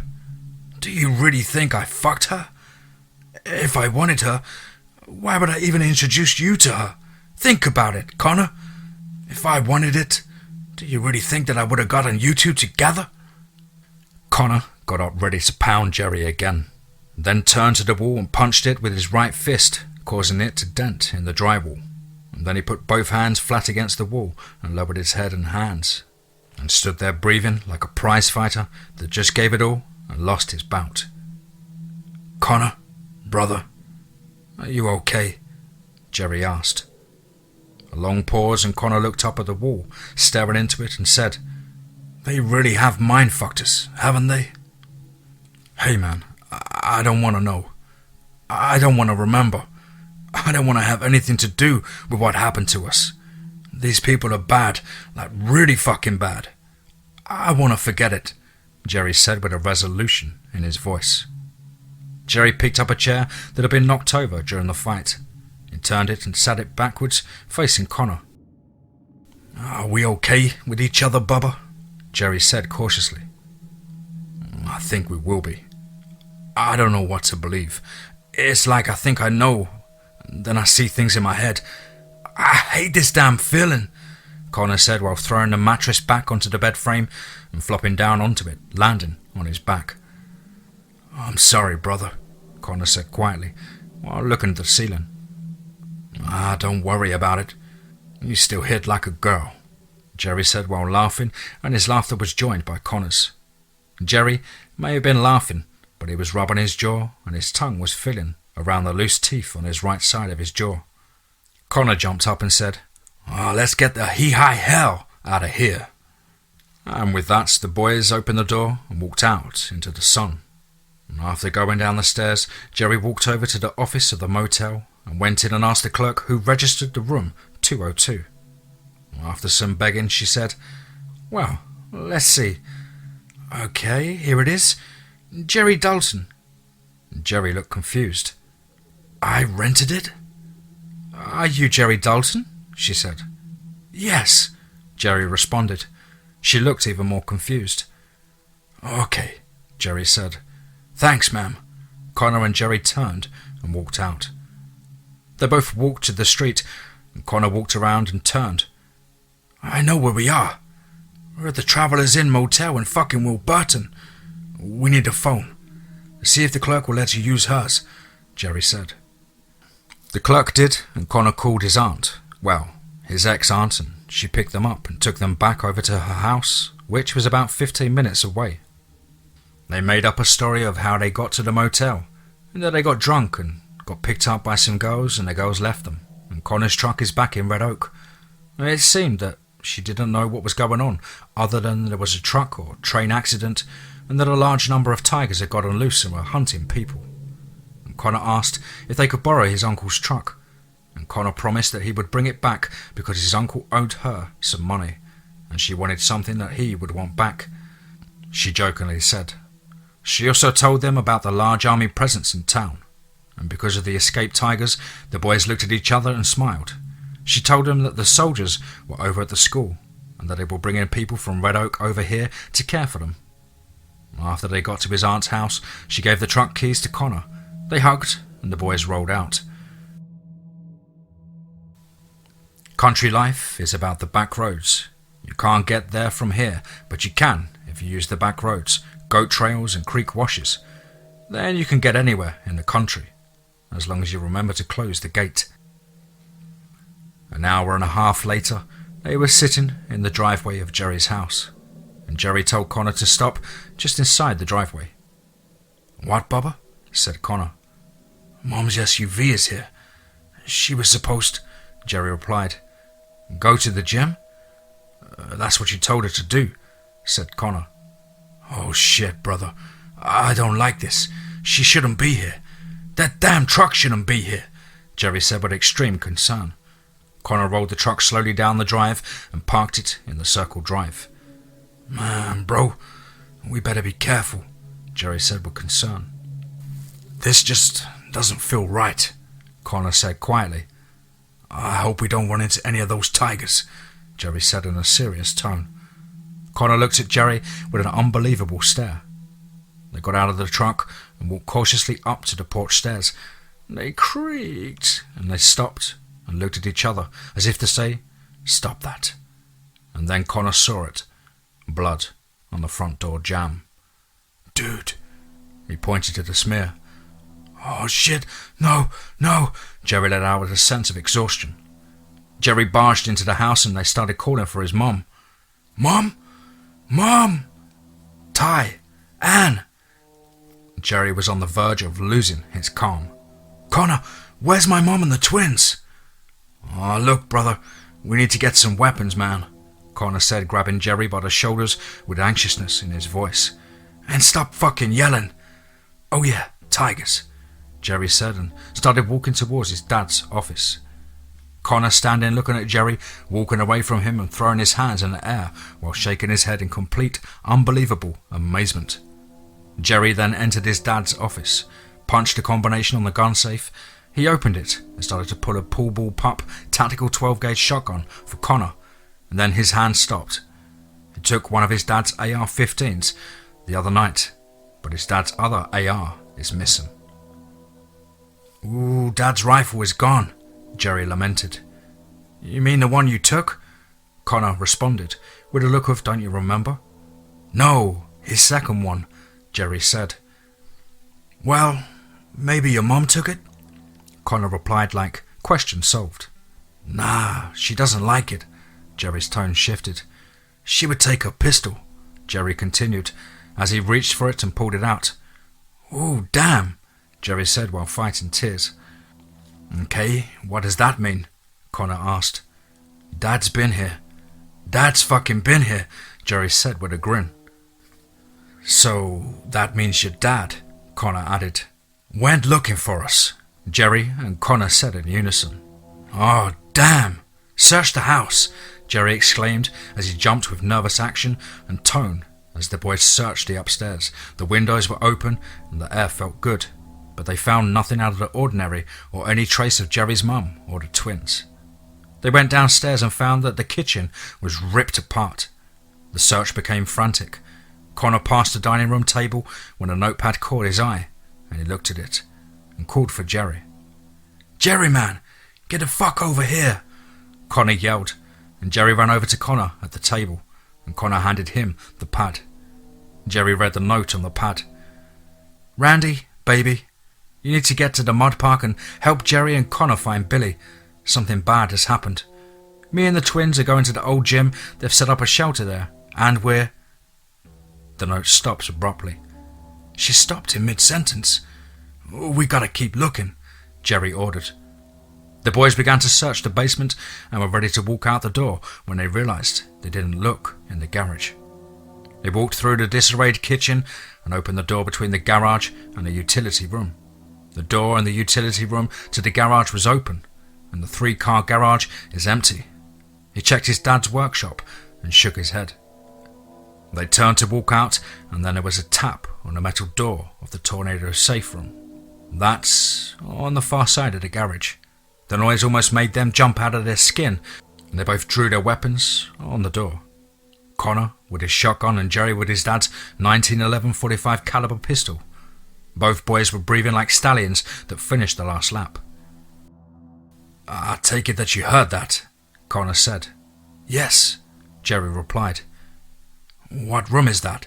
Connor asked. Tornado safe room, Jerry stated.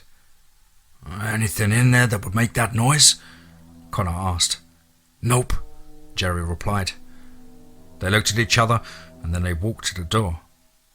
As the boys walked over to the door and Jerry put his hand on the door, Jerry looked at Connor and nodded. Jerry pushed the door and both drew with their weapons as their eyes fell on the twins. Ty and Ann. Oh damn, are you guys alright, huh? Jerry said as he comforted the twins while checking them over. Bubba, we really need to go, Connor said in an almost demanding tone. Where's Mum? Jerry asked. She put us in here and then she said that she needed to go back and get something and she never came back, Ty said, whimpering. Okay. Well, we get out of here and we're going to go to Uncle Derek's, okay? Jerry said while pointing to the door. Jerry picked up Ty and Connor grabbed Ann. The group made their way for the door and down the porch stairs to the SUV. They loaded the twins and Connor ran over to the truck to grab some flashlights and some other things. Jerry put the twins in their booster seats. I'm going to go get the extra set of keys, Jerry shouted. All right, bro, Connor hollered back. Jerry ran back up the porch stairs and into the entry of the house and then into his dad's office. Pulled out the key to the key box in his dad's center drawer of his desk. He walked over to the key box and inserted the key. He then heard the rapid pops of a 9mm pistol he gave Connor. All 15 rounds poured in his ears. Oh shit, Jerry yelled. He turned the key and the box flew open and he grabbed the extra set of keys. And just at that moment, he heard the loud booms of Connor's shotgun. As Jerry ran out of the door, the sight was one of wonder and frightening terror. His eyes were captivated by the blood cloud expanding behind the Gugwe's head, just as Connor pulled the barrel of the shotgun out of the beast's mouth, and the creature fell lifeless. Jerry slowly approached Connor, still locked onto the Gugwe, blood splattered in his face and shirt. He was shaking from the adrenaline in his system, and his breathing was so heavy he might as well have been hyperventilating. Connor? Jerry asked quietly. His body jerked to react to Jerry. Now tell me, does that look like a fucking tiger to you? With unbelievable frustration in his voice. Jerry just shrugged his shoulders. The dust cloud rose quickly, and the 2 young men and 2 7-year-old twins roared down the dirt road as fast as their SUV would carry them. About a mile down the road, Jerry said in a low, calm voice, It could have been a tiger. How would you let it go, Bubba? Connor said, shocked and dismayed, as Jerry smiled and concentrated on the road. Fate whispers to the warrior, You cannot withstand the storm. The warrior replied, I am the storm. Author unknown. The base camp was alive with activity. The Tactical Operations Center, or TOC, is the nexus of data gathering, analysis and management of dissemination and the hub of command, control, communications, computers, intelligence and interoperability for the commander and the command of organic and inorganic military, governmental, organizational detachments and non-governmental organizational liaisons. The TOC is located in areas that are not at risk for direct combat or insurgent actions, That is why Wilburton High School was chosen for the site of the TOC, Mobile Tactical Medical Complex, Mobile Confinement Center, Mobile Field Expedient Shelter Multiplex, and Tactical Air Support Center. And from his position at the fence of the confinement center, Harley had been reconnoitering the site. "It's amazing what you can find out, if you just look," he said to Big Mike. "The boys and myself, we're getting pretty damn tired of sitting around here, waiting for someone to debrief and clear us for release," said a frustrated Big Mike. Yeah, but my bed is comfy, and the gym is nice and the food is pretty good," joked Harley. Big Mike slapped Harley's right butt cheek and said, "Yeah, but my bitch is a piss poor fuck," as he walked away laughing. Harley, in a true smart-ass fashion, responded, "That's not what you said last night, baby. I could hardly get you off of it," as Big Mike was walking away, flying the big double middle finger over his shoulders, and Harley yelled, "Don't be cruel, you big tease." Yeah, sometimes compressed stress operators verbally rape each other because it creates a mental movement. It reduces the stress of the situation, builds character and camaraderie, plus it's fucking funny. In the TOC, Master Sergeant Kelly was giving his reports to the Captain Ross, head of the G2, the intelligence section. Master Sergeant Kelly informed the captain that there were significant numbers of military veterans in the area of the operation, and that it would be prudent to keep tabs on the subjects, and it may be necessary to bring them into corral. "We have approximately 19 in the corral right now, and he is getting their DD-214s, of which the service record jackets should be transmitted from the Military Personal Record Center, or MPRC, within the next 2 hours. That's excellent, Captain.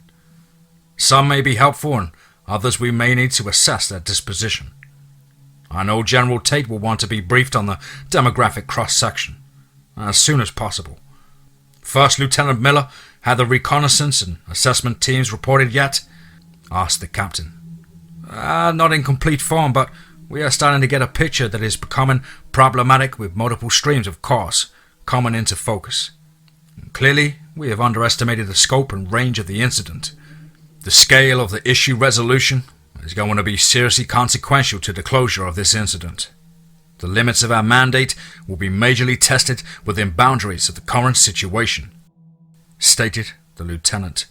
"Keep me informed. I will be briefing the general early this afternoon. Time to be determined," stated the captain. Captain Ross and the town's councilman and the mayor are in the debriefing room and are expected to be informed of the situation," the staff sergeant reported to the captain. "Good. Have them packaged and sent to the Transfiguration Center. Notify TC that they will be receiving 7 for the reality conversion therapy, on my authority," stated the captain. Another staff sergeant informed Captain Ross that Director Barrett wanted an update on the current situation, and the captain redirected the request to General Tate by saying, "I don't want to talk to that man. Send it over to the general. That man is his concern." Later that afternoon, Captain Ross and several other officers, non-commissioned officers, and the presidentially appointed General Tate were seated around the conference table in the TOC annex. "Thank you for your briefing, Captain Ross. It seems that they were significantly underestimations at the onset of this incident. What is the timeline for mopping up and procurement of the specimens?" stated General Tate. "General, we have begun a major operation of policing the dead and dying specimens and prioritizing aid of the wounded and injured prey targets. We have 5 living specimens, 3 juveniles and 2 male. One of those males we believe is an alpha. We have yet to procure a female alpha. They seem to be more elusive and proportionally smaller than the male specimens, but are far more aggressive," stated Lieutenant Colonel Sanders, G3 Operations and Planning. "And what are their preliminary genetics of the specimens?" asked the General. "Well, General, without having some of our more comprehensive results, we're questioning if maybe there was a contamination of the samples. But in a word, we are puzzled by the picture of the chromosomal arrangements of the specimen's genetic makeup." As you know, humans have 46 chromosomes. Mandrillus sphinxes, or mandrills, have 42 chromosomes. Cape baboons have 42 chromosomes. Gorillas, orangutans, chimpanzees all have 48. As best as we can ascertain from the data at this point, the specimens are comprised of 3% human, 14% gorillas, 6% orangutans, 5% chimpanzees, 27% Cape baboon, and 43% mandrill sphinx. All mandrills having been identified by these genetic markers in the chromosomal horizon and placing them in close proximity primates based on their cyclogenic homology. But there is a 2% of specimens chromosomal composite we cannot identify, and this grouping of the composites share the highest number of haplotypes in the specimens sampled, stated Captain Ross of the G2 Intelligence Section. Yeah, but what the hell does all this high-tech talk mean? Growled the General. The short answer is we don't know. We can speculate that with a high amount of haplotypes, that the specimen is more than likely engineered, said the captain with a hesitation. The General's face went white and dropped. Engineered? Engineered by who? The captain replied. Unknown. And how confident are you in these results? The General questioned. The analysis say that it's better than 88% confidence, the captain responded. After a long pause, the General spoke. This incident is now reclassified to top secret DAI-21214. The staff and other members at the table began to actively discuss, and that moved into multiple directions at the same time, and then the Colonel Childers spoke. Begging the General's pardon, but is this classification only allowed to be invoked by a General Staff Officer approved by the Senate? I mean, no disrespect, but I'm concerned that we may be outside the lines of law and violating the National Security Act or Constitution. Your concerns are warranted, Colonel, but under the memorandum of Notification 608, several at the table looked puzzled, and the General continued. Otherwise known as a presidential finding that authorizes a covert action to address national security objectives. But, sir, isn't that for only foreign policy objectives? Questioned the Colonel. Not since 9/11, Colonel Childers. Any further questions or concerns, Colonel? The General spoke with a reserved irritation. No, sir, the Colonel replied. This meeting is adjourned, said the General. As the meeting broke up, Master Sergeant Kelly reported to the General. Sir, I have the service jackets of the veterans we have in the corral, 19 in total. Kelly handed them to the General and spoke. I think there is one you'll be most interested in. Is on top. Henry Mitchell Jones, Staff Sergeant, promotable before separation. 12 years of active service, most if not all of the Ranger battalions and or regimental detachments. Has held top-secret compartmented clearances for the majority of his service stint. Master parachutist, air assault, pathfinder, scuba qualified, high altitude, low opening qualified Halo, Ranger tab, and attended ICS. General looked stumped. Oh, and Israeli Commando School. A host of medals and awards, almost all of them, along with the reasons for awarding them, they're classified. A comment by the Command Sergeant Major of the 3rd Battalion had this to say on Jones' performance review, before he was promoted to Sergeant E5. I highly recommend Specialist 4 Jones to be promoted to the non-commissioned officers cadre. It's been my experience with men like Specialist Jones that, with a little polish and guidance, that he could lead a squad of rabid monkeys through a china shop and not one plate would be disturbed. It is in my opinion that over my 28 years of service in the United States Army, that men like Specialist 4 Jones, if given the opportunity to show their mettle and allowed to grasp of command and leadership, grow to be lifelong members of military service. They serve with distinction and honor. These men constitute and represent the qualities and would bring great credit upon himself and the United States Army. Command Sergeant Major Roger K. Emerson, 3rd Battalion, 75th Ranger Regiment. Does this son of a bitch walk on water too? The general barked. If the army at the time he was active asked him to. Quite possibly, sir, Kelly stated. I have made note of a few others that have already seen action during this incident, and yes, the water walker is one of them, sir, Kelly continued. General Tate did not look amused, and then said, Set me up with Jones tomorrow morning. I'm leaving for the AO. I want to inspect the operation. Yes, sir, Kelly saluted and said, Be sure to take your rain gear, sir. It looks like rain over the area of operations, sir. Kelly turned and walked out. You know, when there's nothing left to do but to fight with everything you've got to get back up, there's a word for it. Resilience. Tyler Way, leadership strategist. Connor and Jerry, along with the twins, pulled into Jerry's uncle's driveway.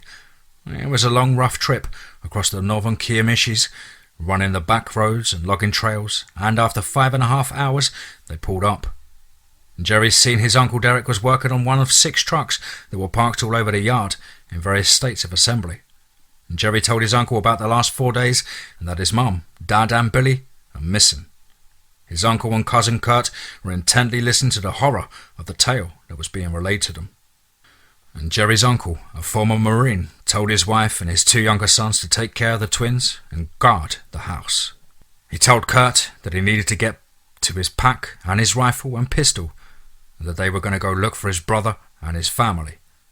Kurt was 20, a year older than Jerry, and was a Southern Oklahoma farm boy and could take care of himself in a scrape. About an hour later, they were in Derek's Chevy truck, rolling to the closest town of Kinta. They arrived at an Easy Mart at Broadway and Hoyt Street. Derek walked in and told his cousin Lance what was going on in Red Oak and that they needed to get some supplies. Lance told him to get what they needed and he would cover them. With the truck filled with fuel and several fuel cans extra and supplies for at least 4 or 5 days, they hit the back roads in Red Oak. As they topped the peak, the last rays of sunlight blinked out from behind the hills to the west. In 30 minutes, it would be dark. Just then, the right front tyre blew. Damn! Derek grunted, and they came to a stop, and Derek, Lance and Jerry set about jacking up the truck to get the big 48-inch tyre off and replaced with one of the 2 spares. Connor climbed up onto the cab of the truck to keep watch on the surrounding area. He got one of those feelings, and so far, he'd been right. As dusk was setting in, Connor noticed some movement off to the east. Some bushes were moving, and there was no wind to move them. Connor raised his AR-15 with a Nikon scope that Jerry's uncle gave him, and began to line up a firing lane of whatever this was, and then it emerged from the tree line. It was tall, skinny, but was thick-chested. Its arms were long and past its waist, almost to its knees, and it was covered in long, scraggly hair. The colour of the hair wasn't black. It was almost lighter, maybe brown or reddish. It didn't move, and like the monsters he had seen and shot earlier, almost lumbering with its walk hunched slightly over. He thought it looked over at him, but the lack of light prevented him from seeing much more than that. He was about to shoot when the figure moved off into the tree line and away from them, and he thought, wow, I don't know what that was. The guys got the tyre changed, as Connor told them about what he'd seen. Jerry's uncle piped up, yeah, they're out here. Those things will leave you alone if you leave them alone. Now these other things you boys told me about, I have never seen. And they started back onto the trail to Red Oak, with hope in their hearts. Man is affected not by events, but by the view he takes of them. Seneca 4 BC. Jameson, Big Mike and Tracy were setting up on some chairs in a television tent watching the news broadcast when the reporter began to report on the tiger attacks in Leflore County, town of Red Oak, and they were interviewing 2 young men, Jerry Dalton and Connor Billings. Did they just say tigers attacked them? Said Jameson in a shocked tone. Yup, said Big Mike. This stinks. This stinks to high hell, Tracy said, disgusted. Dalton. I think I know his Uncle Derek, Big Mike said. That's sure not the kid I remember. He looks like he's on something. Look at his eyes, Jameson piped in. This is why they haven't released us yet. They're floating this bullshit story, so if the truth gets out, it's already ghosted, said Big Mike. Oh, there is some slime going on here, Tracy chimed in. Man, Harley needs to hear about this, Jameson stated with determination. Jameson got out of the chair and went off to find Harley. The boys continued to listen to the telecast, and it seemed that, with every word, it just made Big Mike angrier. You know, Big Mike, I think you're sexy when you get mad, Tracy said, grinning. Big Mike responded coldly. Tracy sat in his chair, grinning and laughing.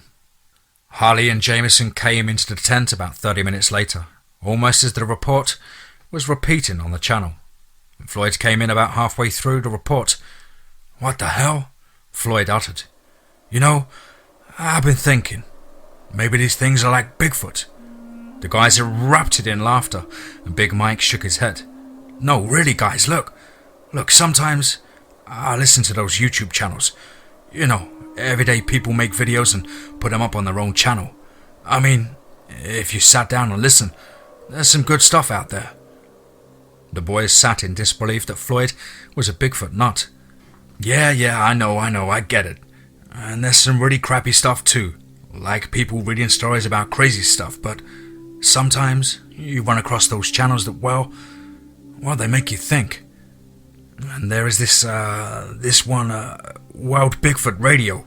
Man, the guy that runs it, he's a real bonehead, but he has some really good stuff on the subject.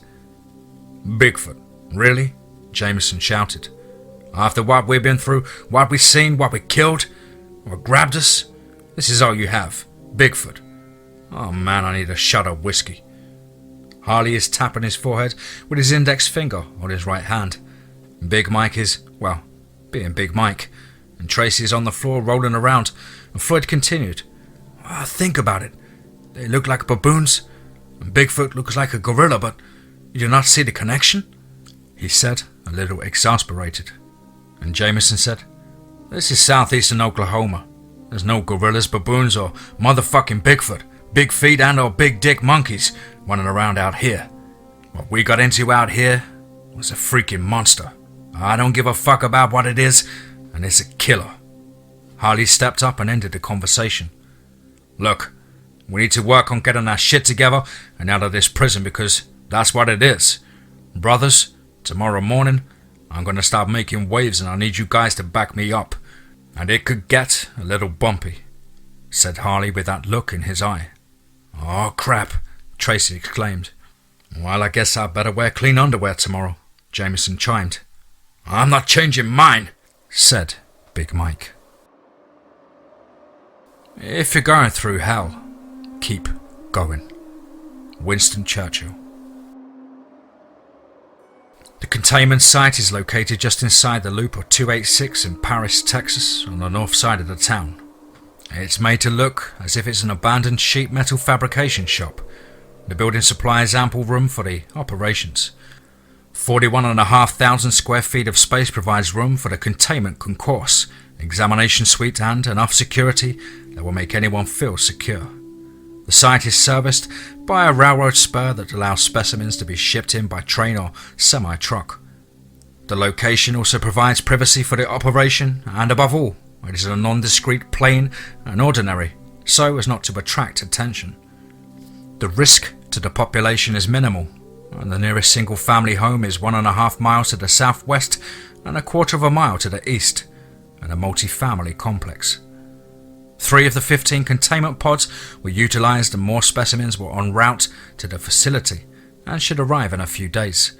The site was in operation 24/7, and this night the staff had 3 new trainee guards/handlers added to the roster and 4 experienced guards for the night shift. The facility is also backed up by a 17-man Quick Reaction Force or QRF that furnishes the guard/handler with more than adequate support. Specimen number 315-GB was pacing in Containment Pod 3, and the specimen is of a late adolescent male captured during the Wichita National Biological Preserve incident 18 months ago. And since its arrival, The specimen has grown about a foot and increased its weight by 103 pounds, making the specimen 6.2 feet and weighing 509 pounds. Joe Beck was new on the job here, and the DAI Specimen Confinement Facility number 3. At 26 years of age, and having had only a part-time job in his career view, he wanted something more permanent and, well, exciting. And Joe always wanted to join the military so he could sit at a family dinner table on holidays and talk shop with his brothers, father, 3 uncles and his cousin.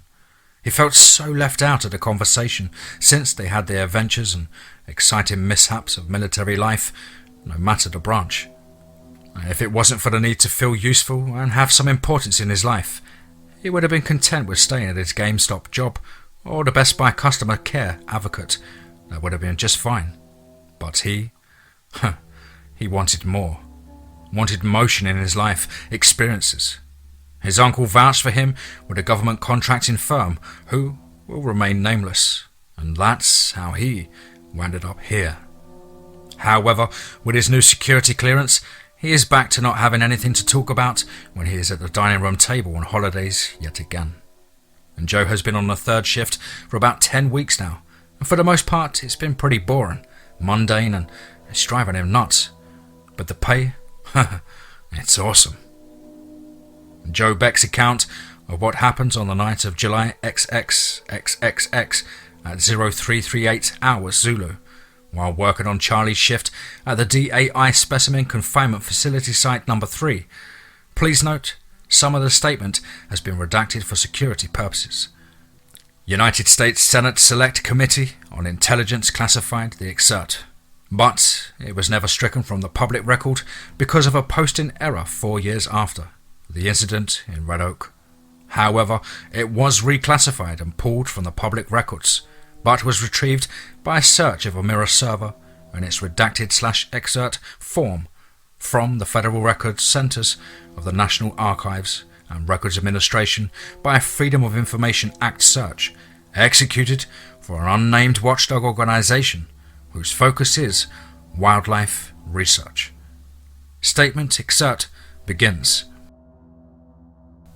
Ricky Edwards was a new hire. He had been here for only 3 weeks, and I was on shift with him. Ricky had mouth and propensity to blow hot air 24 hours a day.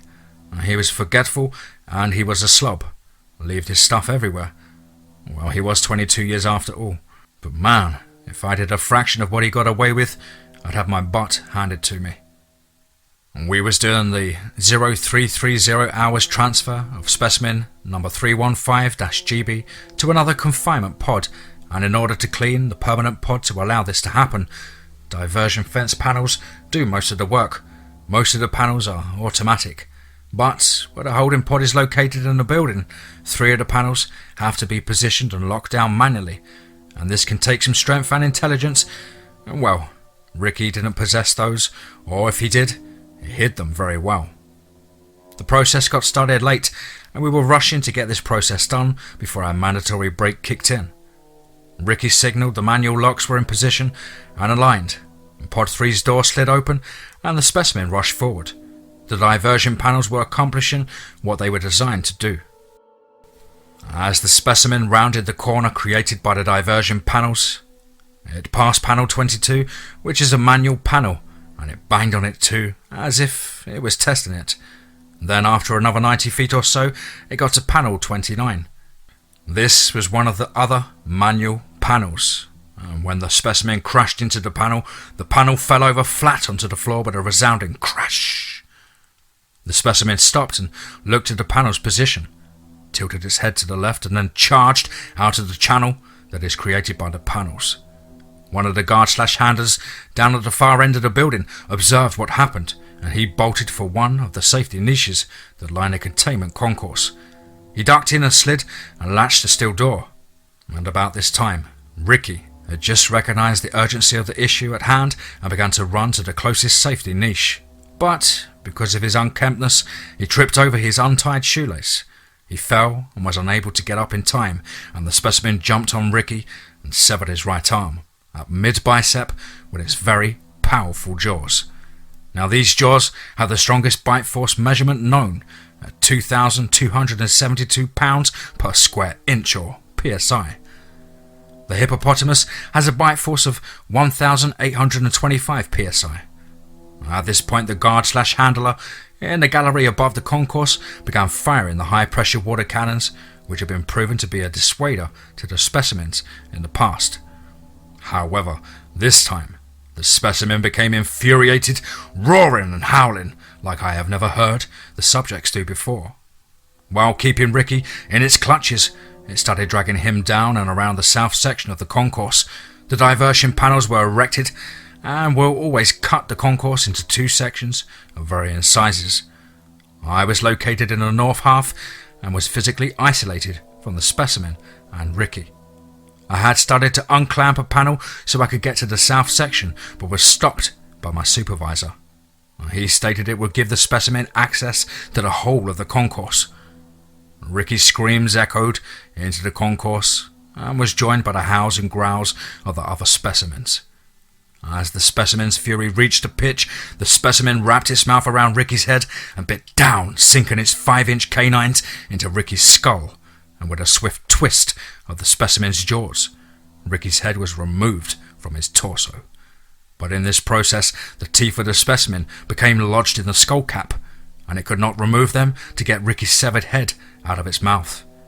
The specimen started slamming its head back and forth onto the walls and floor, trying to free the head from its mouth, and this allowed the snipers to get in position to get the tranquilizing shot. As the snipers were moving to their positions, the specimen was making movements that would make a shot almost impossible, since there is one spot which the hide is thin enough to puncture. Jill Strom, a maintenance worker, opened an access door by mistake at this point. I yelled at him to close the door, but it was too late and the specimen had grabbed the door and kept Jill from closing it. At some point in this process, Ricky's head had come loose from its teeth of the specimen and was rolling back out of the hallway into the concourse of the containment area. Jill ran down the hallway, and while I didn't see it from his screams, he was brutally dismembered in the hallway, while the specimen was still moving towards the outside door. I could hear the specimen beating on the reinforced steel door, and then the klaxon alarm was starting to sound over the loudspeakers.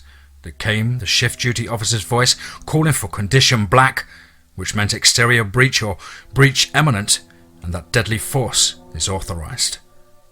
The specimen continued to pound on the steel door, while the guard/handler staff and quick reaction force or QRF was maneuvering to get into a good position to fire on the specimen. It was at this point that I heard the exterior door give way and the guards along with the QRF began running down the hallway, firing their weapons. I ran back up to the security center, and on the 40 or so monitors, the battle with the specimen ensued. The long and the short of it is, 2 guards killed in action, 3 wounded, 2 critical, and 5 of the 17 QRF were also killed in action.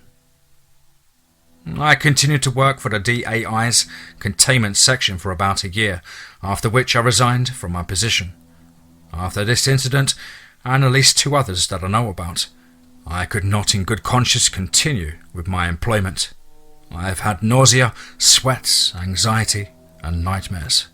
I have no interest in my daily life and flashbacks of the incidents with the specimens. I feel that these specimens have all the characteristics of natural laws gone awry. Statement, excerpt, ends.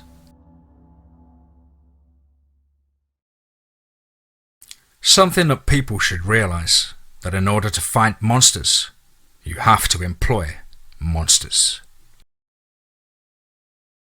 Harley was awakened by the duty officer at 0500 hours and was instructed to shower and shave, and he reluctantly did so, even though he wanted to punch the guy, and he was worried about his farm. But he had confidence in his field hands to do everything that they needed to do to get done on the farm. You see, Harley believes in making sure that people have some kind of skin or vested interest in their own destiny. Harley shares 15% of his profits with his field hands, plus their normal pay. If you have a skin in the game, you're protected, like you protect your own hide. Harley was showering when he was joined by Jameson, Tracy, Big Mike and Floyd. All right, my bitch is soaked and ready to ride, boasted Big Mike as he clapped. Yeah, but you haven't paid your bill from the last time. Harley slapped his left bare wet butt cheek and said, So you cut off the old goat humper? While he grabbed his towel and walked out of the shower area. Woo! Cold-hearted bitch, Jameson said to Big Mike and laughed. The boys finished up with their morning regimes and were waiting on the guards to bring their clean jumpsuits to them. After waiting for an hour in the bath towels, the gate latch clicked and in walked 11 guards. Big Mike said, I think someone's about to tell us to relax, and this won't hurt a bit. Turning to Jameson. Jameson grumbled. The guard that seemed to be in charge stepped up and said, Okay, I think you know what's about to happen. In order for us to process you, we will have to perform a comprehensive search, and this is nothing personal, just a routine procedure. The guard started calling off names, and 2 guards went with each of the boys to a separate room, where strip and cavity searches were performed on the men. Over the next 30 minutes, a complete strip and exhaustive search of all cavities was conducted. As the boys filed back into the holding room, they were now dressed in white jumpsuits with blue stripes down the right-hand side, and, what was a little disturbing, as if it couldn't get any more humiliating, the jumpsuits had their name and file number printed on them. And they were allowed to keep their original flip-flops. What the fuck is up with this shit? Growled Jameson. I don't know, responded Harley.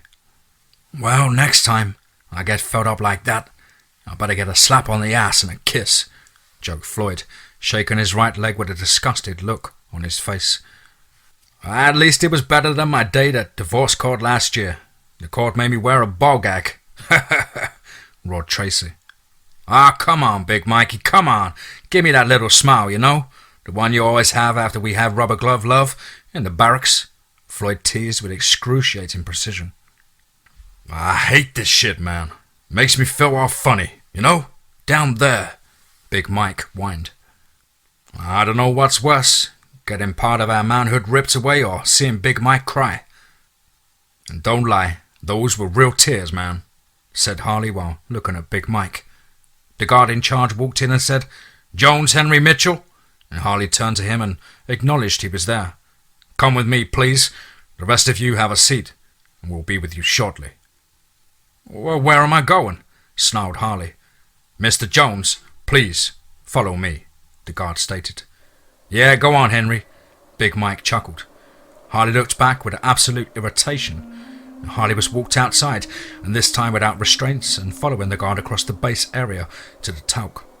The guard checked in at the clearance desk, and Harley was given a guest ID, and Harley put the lanyard around his neck and followed the guard through the tent corridor into the tent annex, and then was told to sit in a chair next to the desk where the staff sergeant was working. You're Jones, Henry Mitchell. Date of birth, social security, are these correct? The staff sergeant asked as he showed them to Harley. Yes, Sergeant, Harley replied. Your last Veterans Administration evaluation happened on this day? The sergeant asked. Are these your current tax returns? The sergeant continued. What is this? Harley said. Please, answer the questions, Mr. Jones, the sergeant said with some frustration. Yes, it's all correct, Harley snapped. The sergeant got up and grabbed some papers and a large file folder and walked over to the door and placed in a temporary wall, knocked and opened it. About 10 minutes later, the sergeant walked out and told Harley to have a seat in the chair along the wall and feel free to grab some coffee and a donut. It might be a while. An hour went by and Harley asked, Where's the pisser? The sergeant called in the guard, and the guard escorted Harley to the latrine and then brought Harley back to the chair. Harley was thinking of getting another cup of coffee when the door opened and a man walked in that was, well, looked a lot younger than what he should have been, considering he was a one-star brigadier general. Sergeant Jones, I'm General Tate. Come on in, turning to the sergeant at the desk. We're not to be disturbed. Yes, sir, replied the sergeant. Sergeant Jones, have a seat, General said. Sir, I'm a civilian now. It's Mr. Jones, Harley said with pride. I have always thought men who have acquired rank over the number of years you have served always held it close to their hearts, said the General. Okay. Well, if you don't mind me asking, how the fuck does someone as young as you become a general? That's a fair question and a direct one. At least you're living up to the performance reviews in your service jacket. You see, Sergeant Jones, sometimes the President sees the need for a specific skill set for a position, and he needs someone that could make, how shall I say this, make the cause that others find horrific and who can be devoid of all conscience, caring and compassion. So you're just a bastard with a star, Harley said smugly. Ha ha ha ha, that's a good way to put it, Sergeant, said the General. Really? How old are you? Harley inquired. I'm 37, Sergeant Jones, the General replied. Harley shook his head. What is it that you want from me? Harley asked. Well, Sergeant, it's not just what I want from you, it's the team you took up to the peak to make contact with the authorities. Gutsy move, and from the copy of the debriefing I read, it was all your concept, plan and idea, said the General. Yeah, I had a little something to do with it. Harley looked confused. Oh, Sergeant, don't be modest. For a man such as yourself, that's unbecoming, said the General with a slight irritation in his voice. Harley sat back in the chair and pointed both open hands at the General and said, Look, I have been rebuilding my life ever since I got separated from the military. It hasn't been all that easy. What I did, because I have an intense desire not to wind up becoming a steaming pile of shit after riding a log ride in some monster's colon. Well put, the General acknowledged. And so please, get to the point so I can tell you to fuck off, Harley said with a disdain in his voice. Well, let's discuss your options, said the General. Options? Harley said while chuckling. You have the option of coming back to work for me, as well as your team, the General said with notable irritation. Stop. I don't have a team. We did what we did to survive and keep our families safe, Harley said sternly. And it was a noble thing you did. That's why I'm offering you and your friends this option.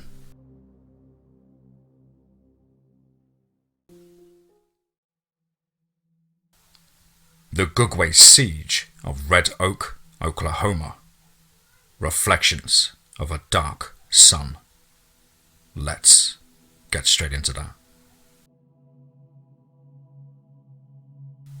Whoever fights monsters should see to it that in the process he does not become a monster. And if you gaze long enough into the abyss will gaze back into you. Nietzsche. As the day burned towards dusk, the Gugwe, now diminished in number, retreated back into the deep woods. The alphas, not really sure of how to react to the full-on pushback of the prey. The general thought amongst them was, no more easy prey. What happens in nature when one tactic or behavior no longer works? They develop another. But the prey have a few new tricks of their own to give the beasts a better reason to stay in the deep woods. Infrasonic and ultrasonic weaponry, something that the labs of the Defense Intelligence Agency is very good at creating, back engineering, and just downright stealing. The 19 semi-trucks with weapons crates and flatbed lowboy trailers with vehicle-mounted techno-whiz-bang gadgetry was arriving at the base site and will be deployed, with busloads of additional troops that have been arriving all day from regular Army, Marine and Air Force units and installations. The director of the initiative had sent adequate reinforcements to the General Tate, even though he did not request them, and this created a logistical nightmare for his command that he was not prepared to handle.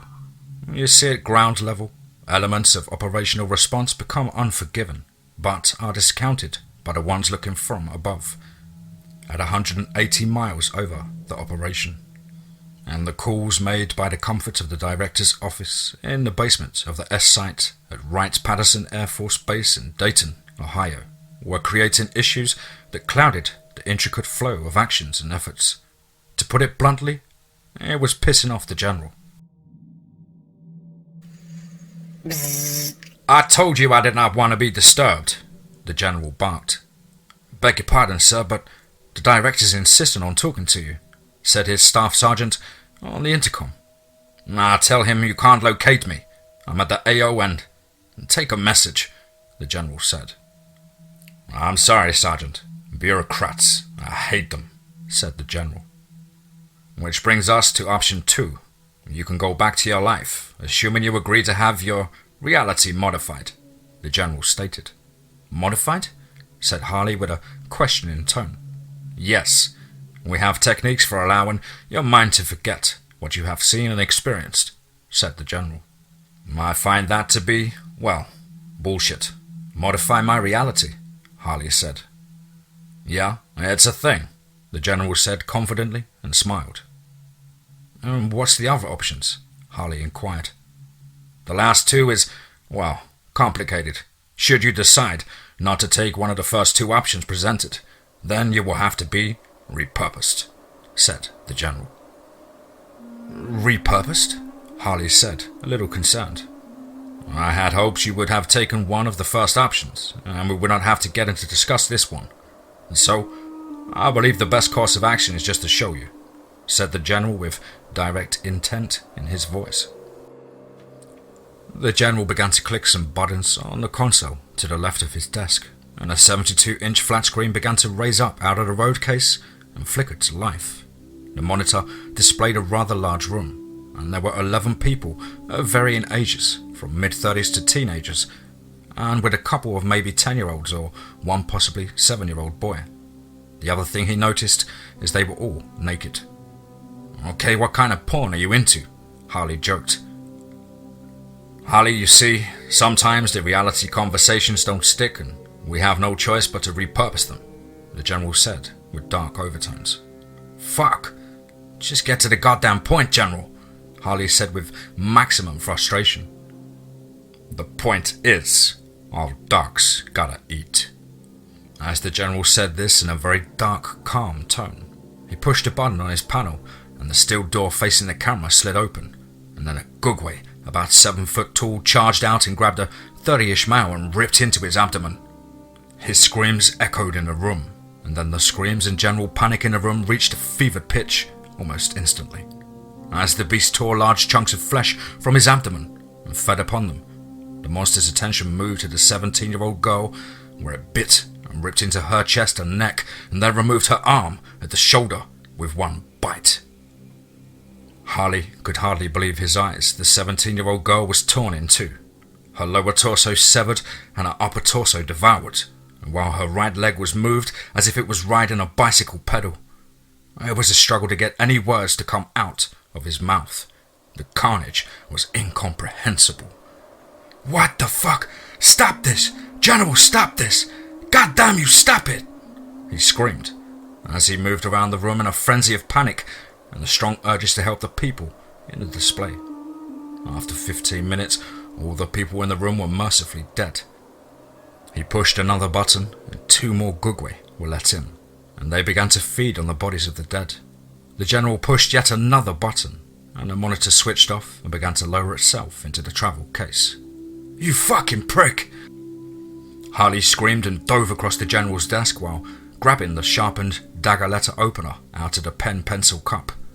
Harley swung with the blade and sliced the left sleeve of the battle utility shirt just past the elbow, the point of the blade just missing the general's flesh as he flipped the letter opener in his hand so he could stab a striking stabbing blow to the general's face.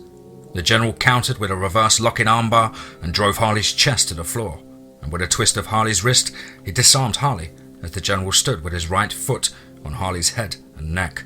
Why? God damn it, why? Harley yelled in a voice cracking on the verge of breaking into tears, facing into the floor with the general's continued hold, him in an arm lock with the general's foot on his neck. Sergeant Jones, get control of yourself, the general ordered. Get the fuck off me, Harley said in an angry, gruff tone. The general released Harley and stepped back about 4 steps. Harley sprang to his feet, breathing heavily, staring at the general and walking around the desk, then turning and saying, Tell me why, General. As the general straightened his uniform and realized that his sleeve was destroyed, it was at this point Harley saw it. the Ranger scroll and the horizontal red diamond with the number 2 tattooed on his left forearm. "You're a fucking Ranger? You was in the 2nd. I never thought in a million years one of my own brothers could have done what you've done. What kind of monster are you?" Harley said with almost the sound of a man with a broken heart. "Oh, be careful there, Jones. Be careful using the word monster. You and I are a lot alike," the General said with confidence. "We're nothing alike, not even close," Harley countered with a more controlled response. "Oh, really? And shall we discuss Mozambique? Or more accurately, Abaca, Mozambique? You remember what it was you called them, puss pockets on the asshole of humanity. I believe that's what you read in your previous after the actions report." Harley wanted to say something, but he couldn't get the words out. It was like an elephant standing on his nuts, and he couldn't even whisper, "Get off." "Oh, and your platoon sergeant recorded this on his wrist recorder." The General pushed a button on his panel, and the speakers crackled with Harley's voice. "Come on, Sergeant. Let my team go back in there and bust a nut on those useless parasites. They're up to no good. All the intel points to it. There was no collateral damage considerations. It's a training base. You and half the command down here know this. You have the authority in this instance. Come on. Platoon Daddy, cut us loose on them. You know my guys can get it done. Come on." "Sergeant, I'll polish your boots with my knees for a month after we get back. You know I'm good at it. I got references. Ha ha ha." And the recording ends. "What happens in the village, Harley?" the General said, as Harley reacted as if the General had stabbed him with a 12-inch blade to the heart.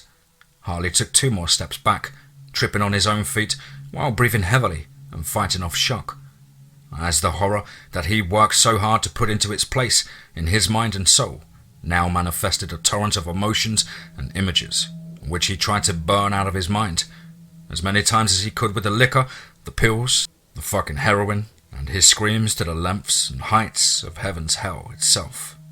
Harley stumbled back a couple of steps as his stomach twisted.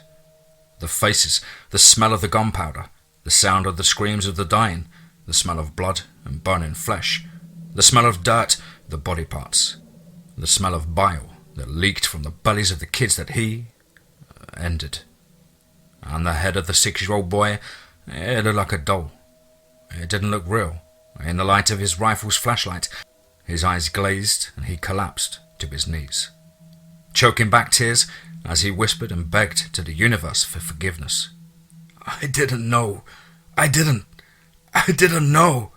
His head dropped into his hand, and as his gut-wrenching cries filled the room, as the General lit up a cigar and sat back in his chair and took a long puff while staring at the collapse of a man he prodded back into a living, waking nightmare. After all, it's what he does.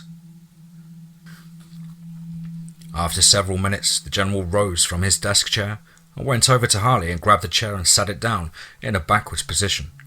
Harley scooted away quickly from him, putting his back against the wall and putting his legs up to his chest and gripping his knees with his hands as he looked away from the General and down at the floor with tears still falling.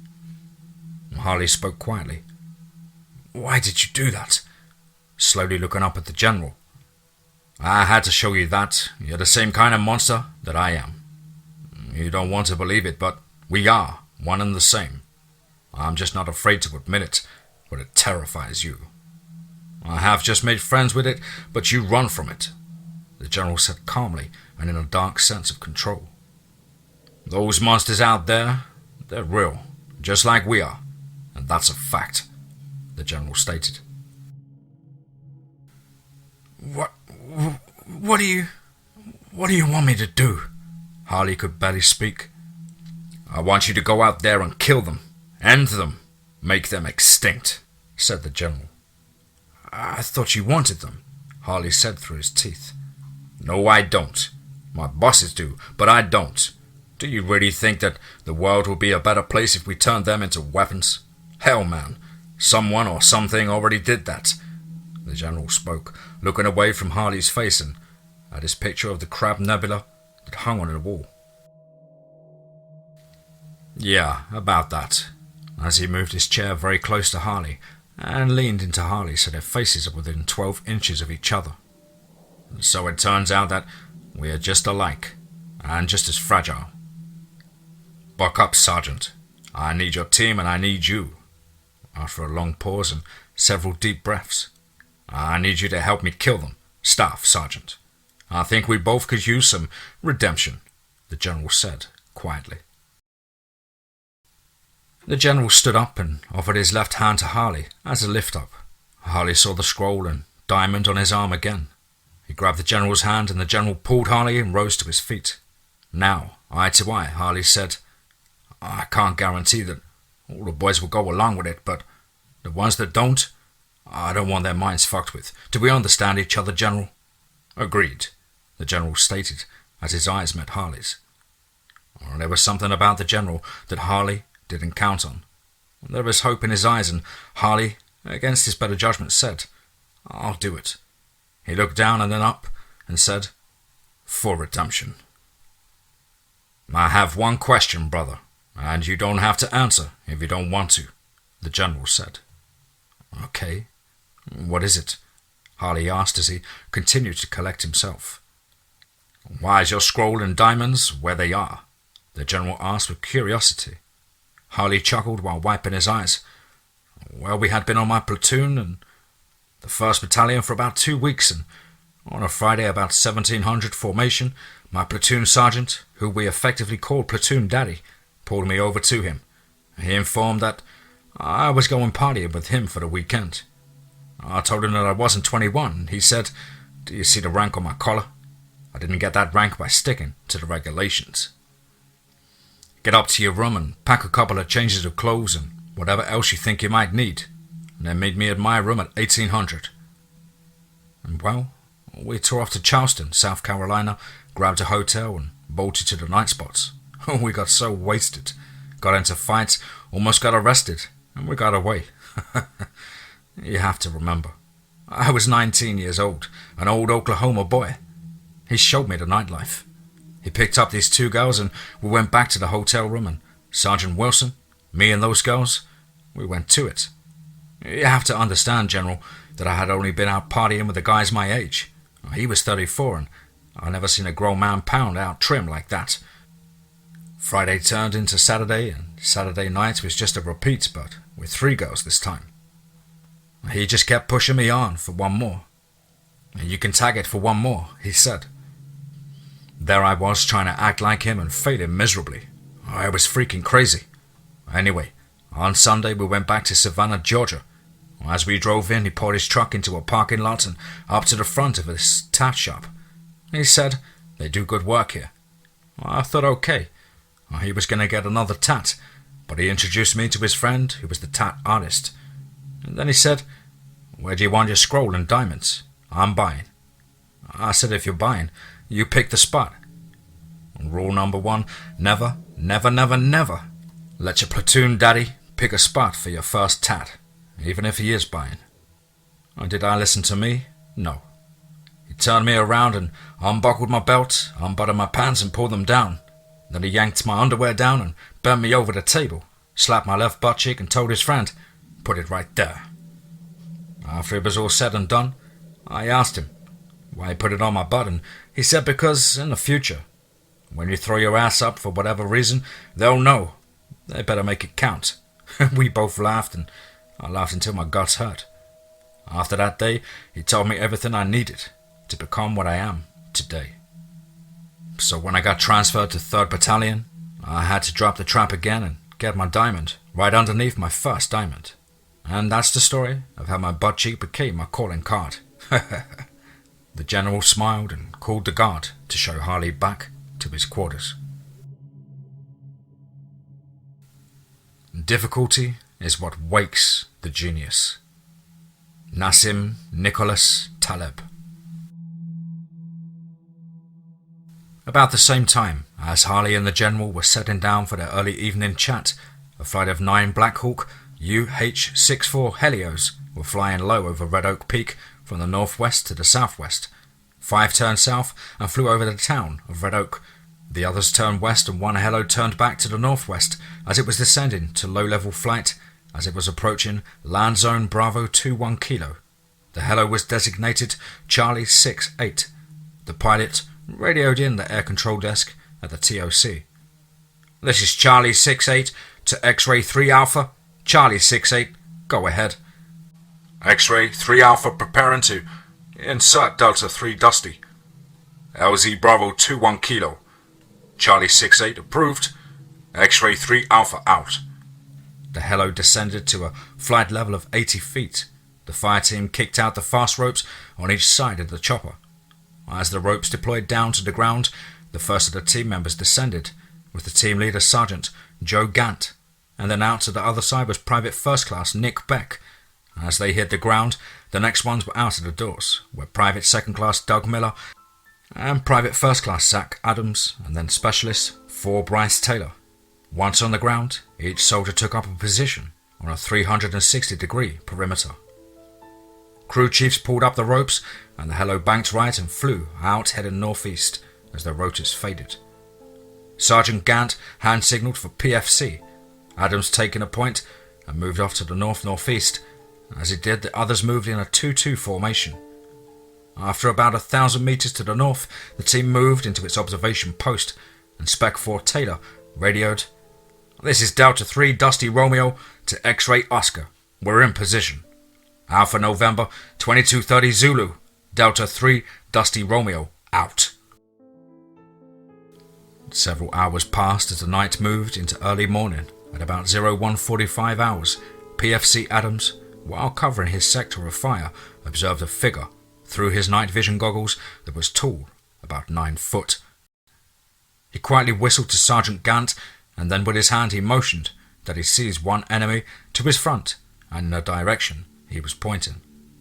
Gant could see Adams clearly with his night vision goggles, or nods, and beyond Adams' position he could see the figure that Adams was pointing out. The figure fit the silhouette's profile of the target species, but the target was moving away and dropped out of sight below the rise of the ridge top. As the team was setting back into an observation mode, when a Gugwe dropped from the canopy above them and landed in the center of the team's perimeter, roars with a fierceness that shakes them to their core.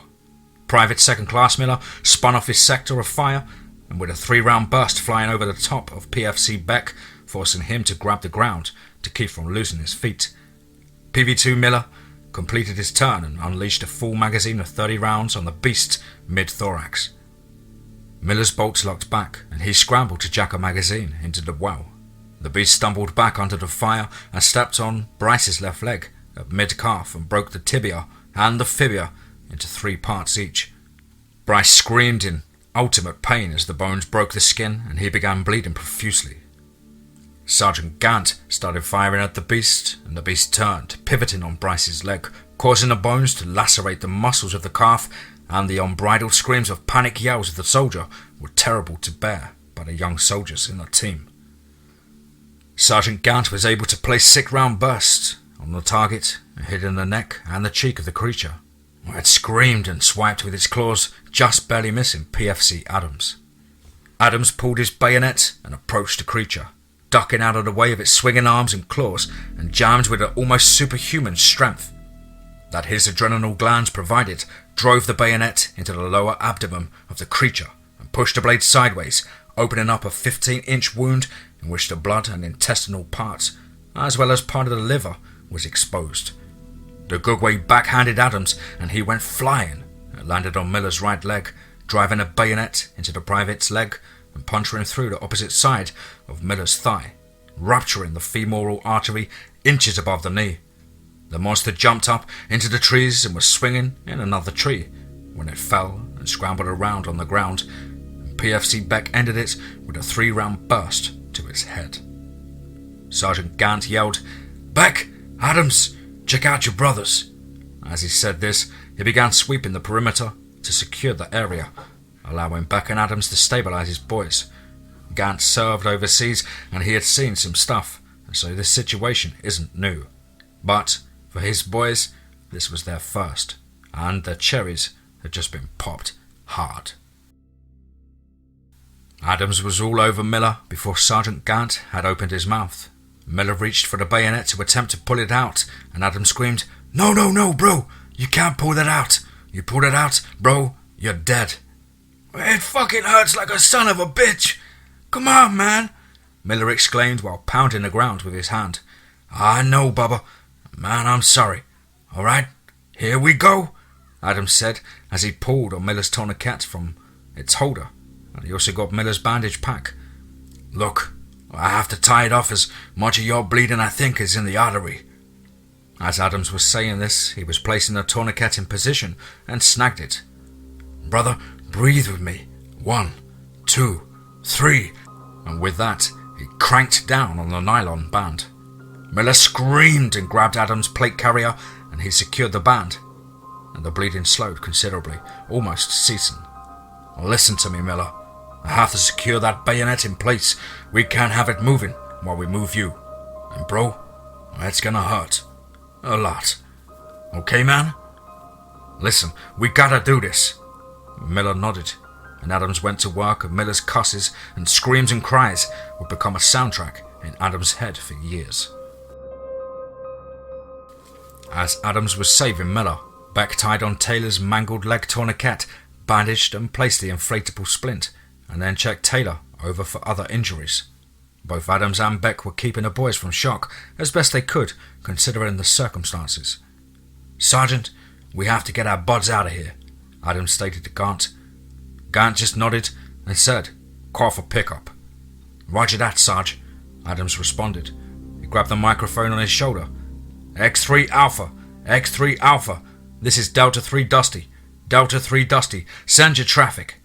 X-Ray 3 Alpha requesting medevac, 9 line to follow. Stand by, grid 438 44578, Charlie Lima, break.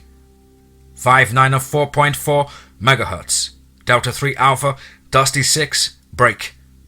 2 Alpha, break, Alpha Alpha Papa, break. Echo Strobe 2 Alpha, clearing in the timber. Delta 3 Dusty stat call. TOC answers back. Stand by, Dusty 6. The anticipation of the callback is excruciating as some 90 seconds pass by, and then the radio crackles. Dusty 6, Mike Vector 77 inbound. 4 mics, Sierra Whiskey. And TOC continues call. Bravo 76 requests SID rep over. Stand by, Bravo 776. Contact target species 1 Tango, KIA. No further contact. 2 casualties. Status Alpha Alpha. Ports 9-6, 9 Golf. Report ends. Delta 3 Dusty out.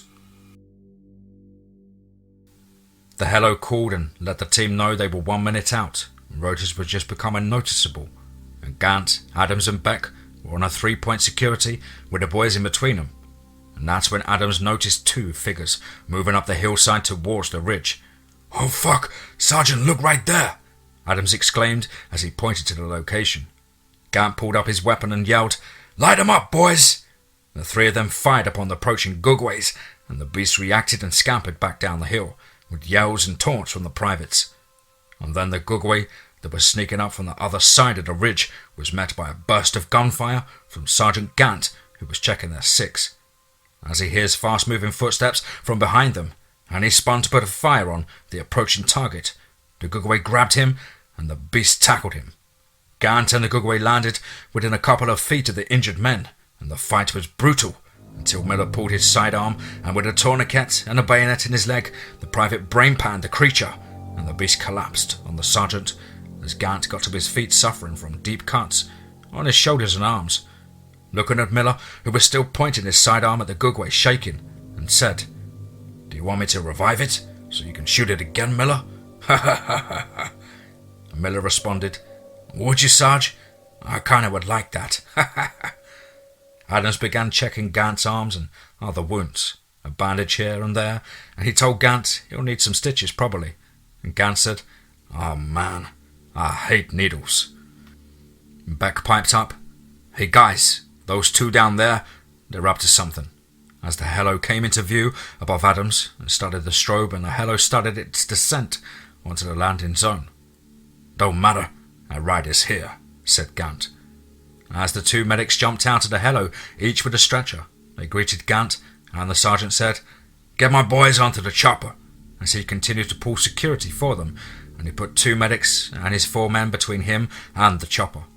The group was almost to the chopper when 3 Gugwe broke over the ridge and began running at the men.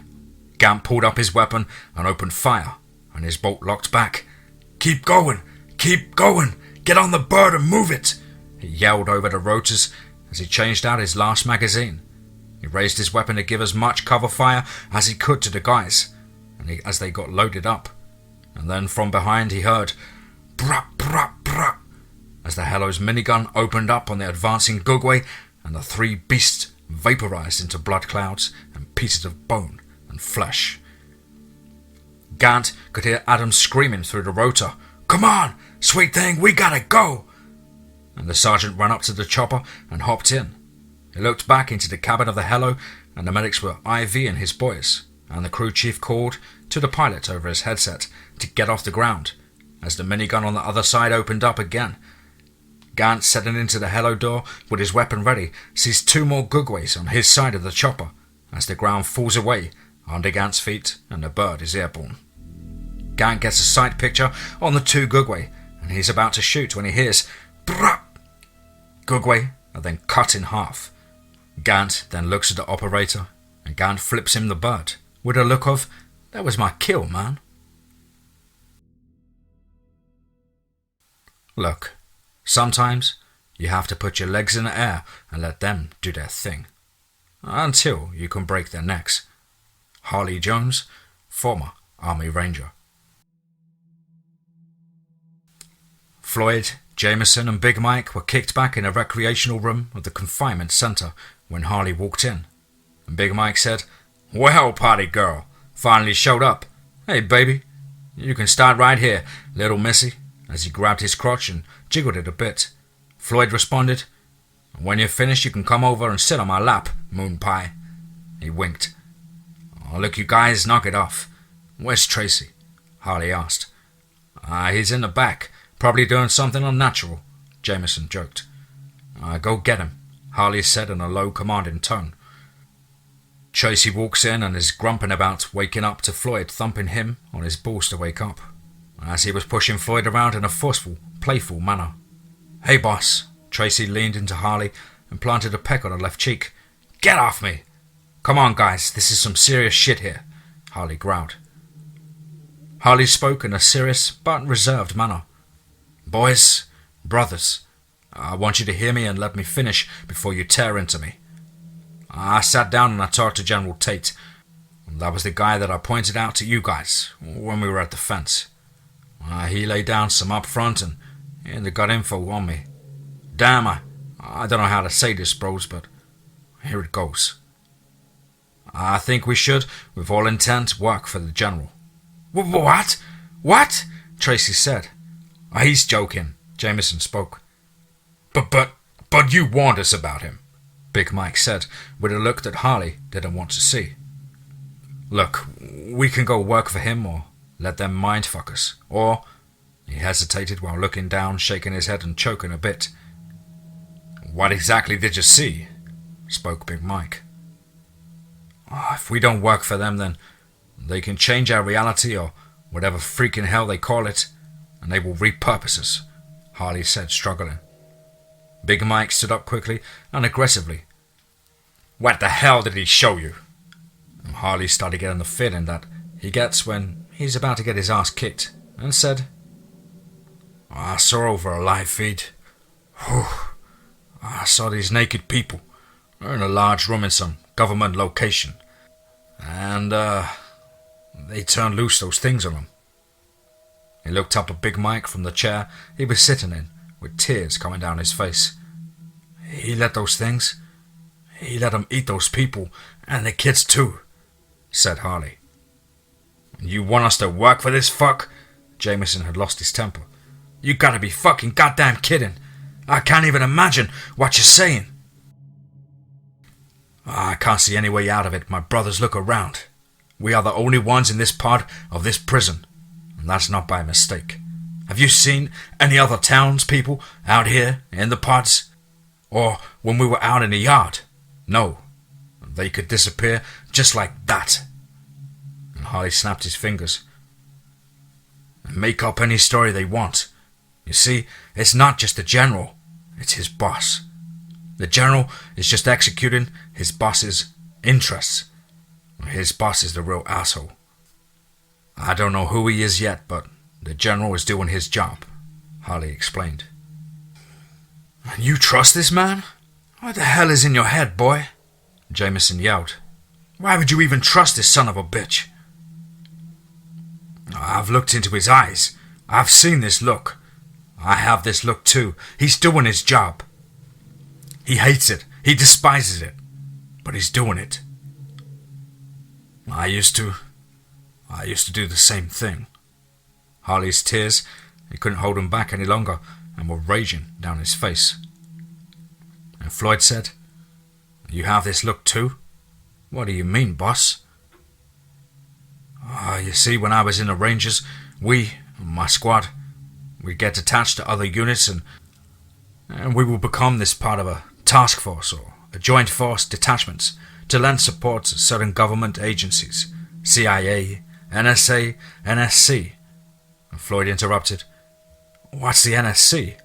And Harley picked up, "The NSC is the National Security Council. Well, it's really not an agency, but more of a working group with a compartmented organizational structure." "So you're a spook? A ghost?" Big Mike chimed in. "No. My squad. We were the shovel boys. We did the dirty work. The spooks were the truly talented killers. And the boys, that's why I know. That's why we really don't have a choice. We either work for him or we die," Harley said as he leant back in his chair and wiped tears away from his eyes. When Jameson getting angry with Harley, "You brought us back here and you told us to lay down our weapons. You gave our balls to these people. You dumbass motherfucker, you put us right in the middle of a trap." Jameson jumped forward at Harley, who wasn't paying attention, and Jameson caught Harley in the left eye with a right fist. Harley spun and fell on all fours onto the floor as Jameson kicked Harley in the left rib cage with 2 snap kicks with his right foot. Big Mike stepped up and grabbed Jameson before he could start stomping on Harley and threw Jameson across the room, knocking over chairs and a table. "Tracy, Floyd, hold him," barked Big Mike. He knelt down and put his hand on Harley, who was breathing hard and holding his ribs as he was bleeding above his eye. And then he screamed into the floor, "How was I to know, Jameson? How was I to fucking know? I'm sorry. I fucked us, boys. I'm sorry." Big Mike got Harley up onto his knees and then got him to his feet, and Harley stumbled to stay standing. Jameson broke free of Tracy and Floyd, and he bolted towards Harley. Big Mike stepped in front of Jameson, an open hand palmed Jameson's left jaw, and then grabbed Jameson's throat and pushed him against the wall and said, "Brother, we are not going to tear each other apart. We have come too far and have been through too much to do this to ourselves. Do you hear me, Jameson?" Jameson slowly nodded his head as Harley stumbled and fell on his butt. Tracy and Floyd ran over to Harley and checked him out. "What about my kids, Big Mike? What about Floyd's? What about Andy, huh? Harley, you fuck. Did you even ask about Andy, huh? Did you?" "No, it didn't occur to me to ask. There was so much going on," said Harley emotionally and physically beaten. "Well, there you have it. Didn't occur. Didn't occur? Big Mike, why are you defending this fucking piece of shit?" Jameson spewed. "Hey, he is your brother. He got us up there and he got us back. In an environment that isn't all too conducive to surviving." Big Mike spoke like a Marine reborn. "Now, I don't like the position we're in, but I'm with the people I want to be with when the shit hits the fan. And knowing us, that could be the next 15 minutes. Floyd and Tracy snickered, and under their breaths said, "That's true." Big Mike said, while still holding Jameson's neck, "Jameson, chill. There was plenty of time to answer your questions." While holding Jameson by the neck, Big Mike turned his head to Harley and said, "I'm in, brother. Just make sure it counts." And Tracy said, "I'm in." and Floyd also said, "Me too." "What do you say, Jameson?" asked Big Mike. "Fuck it, I'm in," Jameson said in a low voice, shaking his head, not believing the words that were coming out of his mouth. Big Mike let go of Jameson's neck, and Jameson fell forward into Big Mike's arms, and he gave Big Mike a couple of pats on his shoulder. Big Mike, taking a deep breath, turned and watched Jameson as Jameson walked over to Harley, who was propped up on the wall with Tracy and Floyd on each side of him. And saying nothing, Jameson gave Harley a firm hug and looked down and walked away. Let's get you patched up, big man," said Big Mike as he put his face very close to Harley. "You know, at some point, me and you're going to have a talk." "Does that mean I'm going to have to be on my knees?" said Harley. "Hey, I don't know where your mouth's been," said Big Mike. And Floyd said, "I do know." Why don't you three go get a room and get it over with?" Tracy said smartly. "Hehehe," replied Big Mike. "Okay, humour break. You know why Marines like to eat crayons? Because they like to watch all the colours go around and around when they flush. Now back to the show. There's two things you don't do with a Marine. You don't mess with their kids, and if you say something about their wife, 99% of the time, they'll agree with you. Just do it from a safe and comfortable distance. Randy Dalton, a 39-year-old former Marine, married, had 3 boys and 1 daughter, a smoking hot, rodeo-loving woman by the name of Tammy Lynn, and the two of them got married at age 17 and had their first boy by the time they turned 18. Randy joined the Marines and was serving for 8 years by that time. Lynn and Randy had a second child, another boy 3 years later, and then by accident Lynn became pregnant again with twins at the age of 32. Now, Randy is searching for his 2 oldest and has no idea where they are or if they are injured or not. The first rays of sunlight were dancing across the mud park when Randy turned into the entry road. He stopped abruptly because of the 2 sawhorse barricades that were placed in the middle of the road. He got out of the truck and tossed them to one side, got back into his truck and proceeded to drive onto the follow-on road. The place looked trashy, which he thought was strange. He continued on to the upper part of the main mud pit, and that's when he saw it. He drove up to Billy's truck that had been taped off with a crime scene tape, which is not what any parent wants to see around their child's vehicle. He got out of his truck and put on his battle belt with his 1911 .45 caliber in its holster with a gunslinger strap, and took a breath and stilled his emotions for what he was going to have to deal with as he inspected and searched the truck. The truck's back window was busted out. The windows on the passenger side doors were broken, and the front windshield was almost completely gone. The ceiling of the cab was dented with large dents, and the back seat of the truck was ripped and covered in dry blood. And there was a large pool of coagulated blood in the back floorboard. He shook his head and said to himself, "What the fuck happened here?" The hood of the truck was scratched and very dented. The bed of the truck blood-soaked, and there was still tissue and flesh still in thick and dried blood pools. He climbed up on the ceiling of Billy's truck and stood, looking around 360 degrees. There was a glint of light, reflecting off of something in the distance up against the far wood line, and he hopped down, and then he saw a glove on the ground in the dirt. He knelt down and picked it up, and the initials on the back of the glove said BWD. "Damn it, boy, where are you?" he said to himself. He stood up, looked around and got into his truck. As he stuck the glove into the pouch on his belt, Randy put the truck in gear and made for the glimmer of light that he just saw from the top of Billy's truck. He remembered when he gave the glove to him for his senior year when he went to state playoffs. It tore at Randy because he remembered the loss of the game and how his son Billy wept in his arms after the loss. As he drove up to the spot, he caught sight of another truck parked just outside the woodline. He hopped out of his truck and stopped in his tracks.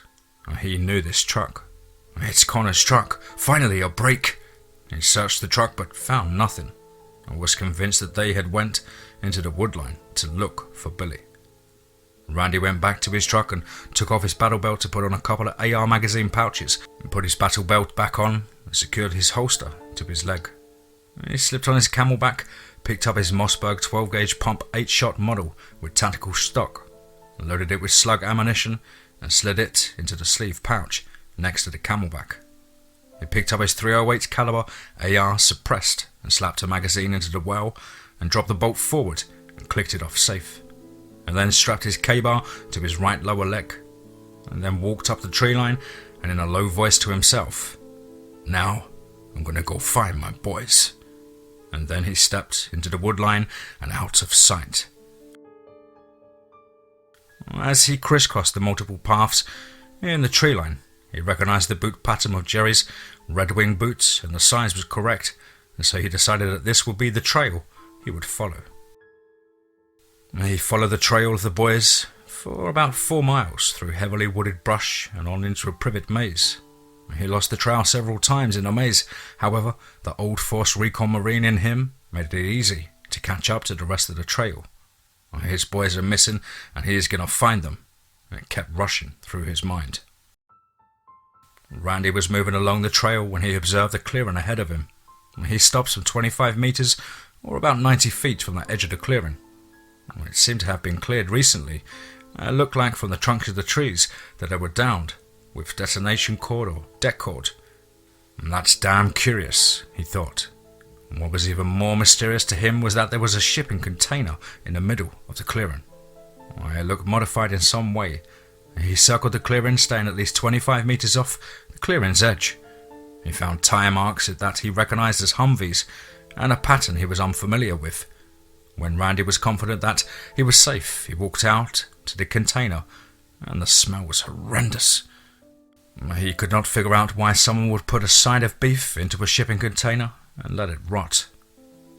As he inspected the container and his hackles went up, he felt like he was being watched from somewhere.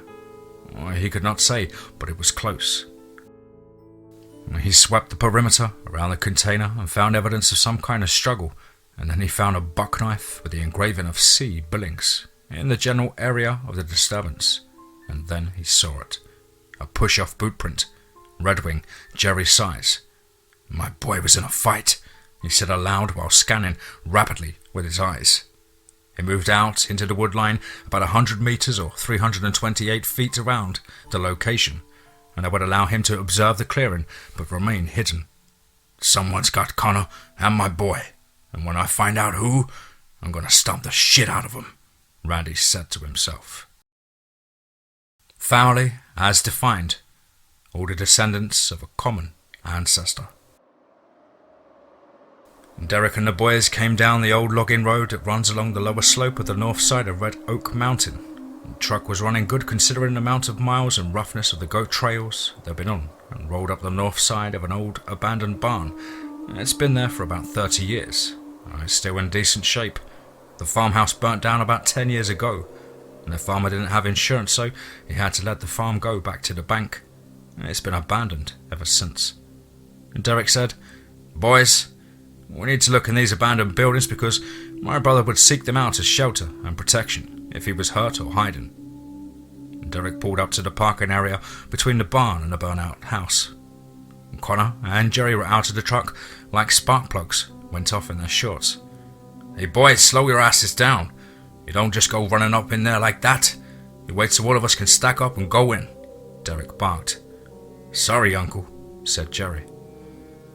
They entered the cavernous barn, and they were surprised by the amount of farm equipment and machinery still inside of the old bales of hay and stacks of pallets that were probably stacked with the feed sacks in the past when the farm was in operation. "Alright boys, we'll clear the ground level first, and remember, look up in the lofts and mezzanines. And boys, let's move." As they started to move, Derek yelled out, "Randy, it's Derek. You in here, boy?" No responses, and they began to cover the whole of the barn's lower level. They found some areas that might have been a bed-down area, but nothing that looked recent. The boys started to clear and search the lofts, of which there were actually 6 in this barn, and all with separate access ladders. "Randy, it's Derek. You in here, boy?"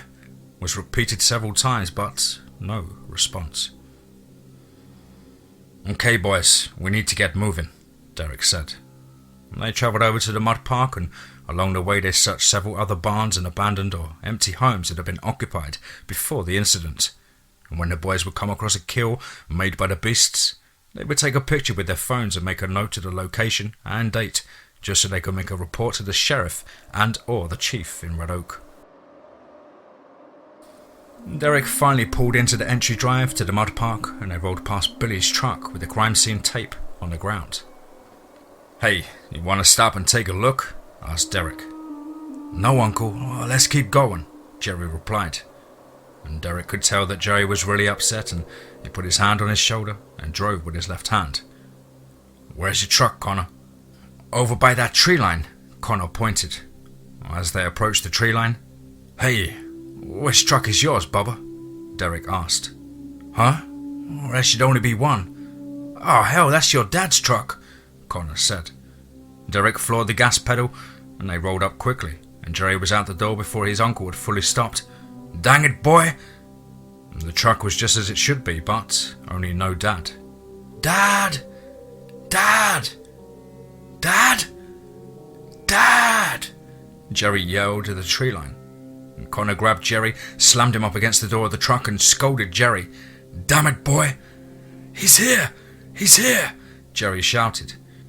"Shut up, I believe you, but you were going to bring them fucking things in here on us, so shut up," Connor said forcefully. "He's here, my dad's here." He turned to his uncle as his uncle put his arms around him, and Derek said, "And we'll find him. We have to be smart about it." Lance was already gearing up, battle vest with camelback, and his .300 blackout AR rifle, and his .45 on its holster on his battle vest Molly Webb, and slung under his left arm, his Black Aces bullpup 12-gauge shotgun with one 10-round magazine, and the barrel snapped to his battle belt to keep the weapon from hanging forward until he needs it.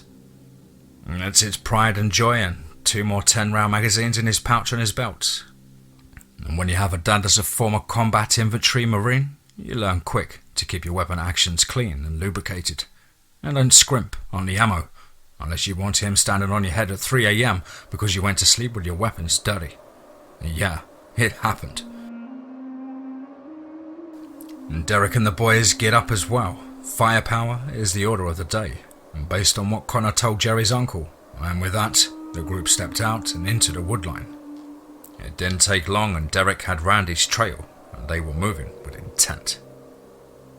After about 4 miles of following the trail, the boys came upon the clearing, and Derek stopped about 50 meters short of the clearing. And Derek said to Connor, "Is this the clearing you told me about?" And Connor nodded, and Derek noticed that Connor was sweating profusely and was breathing very heavily. And Derek asked, "Hey, little brother, are you okay?" He didn't answer, just an intense stare at the clearing. "Hey, are you okay?" Derek said, more forcefully. Connor looked at Derek, and he could see that Connor was not okay. "Okay, look, Jerry, you and Connor get up in those rock boulders and you get down and be quiet. Lance and me will go and take a look around. Move," Derek ordered. And Jerry and Connor found a good spot to lay up into with good cover and concealment. And Derek and Lance moved up within 25 meters of the clearing's edge, and Lance asked, "What's wrong with Connor?" "I think it's something bad happened here to Jerry and him, and he don't want to talk about it or can't talk about it," Derek stated. "Okay, Lance, you remember the body walk I taught you?" "Yeah," answered Lance. "Time to put it into practice." Derek took the lead, and Lance stepped up behind him at about 5 feet from his back, and every 3rd to 5th step, Lance turned and looked behind them for 2 to 5 seconds, and then would catch up and repeat. Fear is the natural reaction to moving closer to the truth. Pema Chodron. Captain Bennett was put in charge of the cleanup and sterilization of the safe site. The rubble of the burned building was being trucked out on a convoy of 45 semi-trucks, and fresh sod grass was being laid. Children's playground equipment was being installed and a splash pad added. Some of the concrete was being jackhammered out of the parking areas and freshly poured. Bright, shiny and new streetlights were installed too. It was literally an epic endeavour. As the bodies of the Gugwe were removed, pressure washers were employed with a chemical mixture that removed all traces of blood, and if there were flesh bits and pieces remaining, they were vacuumed up by large trucks with mounted vacuums. Any human remains that were located in a safe site were identified and sent to makeshift morgue, where the determination would be made as to when, how, or if they would be returned to the families or listed as missing or cremated. The town's council were interviewed by local, state and national news media, and all the council members were unanimous in the determination as to the cause. I was tigers, many, many tigers. The mayor was resolute that the town of Red Oak would recover and be more prosperous than it ever had been, and urged the good citizens of Red Oak and surrounding areas of the county of the Floor to be cooperative and curious to the soldiers and government, employees and contractors that have been brought in to help with the recovery of their fine town and community. And Big Mike said to Jameson, "Are you smelling a load of manure that's getting shoveled up out there?" "Yep." "How does it feel to be a part of that?" Jameson said with disgust. "I sure hope they're doing the right thing, boys," Tracy interjected. The television continued with a report from Red Oak animal attacks. Tigers this, tigers that, tigers everywhere. "Oh man, I know him," Big Mike said as a man consoling his daughter came into view. "They really have sewn this up. It makes you wonder, how many times have they done this?" "Hey, we better get over to the briefing tent," said Floyd. "I'm going to need a bleach bath for a month before I feel anywhere near clean again," Big Mike stated as he stood up. "Yeah, but at least we get to go kill those things," said Jameson with great cheer. "The pay is excellent, and if we get 8, the kids are taken care of, and our wife's next husband is driving a new Dodge Charger. The one your boss just bought him after they got chewed off." He finished as he was smiling at Big Mike. Big Mike laughed. "Hey, let's go, we're going to be late," Floyd urged. Harley's team will be augmented by 3 additional members, all combat veterans. A Jake Ellis, 34, a Dirk Beacom, 22, a Mason Teller, 29. As General begins to build a team that will be effective in the task and mission, the team is assembled in the briefing tent. "Boys, I want you guys to meet our new teammates," Harley spoke as he called off the names. "Everyone have a seat," Harley said, while they sat down at the table facing each other. Harley continued, "Everybody should be familiar with Jake. He did a hell of a job at the safe site. I'm not going to go over the same ground, but I'm glad you agreed to team up with us." "Thanks, guys. Truthfully, I don't want to be here, but I just don't want my brain scrambled," Jake said, laughing with reservation. "Dirk, I read your jacket. In your 4 years in the army, you sure did some stuff," Harley said. "I did what I had to then. Now I'm doing what I have to now," Dirk replied with irritation. "Well, I'm glad you're here. It will be good to have another Ranger brother around," Harley praised the idea. "Wait a minute. You mean there's 2 of you? Ah, man. Okay, I'm out. Okay, there's no way I'm going to cope with this pile of..." Big Mike stated sternly before he was cut off by Jameson. "What he means to say is that it's good to have you with us. Big Mike, buddy, here's some crayons. Take a breath, brother. Of all the people, I'm not opposed to a little Gugwe love, but you need to relax and let it happen." Big Mike just growled while he glared at Jameson as he laughed. Laughter breaks out all around the table then. "Well, this meeting went downhill quick," said Harley, shaking his head. "Well, Mason, do you still feel lucky to be here?" Harley joked. "If it means I don't have to be taking it in the ass so I can think more clearly, yeah, I'm here as long as they want. And just make it count, boys," Mason stated to the table. More laughter at the table, and Harley said, "Ha ha ha, well put, brother. And I have to say, when you were after QRF, I heard what you did on the safe side roof. Man, you rocked it. And that's when I knew you'll be one hell of an addition to the team." Now for some not so good news. Andy is in a medically induced coma. He has significant neck and brain injuries, and the prognosis is not that great, said Harley. "Shit," Big Mike said. I haven't asked General Tate if he would grant Andy the same benefits that we have and that we would take care of his kids and something for his wife," Harley said while still reaching and reacting and processing the information.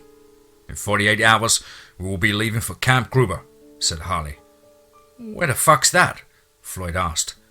"It's in southeast Muskogee, just outside Bragg's, and they have allowed us to do some small unit training.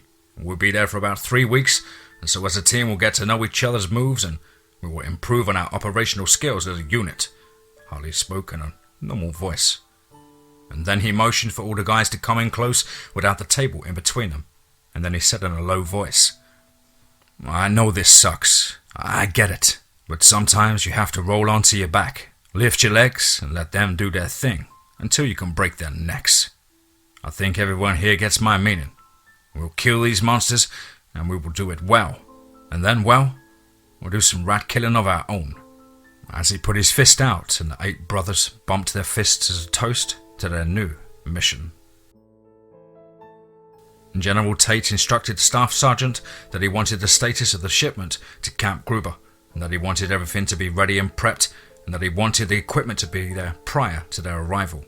Also, he wanted the 8 security boxes that were sitting on the table to be on the flight as well, and they were to be under the strictest of security regulations, and while the boxes were being transported.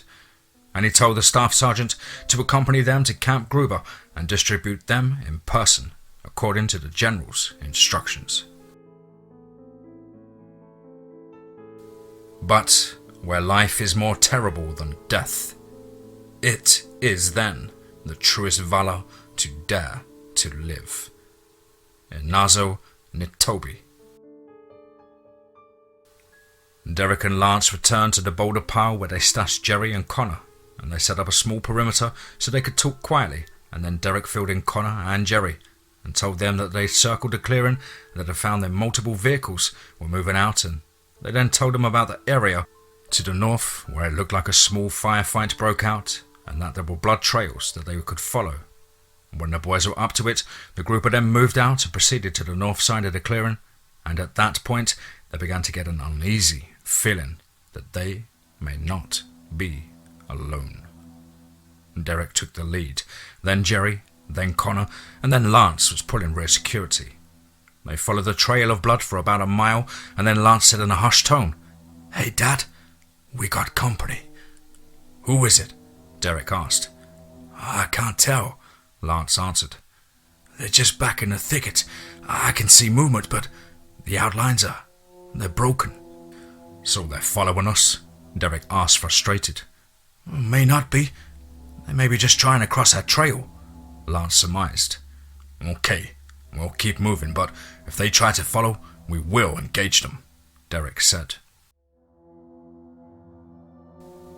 The blood trail became harder to follow. Finally, after a half a mile, it stopped, and the other trail traces faded. Just then a Gugwe dropped from the canopy and in front of Lance, and luckily Lance was already turned to watch the rear. The Gugwe roared, and the beast's voice shook Lance so intensely that Lance fell back onto his butt. As Connor was turning to the rear, he unleashed a short 6-round burst from his AR, and the beast was knocked backwards, and it actually fell on its butt.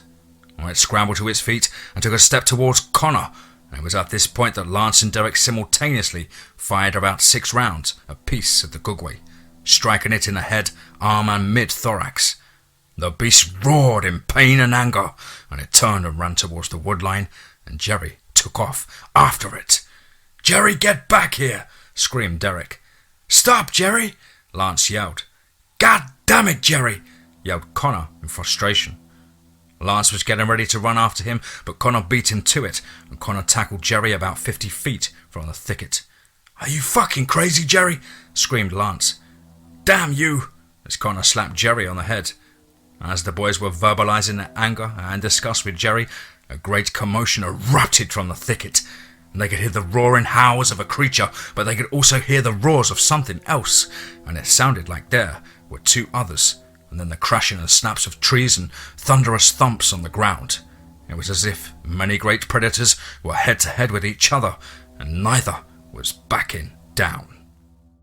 Connor got Jerry to his feet and pushed him back over to Derek and Lance, and Derek scolded Jerry harshly and then said, "We need to go, now!"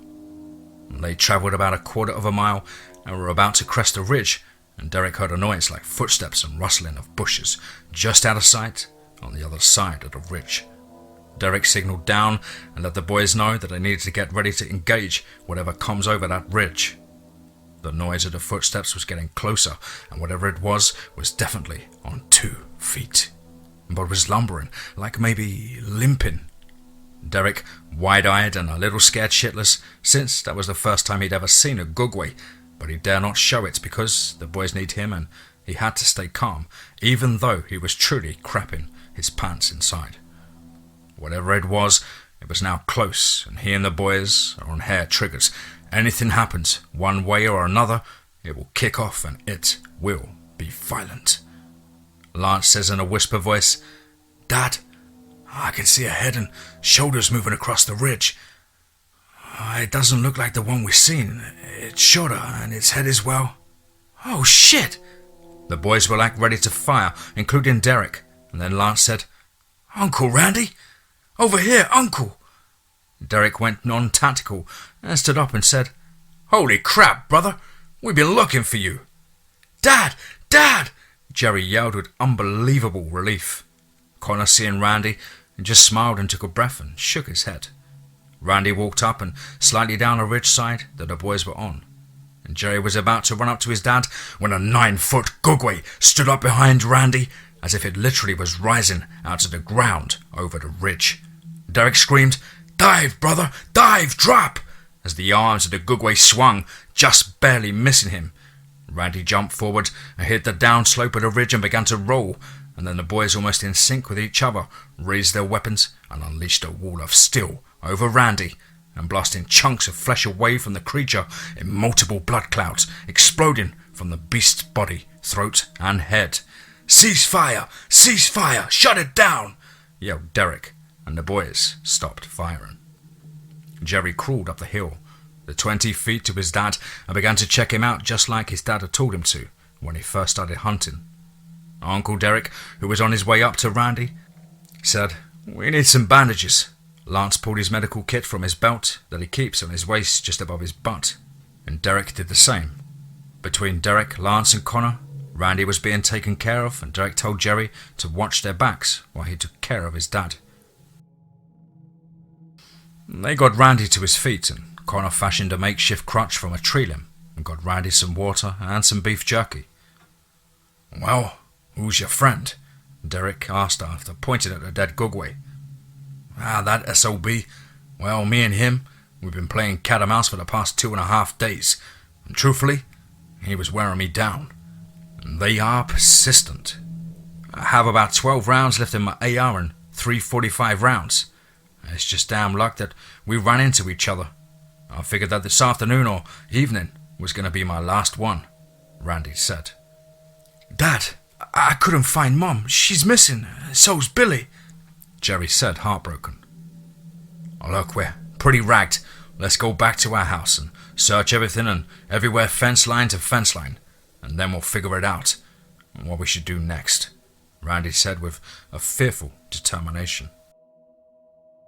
The 6 miles of walking back to the trucks was a torturous ordeal. Randy's wounds, the ever-present possibility of a creature attack, and fatigue was the hurricane force of resistance to every step. They reached the trucks well after dark, but the creature seemed to be absent from the area. The boys divided up, and all 3 trucks began the long, slow trek back to Jerry's house, using the back roads, washes and trails. They arrived at Jerry's house just before dawn, and Randy said, "Let's search and clear the house, and then secure every window and door. I want everything looked at, and if it appears out of place, I want to know about it." The boys then swept through the house, basement and garage, and everything is as it should be, except the kitchen. "You know, at first thought, it looked like a fight had kicked off in here, but it's more like it was ransacked or searched," Derek said. And Jerry said, "I'm going to get us some sandwiches together, and then we can get looking everywhere else." "I'll make 'em to go. We gotta get moving," Randy interjected. The boys started by searching the barns and outbuildings, and nothing out of the ordinary. The cattle didn't seem disturbed or even nervous. Nothing was adding up to nothing. The only clues that something was wrong was the kitchen and the blood smear on the front door jamb. Damn strange, Randy said to himself. Where are you, girl? All right, boys, we're walking the woods, Derek said. Now the woods on this property are about 650 acres of hardwood trees, pecan trees, and dense briars, and of course, privet bushes. Randy, Jerry, and Connor, you guys take the northwest corner and work your way back to the east. Lance and myself will take the northeast corner and work our way back to you, Derek said, laying out the plan. The boys took off in their respective directions, and Derek said to Lance, I don't like splitting us up like this, but we have to cover so much ground quickly. As Lance and his dad were moving up the hollow, climbing up the slope of Wash, Lance saw something in the big oak tree on the side of the hollow. His dad was watching their rear and was looking at something else. Hey, Dad, Lance said, spellbound by whatever he was seeing. What is it, son? Derek said. And there was no answer. He walked up to Lance's side and he was still locked onto something. Derek asked, Son, what is it?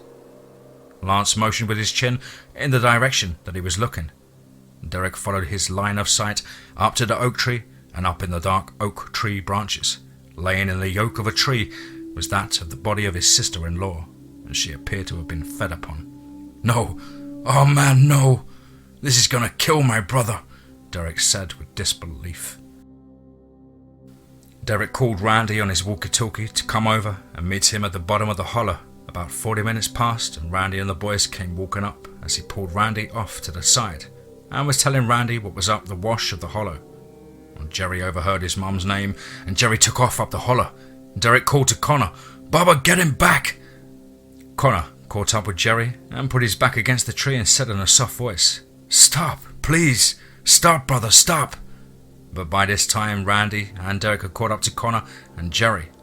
Randy walked over to Jerry and said, Son, you don't want to see this boy. Jerry yelled, No, no, no, please, Dad, no!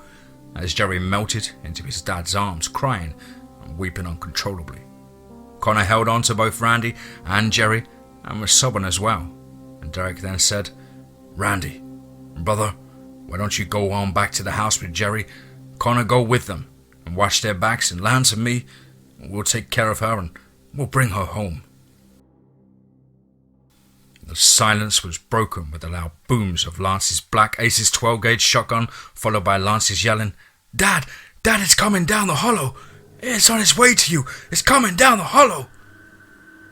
As several booms were heard, as the brush in the hollow seemed to come alive with motion, and then Gugwe burst from the undergrowth and was met with a hail of gunfire from the barrels of the boys. It screamed and unleashed a screeching howl of its last breath, and finally collapsed as Lance dove behind a large tree trunk as the double and triple aught buckshot and full metal jacket rounds began to ricochet off the tree trunks and bounce around him. After 15 seconds of no rounds impacting the area, he raised up while breathing heavily and said, Oh shit! In disbelief that he wasn't hit. Derek took off up the hill and found his son still laying low. You okay, boy? Lance answered, Yeah, still in shock and shaking from being in a line of fire. Get on your feet, son. We got work to do, Derek ordered. There has been a constant war, a war with fear, and those who have the courage to conquer it are made free, and those who are conquered by it are made to suffer, until they have the courage to defeat it. Alexander the Great. Harley and his team came in low over Camp Gruber in the early morning light of an Oklahoma sunrise, and they circled that camp in the UH-64 Black Hawk and sat down at the camp's heliport.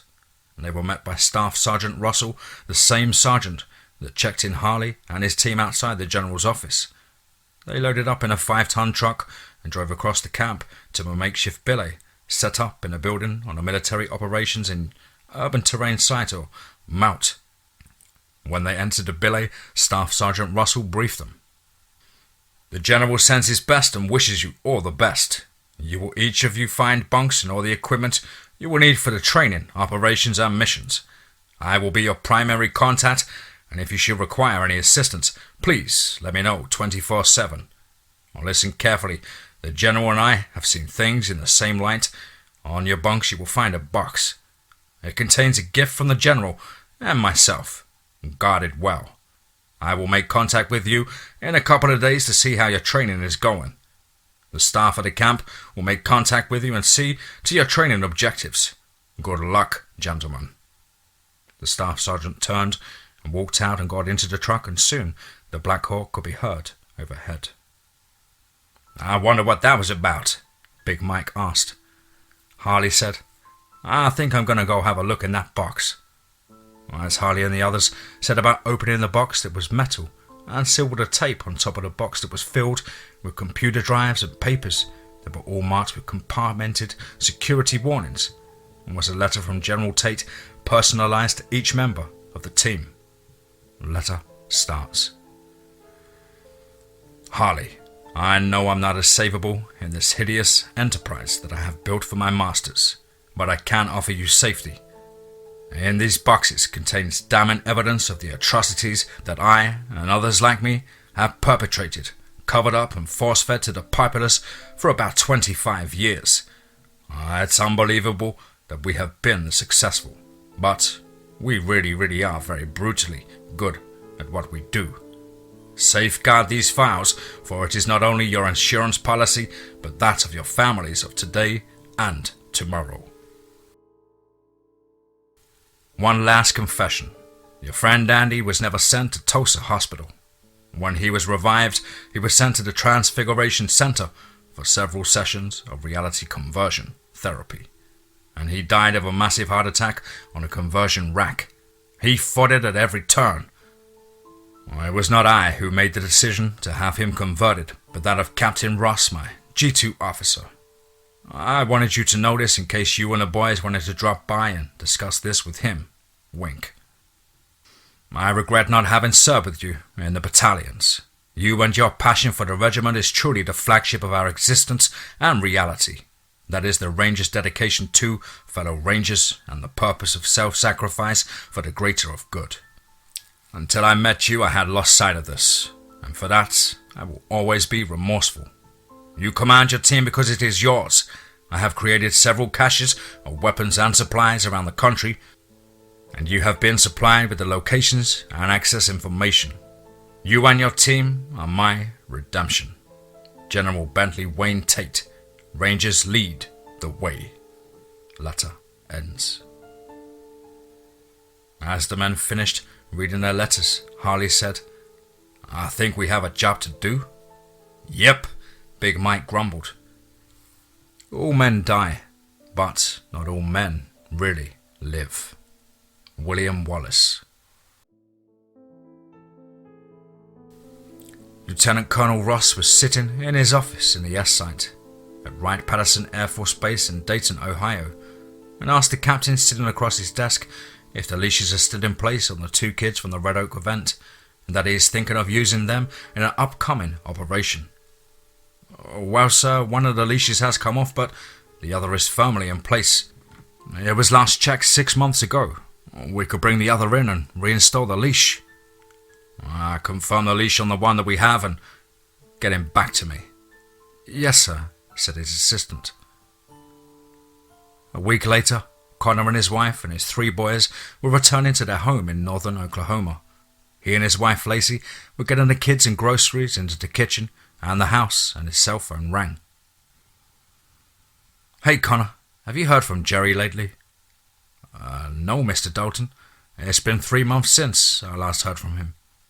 "I hate to ask her. I was just wondering if you might be able to go check on him. I'm not doing too well with my back and I'm worried. It's just a feeling." Yeah, no problem. I'll leave in half an hour, sir." Connor kissed his wife and told her that he needs to go check on Jerry. She protested lightly, but Connor assured her that he will be careful. He takes off on the 1.5-hour drive from Norman to Jerry's house in between the rural towns of Minco and Union City. And Jerry is sitting on the rocking chair on his back porch looking out at the green cattle pastures. The sky was as a painting that might be hanging in some museum gallery, and scenic woodlines that populate this area are lush and relaxing to the mind. And he is at peaceful bliss with his thoughts. His cell phone rings and the voice on the other end says, with a low, calm but dark, ominous voice, "Jerry?" "Yeah." "Jerry Dalton?" "Yeah, who's this?" "Do you like honey bee pie?" Jerry's head spins. He can't breathe. His knees buckle and he struggles to say, "Who is this?" "Put your speakerphone on, Jerry." Jerry pushes the speaker button. "Jerry, do you like honey bee pie?" Get out of my head! Get out of it!" "It's time, Jerry." No, not again. Not again, no!" "Yes, Jerry, it is time. Meet me at Bolton Motor Suites in Oklahoma City tonight at 8 p.m. And Jerry, remember, you like honey bee pie." No, please, no. Don't make me do it. Don't make me, I don't want to. Those things, please. Get out of my head. 15 minutes later, Jerry tears out of his driveway and dust from the gravel road flying up behind him. About 30 minutes after Jerry left his driveway, Connor turns into it. He knocks on the door and walks around the back porch to find nothing out of the ordinary other than a few plant pots turned over. He walked down to the barn and nothing. Brother, where the fuck are you?" he said. Connor calls Jerry's dad and lets him know what's happening. Jerry pulls into the parking lot of the Bolton Motor Suites and asks the desk clerk if there was a message for him. The clerk hands him an envelope. It contains the room key and a card with a blue dot. He feels like vomiting and it feels like his intestines have turned into a knot, but he goes to the room and sits in a chair. No television, just silence. 2 hours pass and then there's a knock at the door. He opens it and the man at the door, dressed in a tight brown t-shirt, blue jeans and field boots with closely cropped hair, leans against the door jamb and asks, "Are you Jerry?" He nodded. "What do you like, Jerry?" And Jerry's head was rushing and he couldn't focus. He began sweating and then he heard what the guard said to him in his cell that day after he made him do things. As the guard's voice echoed in his mind, "You realize that you will be doing what we want, even though you don't want to or like to. You will even do things, even unnatural things. Things that you would never do for anyone, man or woman, but you will do them." I like honeybee pie," says Jerry in a whimpering, broken tone. "Good," the man says. The man walks in and Jerry pulls his shirt off. As he walks towards the man, standing in the room, their silhouettes become one and the door slowly swings shut. Connor is almost back home and it's dark, and his wife, who is going to be hotter at his balls than a wool sock, he decides to buy her some flowers. He pulls into his driveway and grabs his phone and he texts Jerry, "Hey brother, where are you? Everyone's worried. Hit me back, bro. Please, kissy kissy, haha." He hit the send and went into his wife's wrath. Jerry's phone lights up on the nightstand. A young hand goes to get the phone as a stronger hand reaches over the younger hand and clutches it tightly, and pulling both hands back across the sheets as the light of the phone goes out and darkness returns to the room, as he cries in the darkness continuously. Later that night. The room lit by the bathroom light, Jerry laying on his stomach, arms hanging off the sides of the corner of the bed closest to the door, is asleep. The sound of the shower shutting off echoes in the room, and the man walks out with a towel wrapped around his waist, checks himself in the mirror and walks to the dresser, looks at Jerry smiling as if he is admiring his conquest. The cell phone on the dresser rings and his face reacts as if to say, "Right on time." He speaks into the handset. "Yes, sir." He pauses. "Yes, Colonel?" The leash is very firmly in place. Sir? Yes. Sir? Yes. Yes. I'll bring him in, sir. Yes, sir. And he ends the call. He puts the phone back onto the dresser and notices that Jerry is now sitting with his back to the headboard and his legs are bent and he's grasping his knees with his hands. The man says to Jerry, "Well, what do you say, sport? We've got time for one more?" The towel hits the floor and Jerry stares as the man crawls toward him. Reflections of a Dark Sun. Lieutenant Colonel Ross was sitting in his office at the Transfiguration Center, which overlooks one of the 24/7 conversion therapy suites at his facility.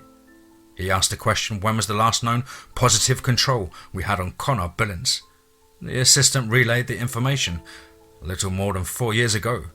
We had 7 positive tests on that subject, and leash was firmly in place, and then we lost him. The colonel got up and walked to the large window overlooking the suite. As the assistant was responding, the colonel was observing Jerry as he was being processed by the technicians for the advanced phase of the therapy. His screams began as the heated brine water hit his system. "Make sure that we don't lose this one," the colonel said. "Yes, sir. I will be out of touch for a day or two while I clean up a very nasty issue," the colonel continued. "Yes, sir." The next morning, Lieutenant Colonel Russ was attending a briefing on certain security issues at Containment Center 3, and he commented on someone's statement during the meeting. "It would be helpful if we hired people who didn't eat crayons and suck on glue sticks, and professional people." After the briefing ended, he was walking and talking on his cell phone in the hallway. "Yes, sir. We are at the process of weaponizing them right now, probably within the month. Yes. Yes. I am aware of that problem, sir, and I am eviting the solution."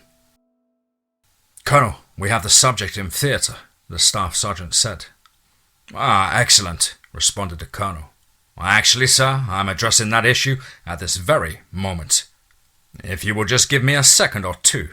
As the colonel walked into his office, he walked over to his desk console and looked at a large flat-screen monitor, and he sees General Tate standing in the theatre, naked and looking at the steel door, waiting. "Sir, are you sure you want this as the solution?" asked the colonel. "Yes, sir, I am eviting it now."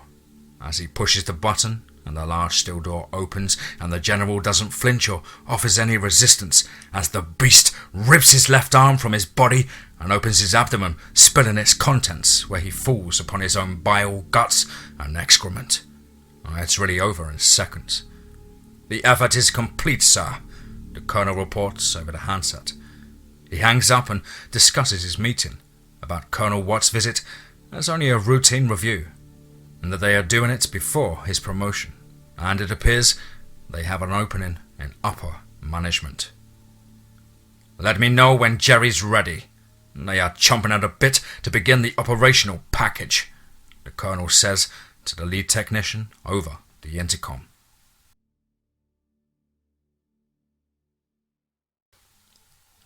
Epilogue.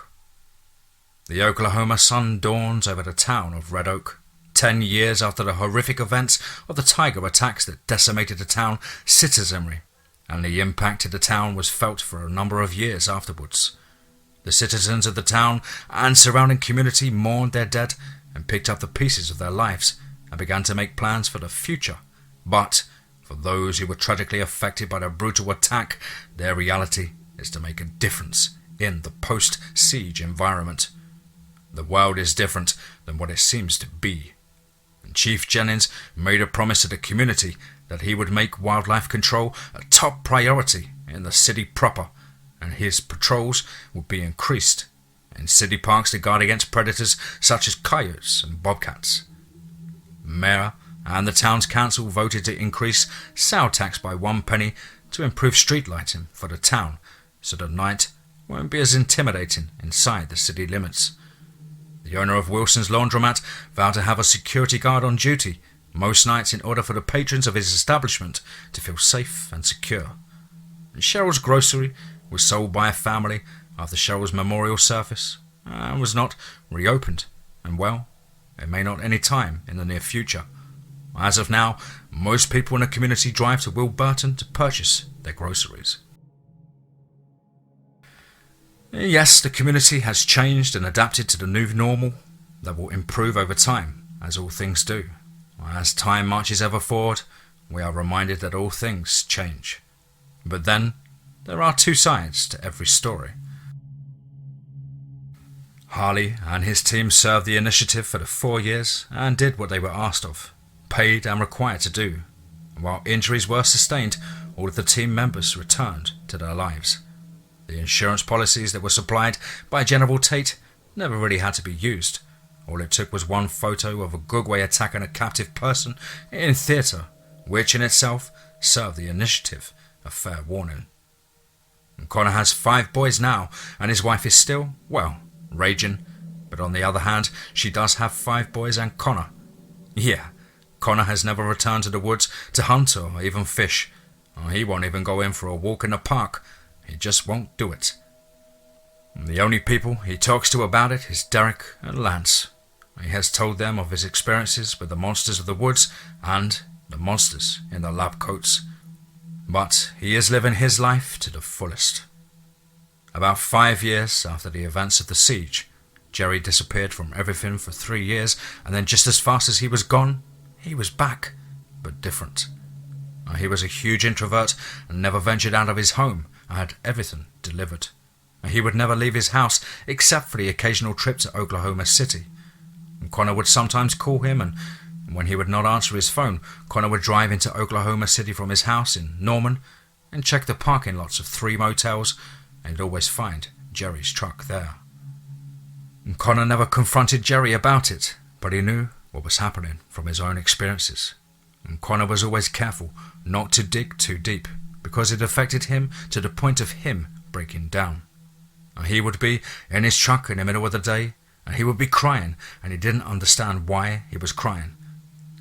And plus, he would sleep in the guest room above his garage from time to time because his nightmares, well, they were really bad. However, he would always pull out of it and return to his wonderful family. He really misses Jerry because about a year ago to the day, Jerry's body was found in room 272 at the Belton Motor Suites, and death was ruled as an apparent suicide by firearm. So apparently, you can shoot yourself twice in the head. It doesn't matter why. It's just so unfair, scary and infuriating for Connor, because it could have all just as easily been him. Connor reflected on something that Jerry had said to him a few months before his death, about what he was going through and how he felt about his experiences with the lab coats, and the man jerking the leash. It was like a fly on fly paper. Once you're in it, you can't get out of it, and you can't get it off of you. You know where you are and what you're in, but you can't stop it. Your mind is yours, but your will is not. The feeling, the sounds, the smells, that taste. You can't get it out of you. It's always there. It owns you. As for the Gugwe, their numbers were severely reduced and they retreated back into the deepest hollows, and Gugwe typically have twins and triplets during their gestation period of 13 months. The numbers will grow and something will happen to push them out of those hollows, and they will soon be seen again. We just have to hope it's not for a long, long, long time. We will be ready. It's uncertain. The general population will be willfully unprepared, but for a few families in the town of Red Oak and the surrounding community of western Lafleur County, they will be watching the woodline with a careful eye. And once the storm is over, you won't remember how you made it through, how you managed to survive. You won't even be sure whether the storm is really over. But one thing is certain. When you come out of the storm, you won't be the same person who walked in. Haruki Murakami, Japanese writer.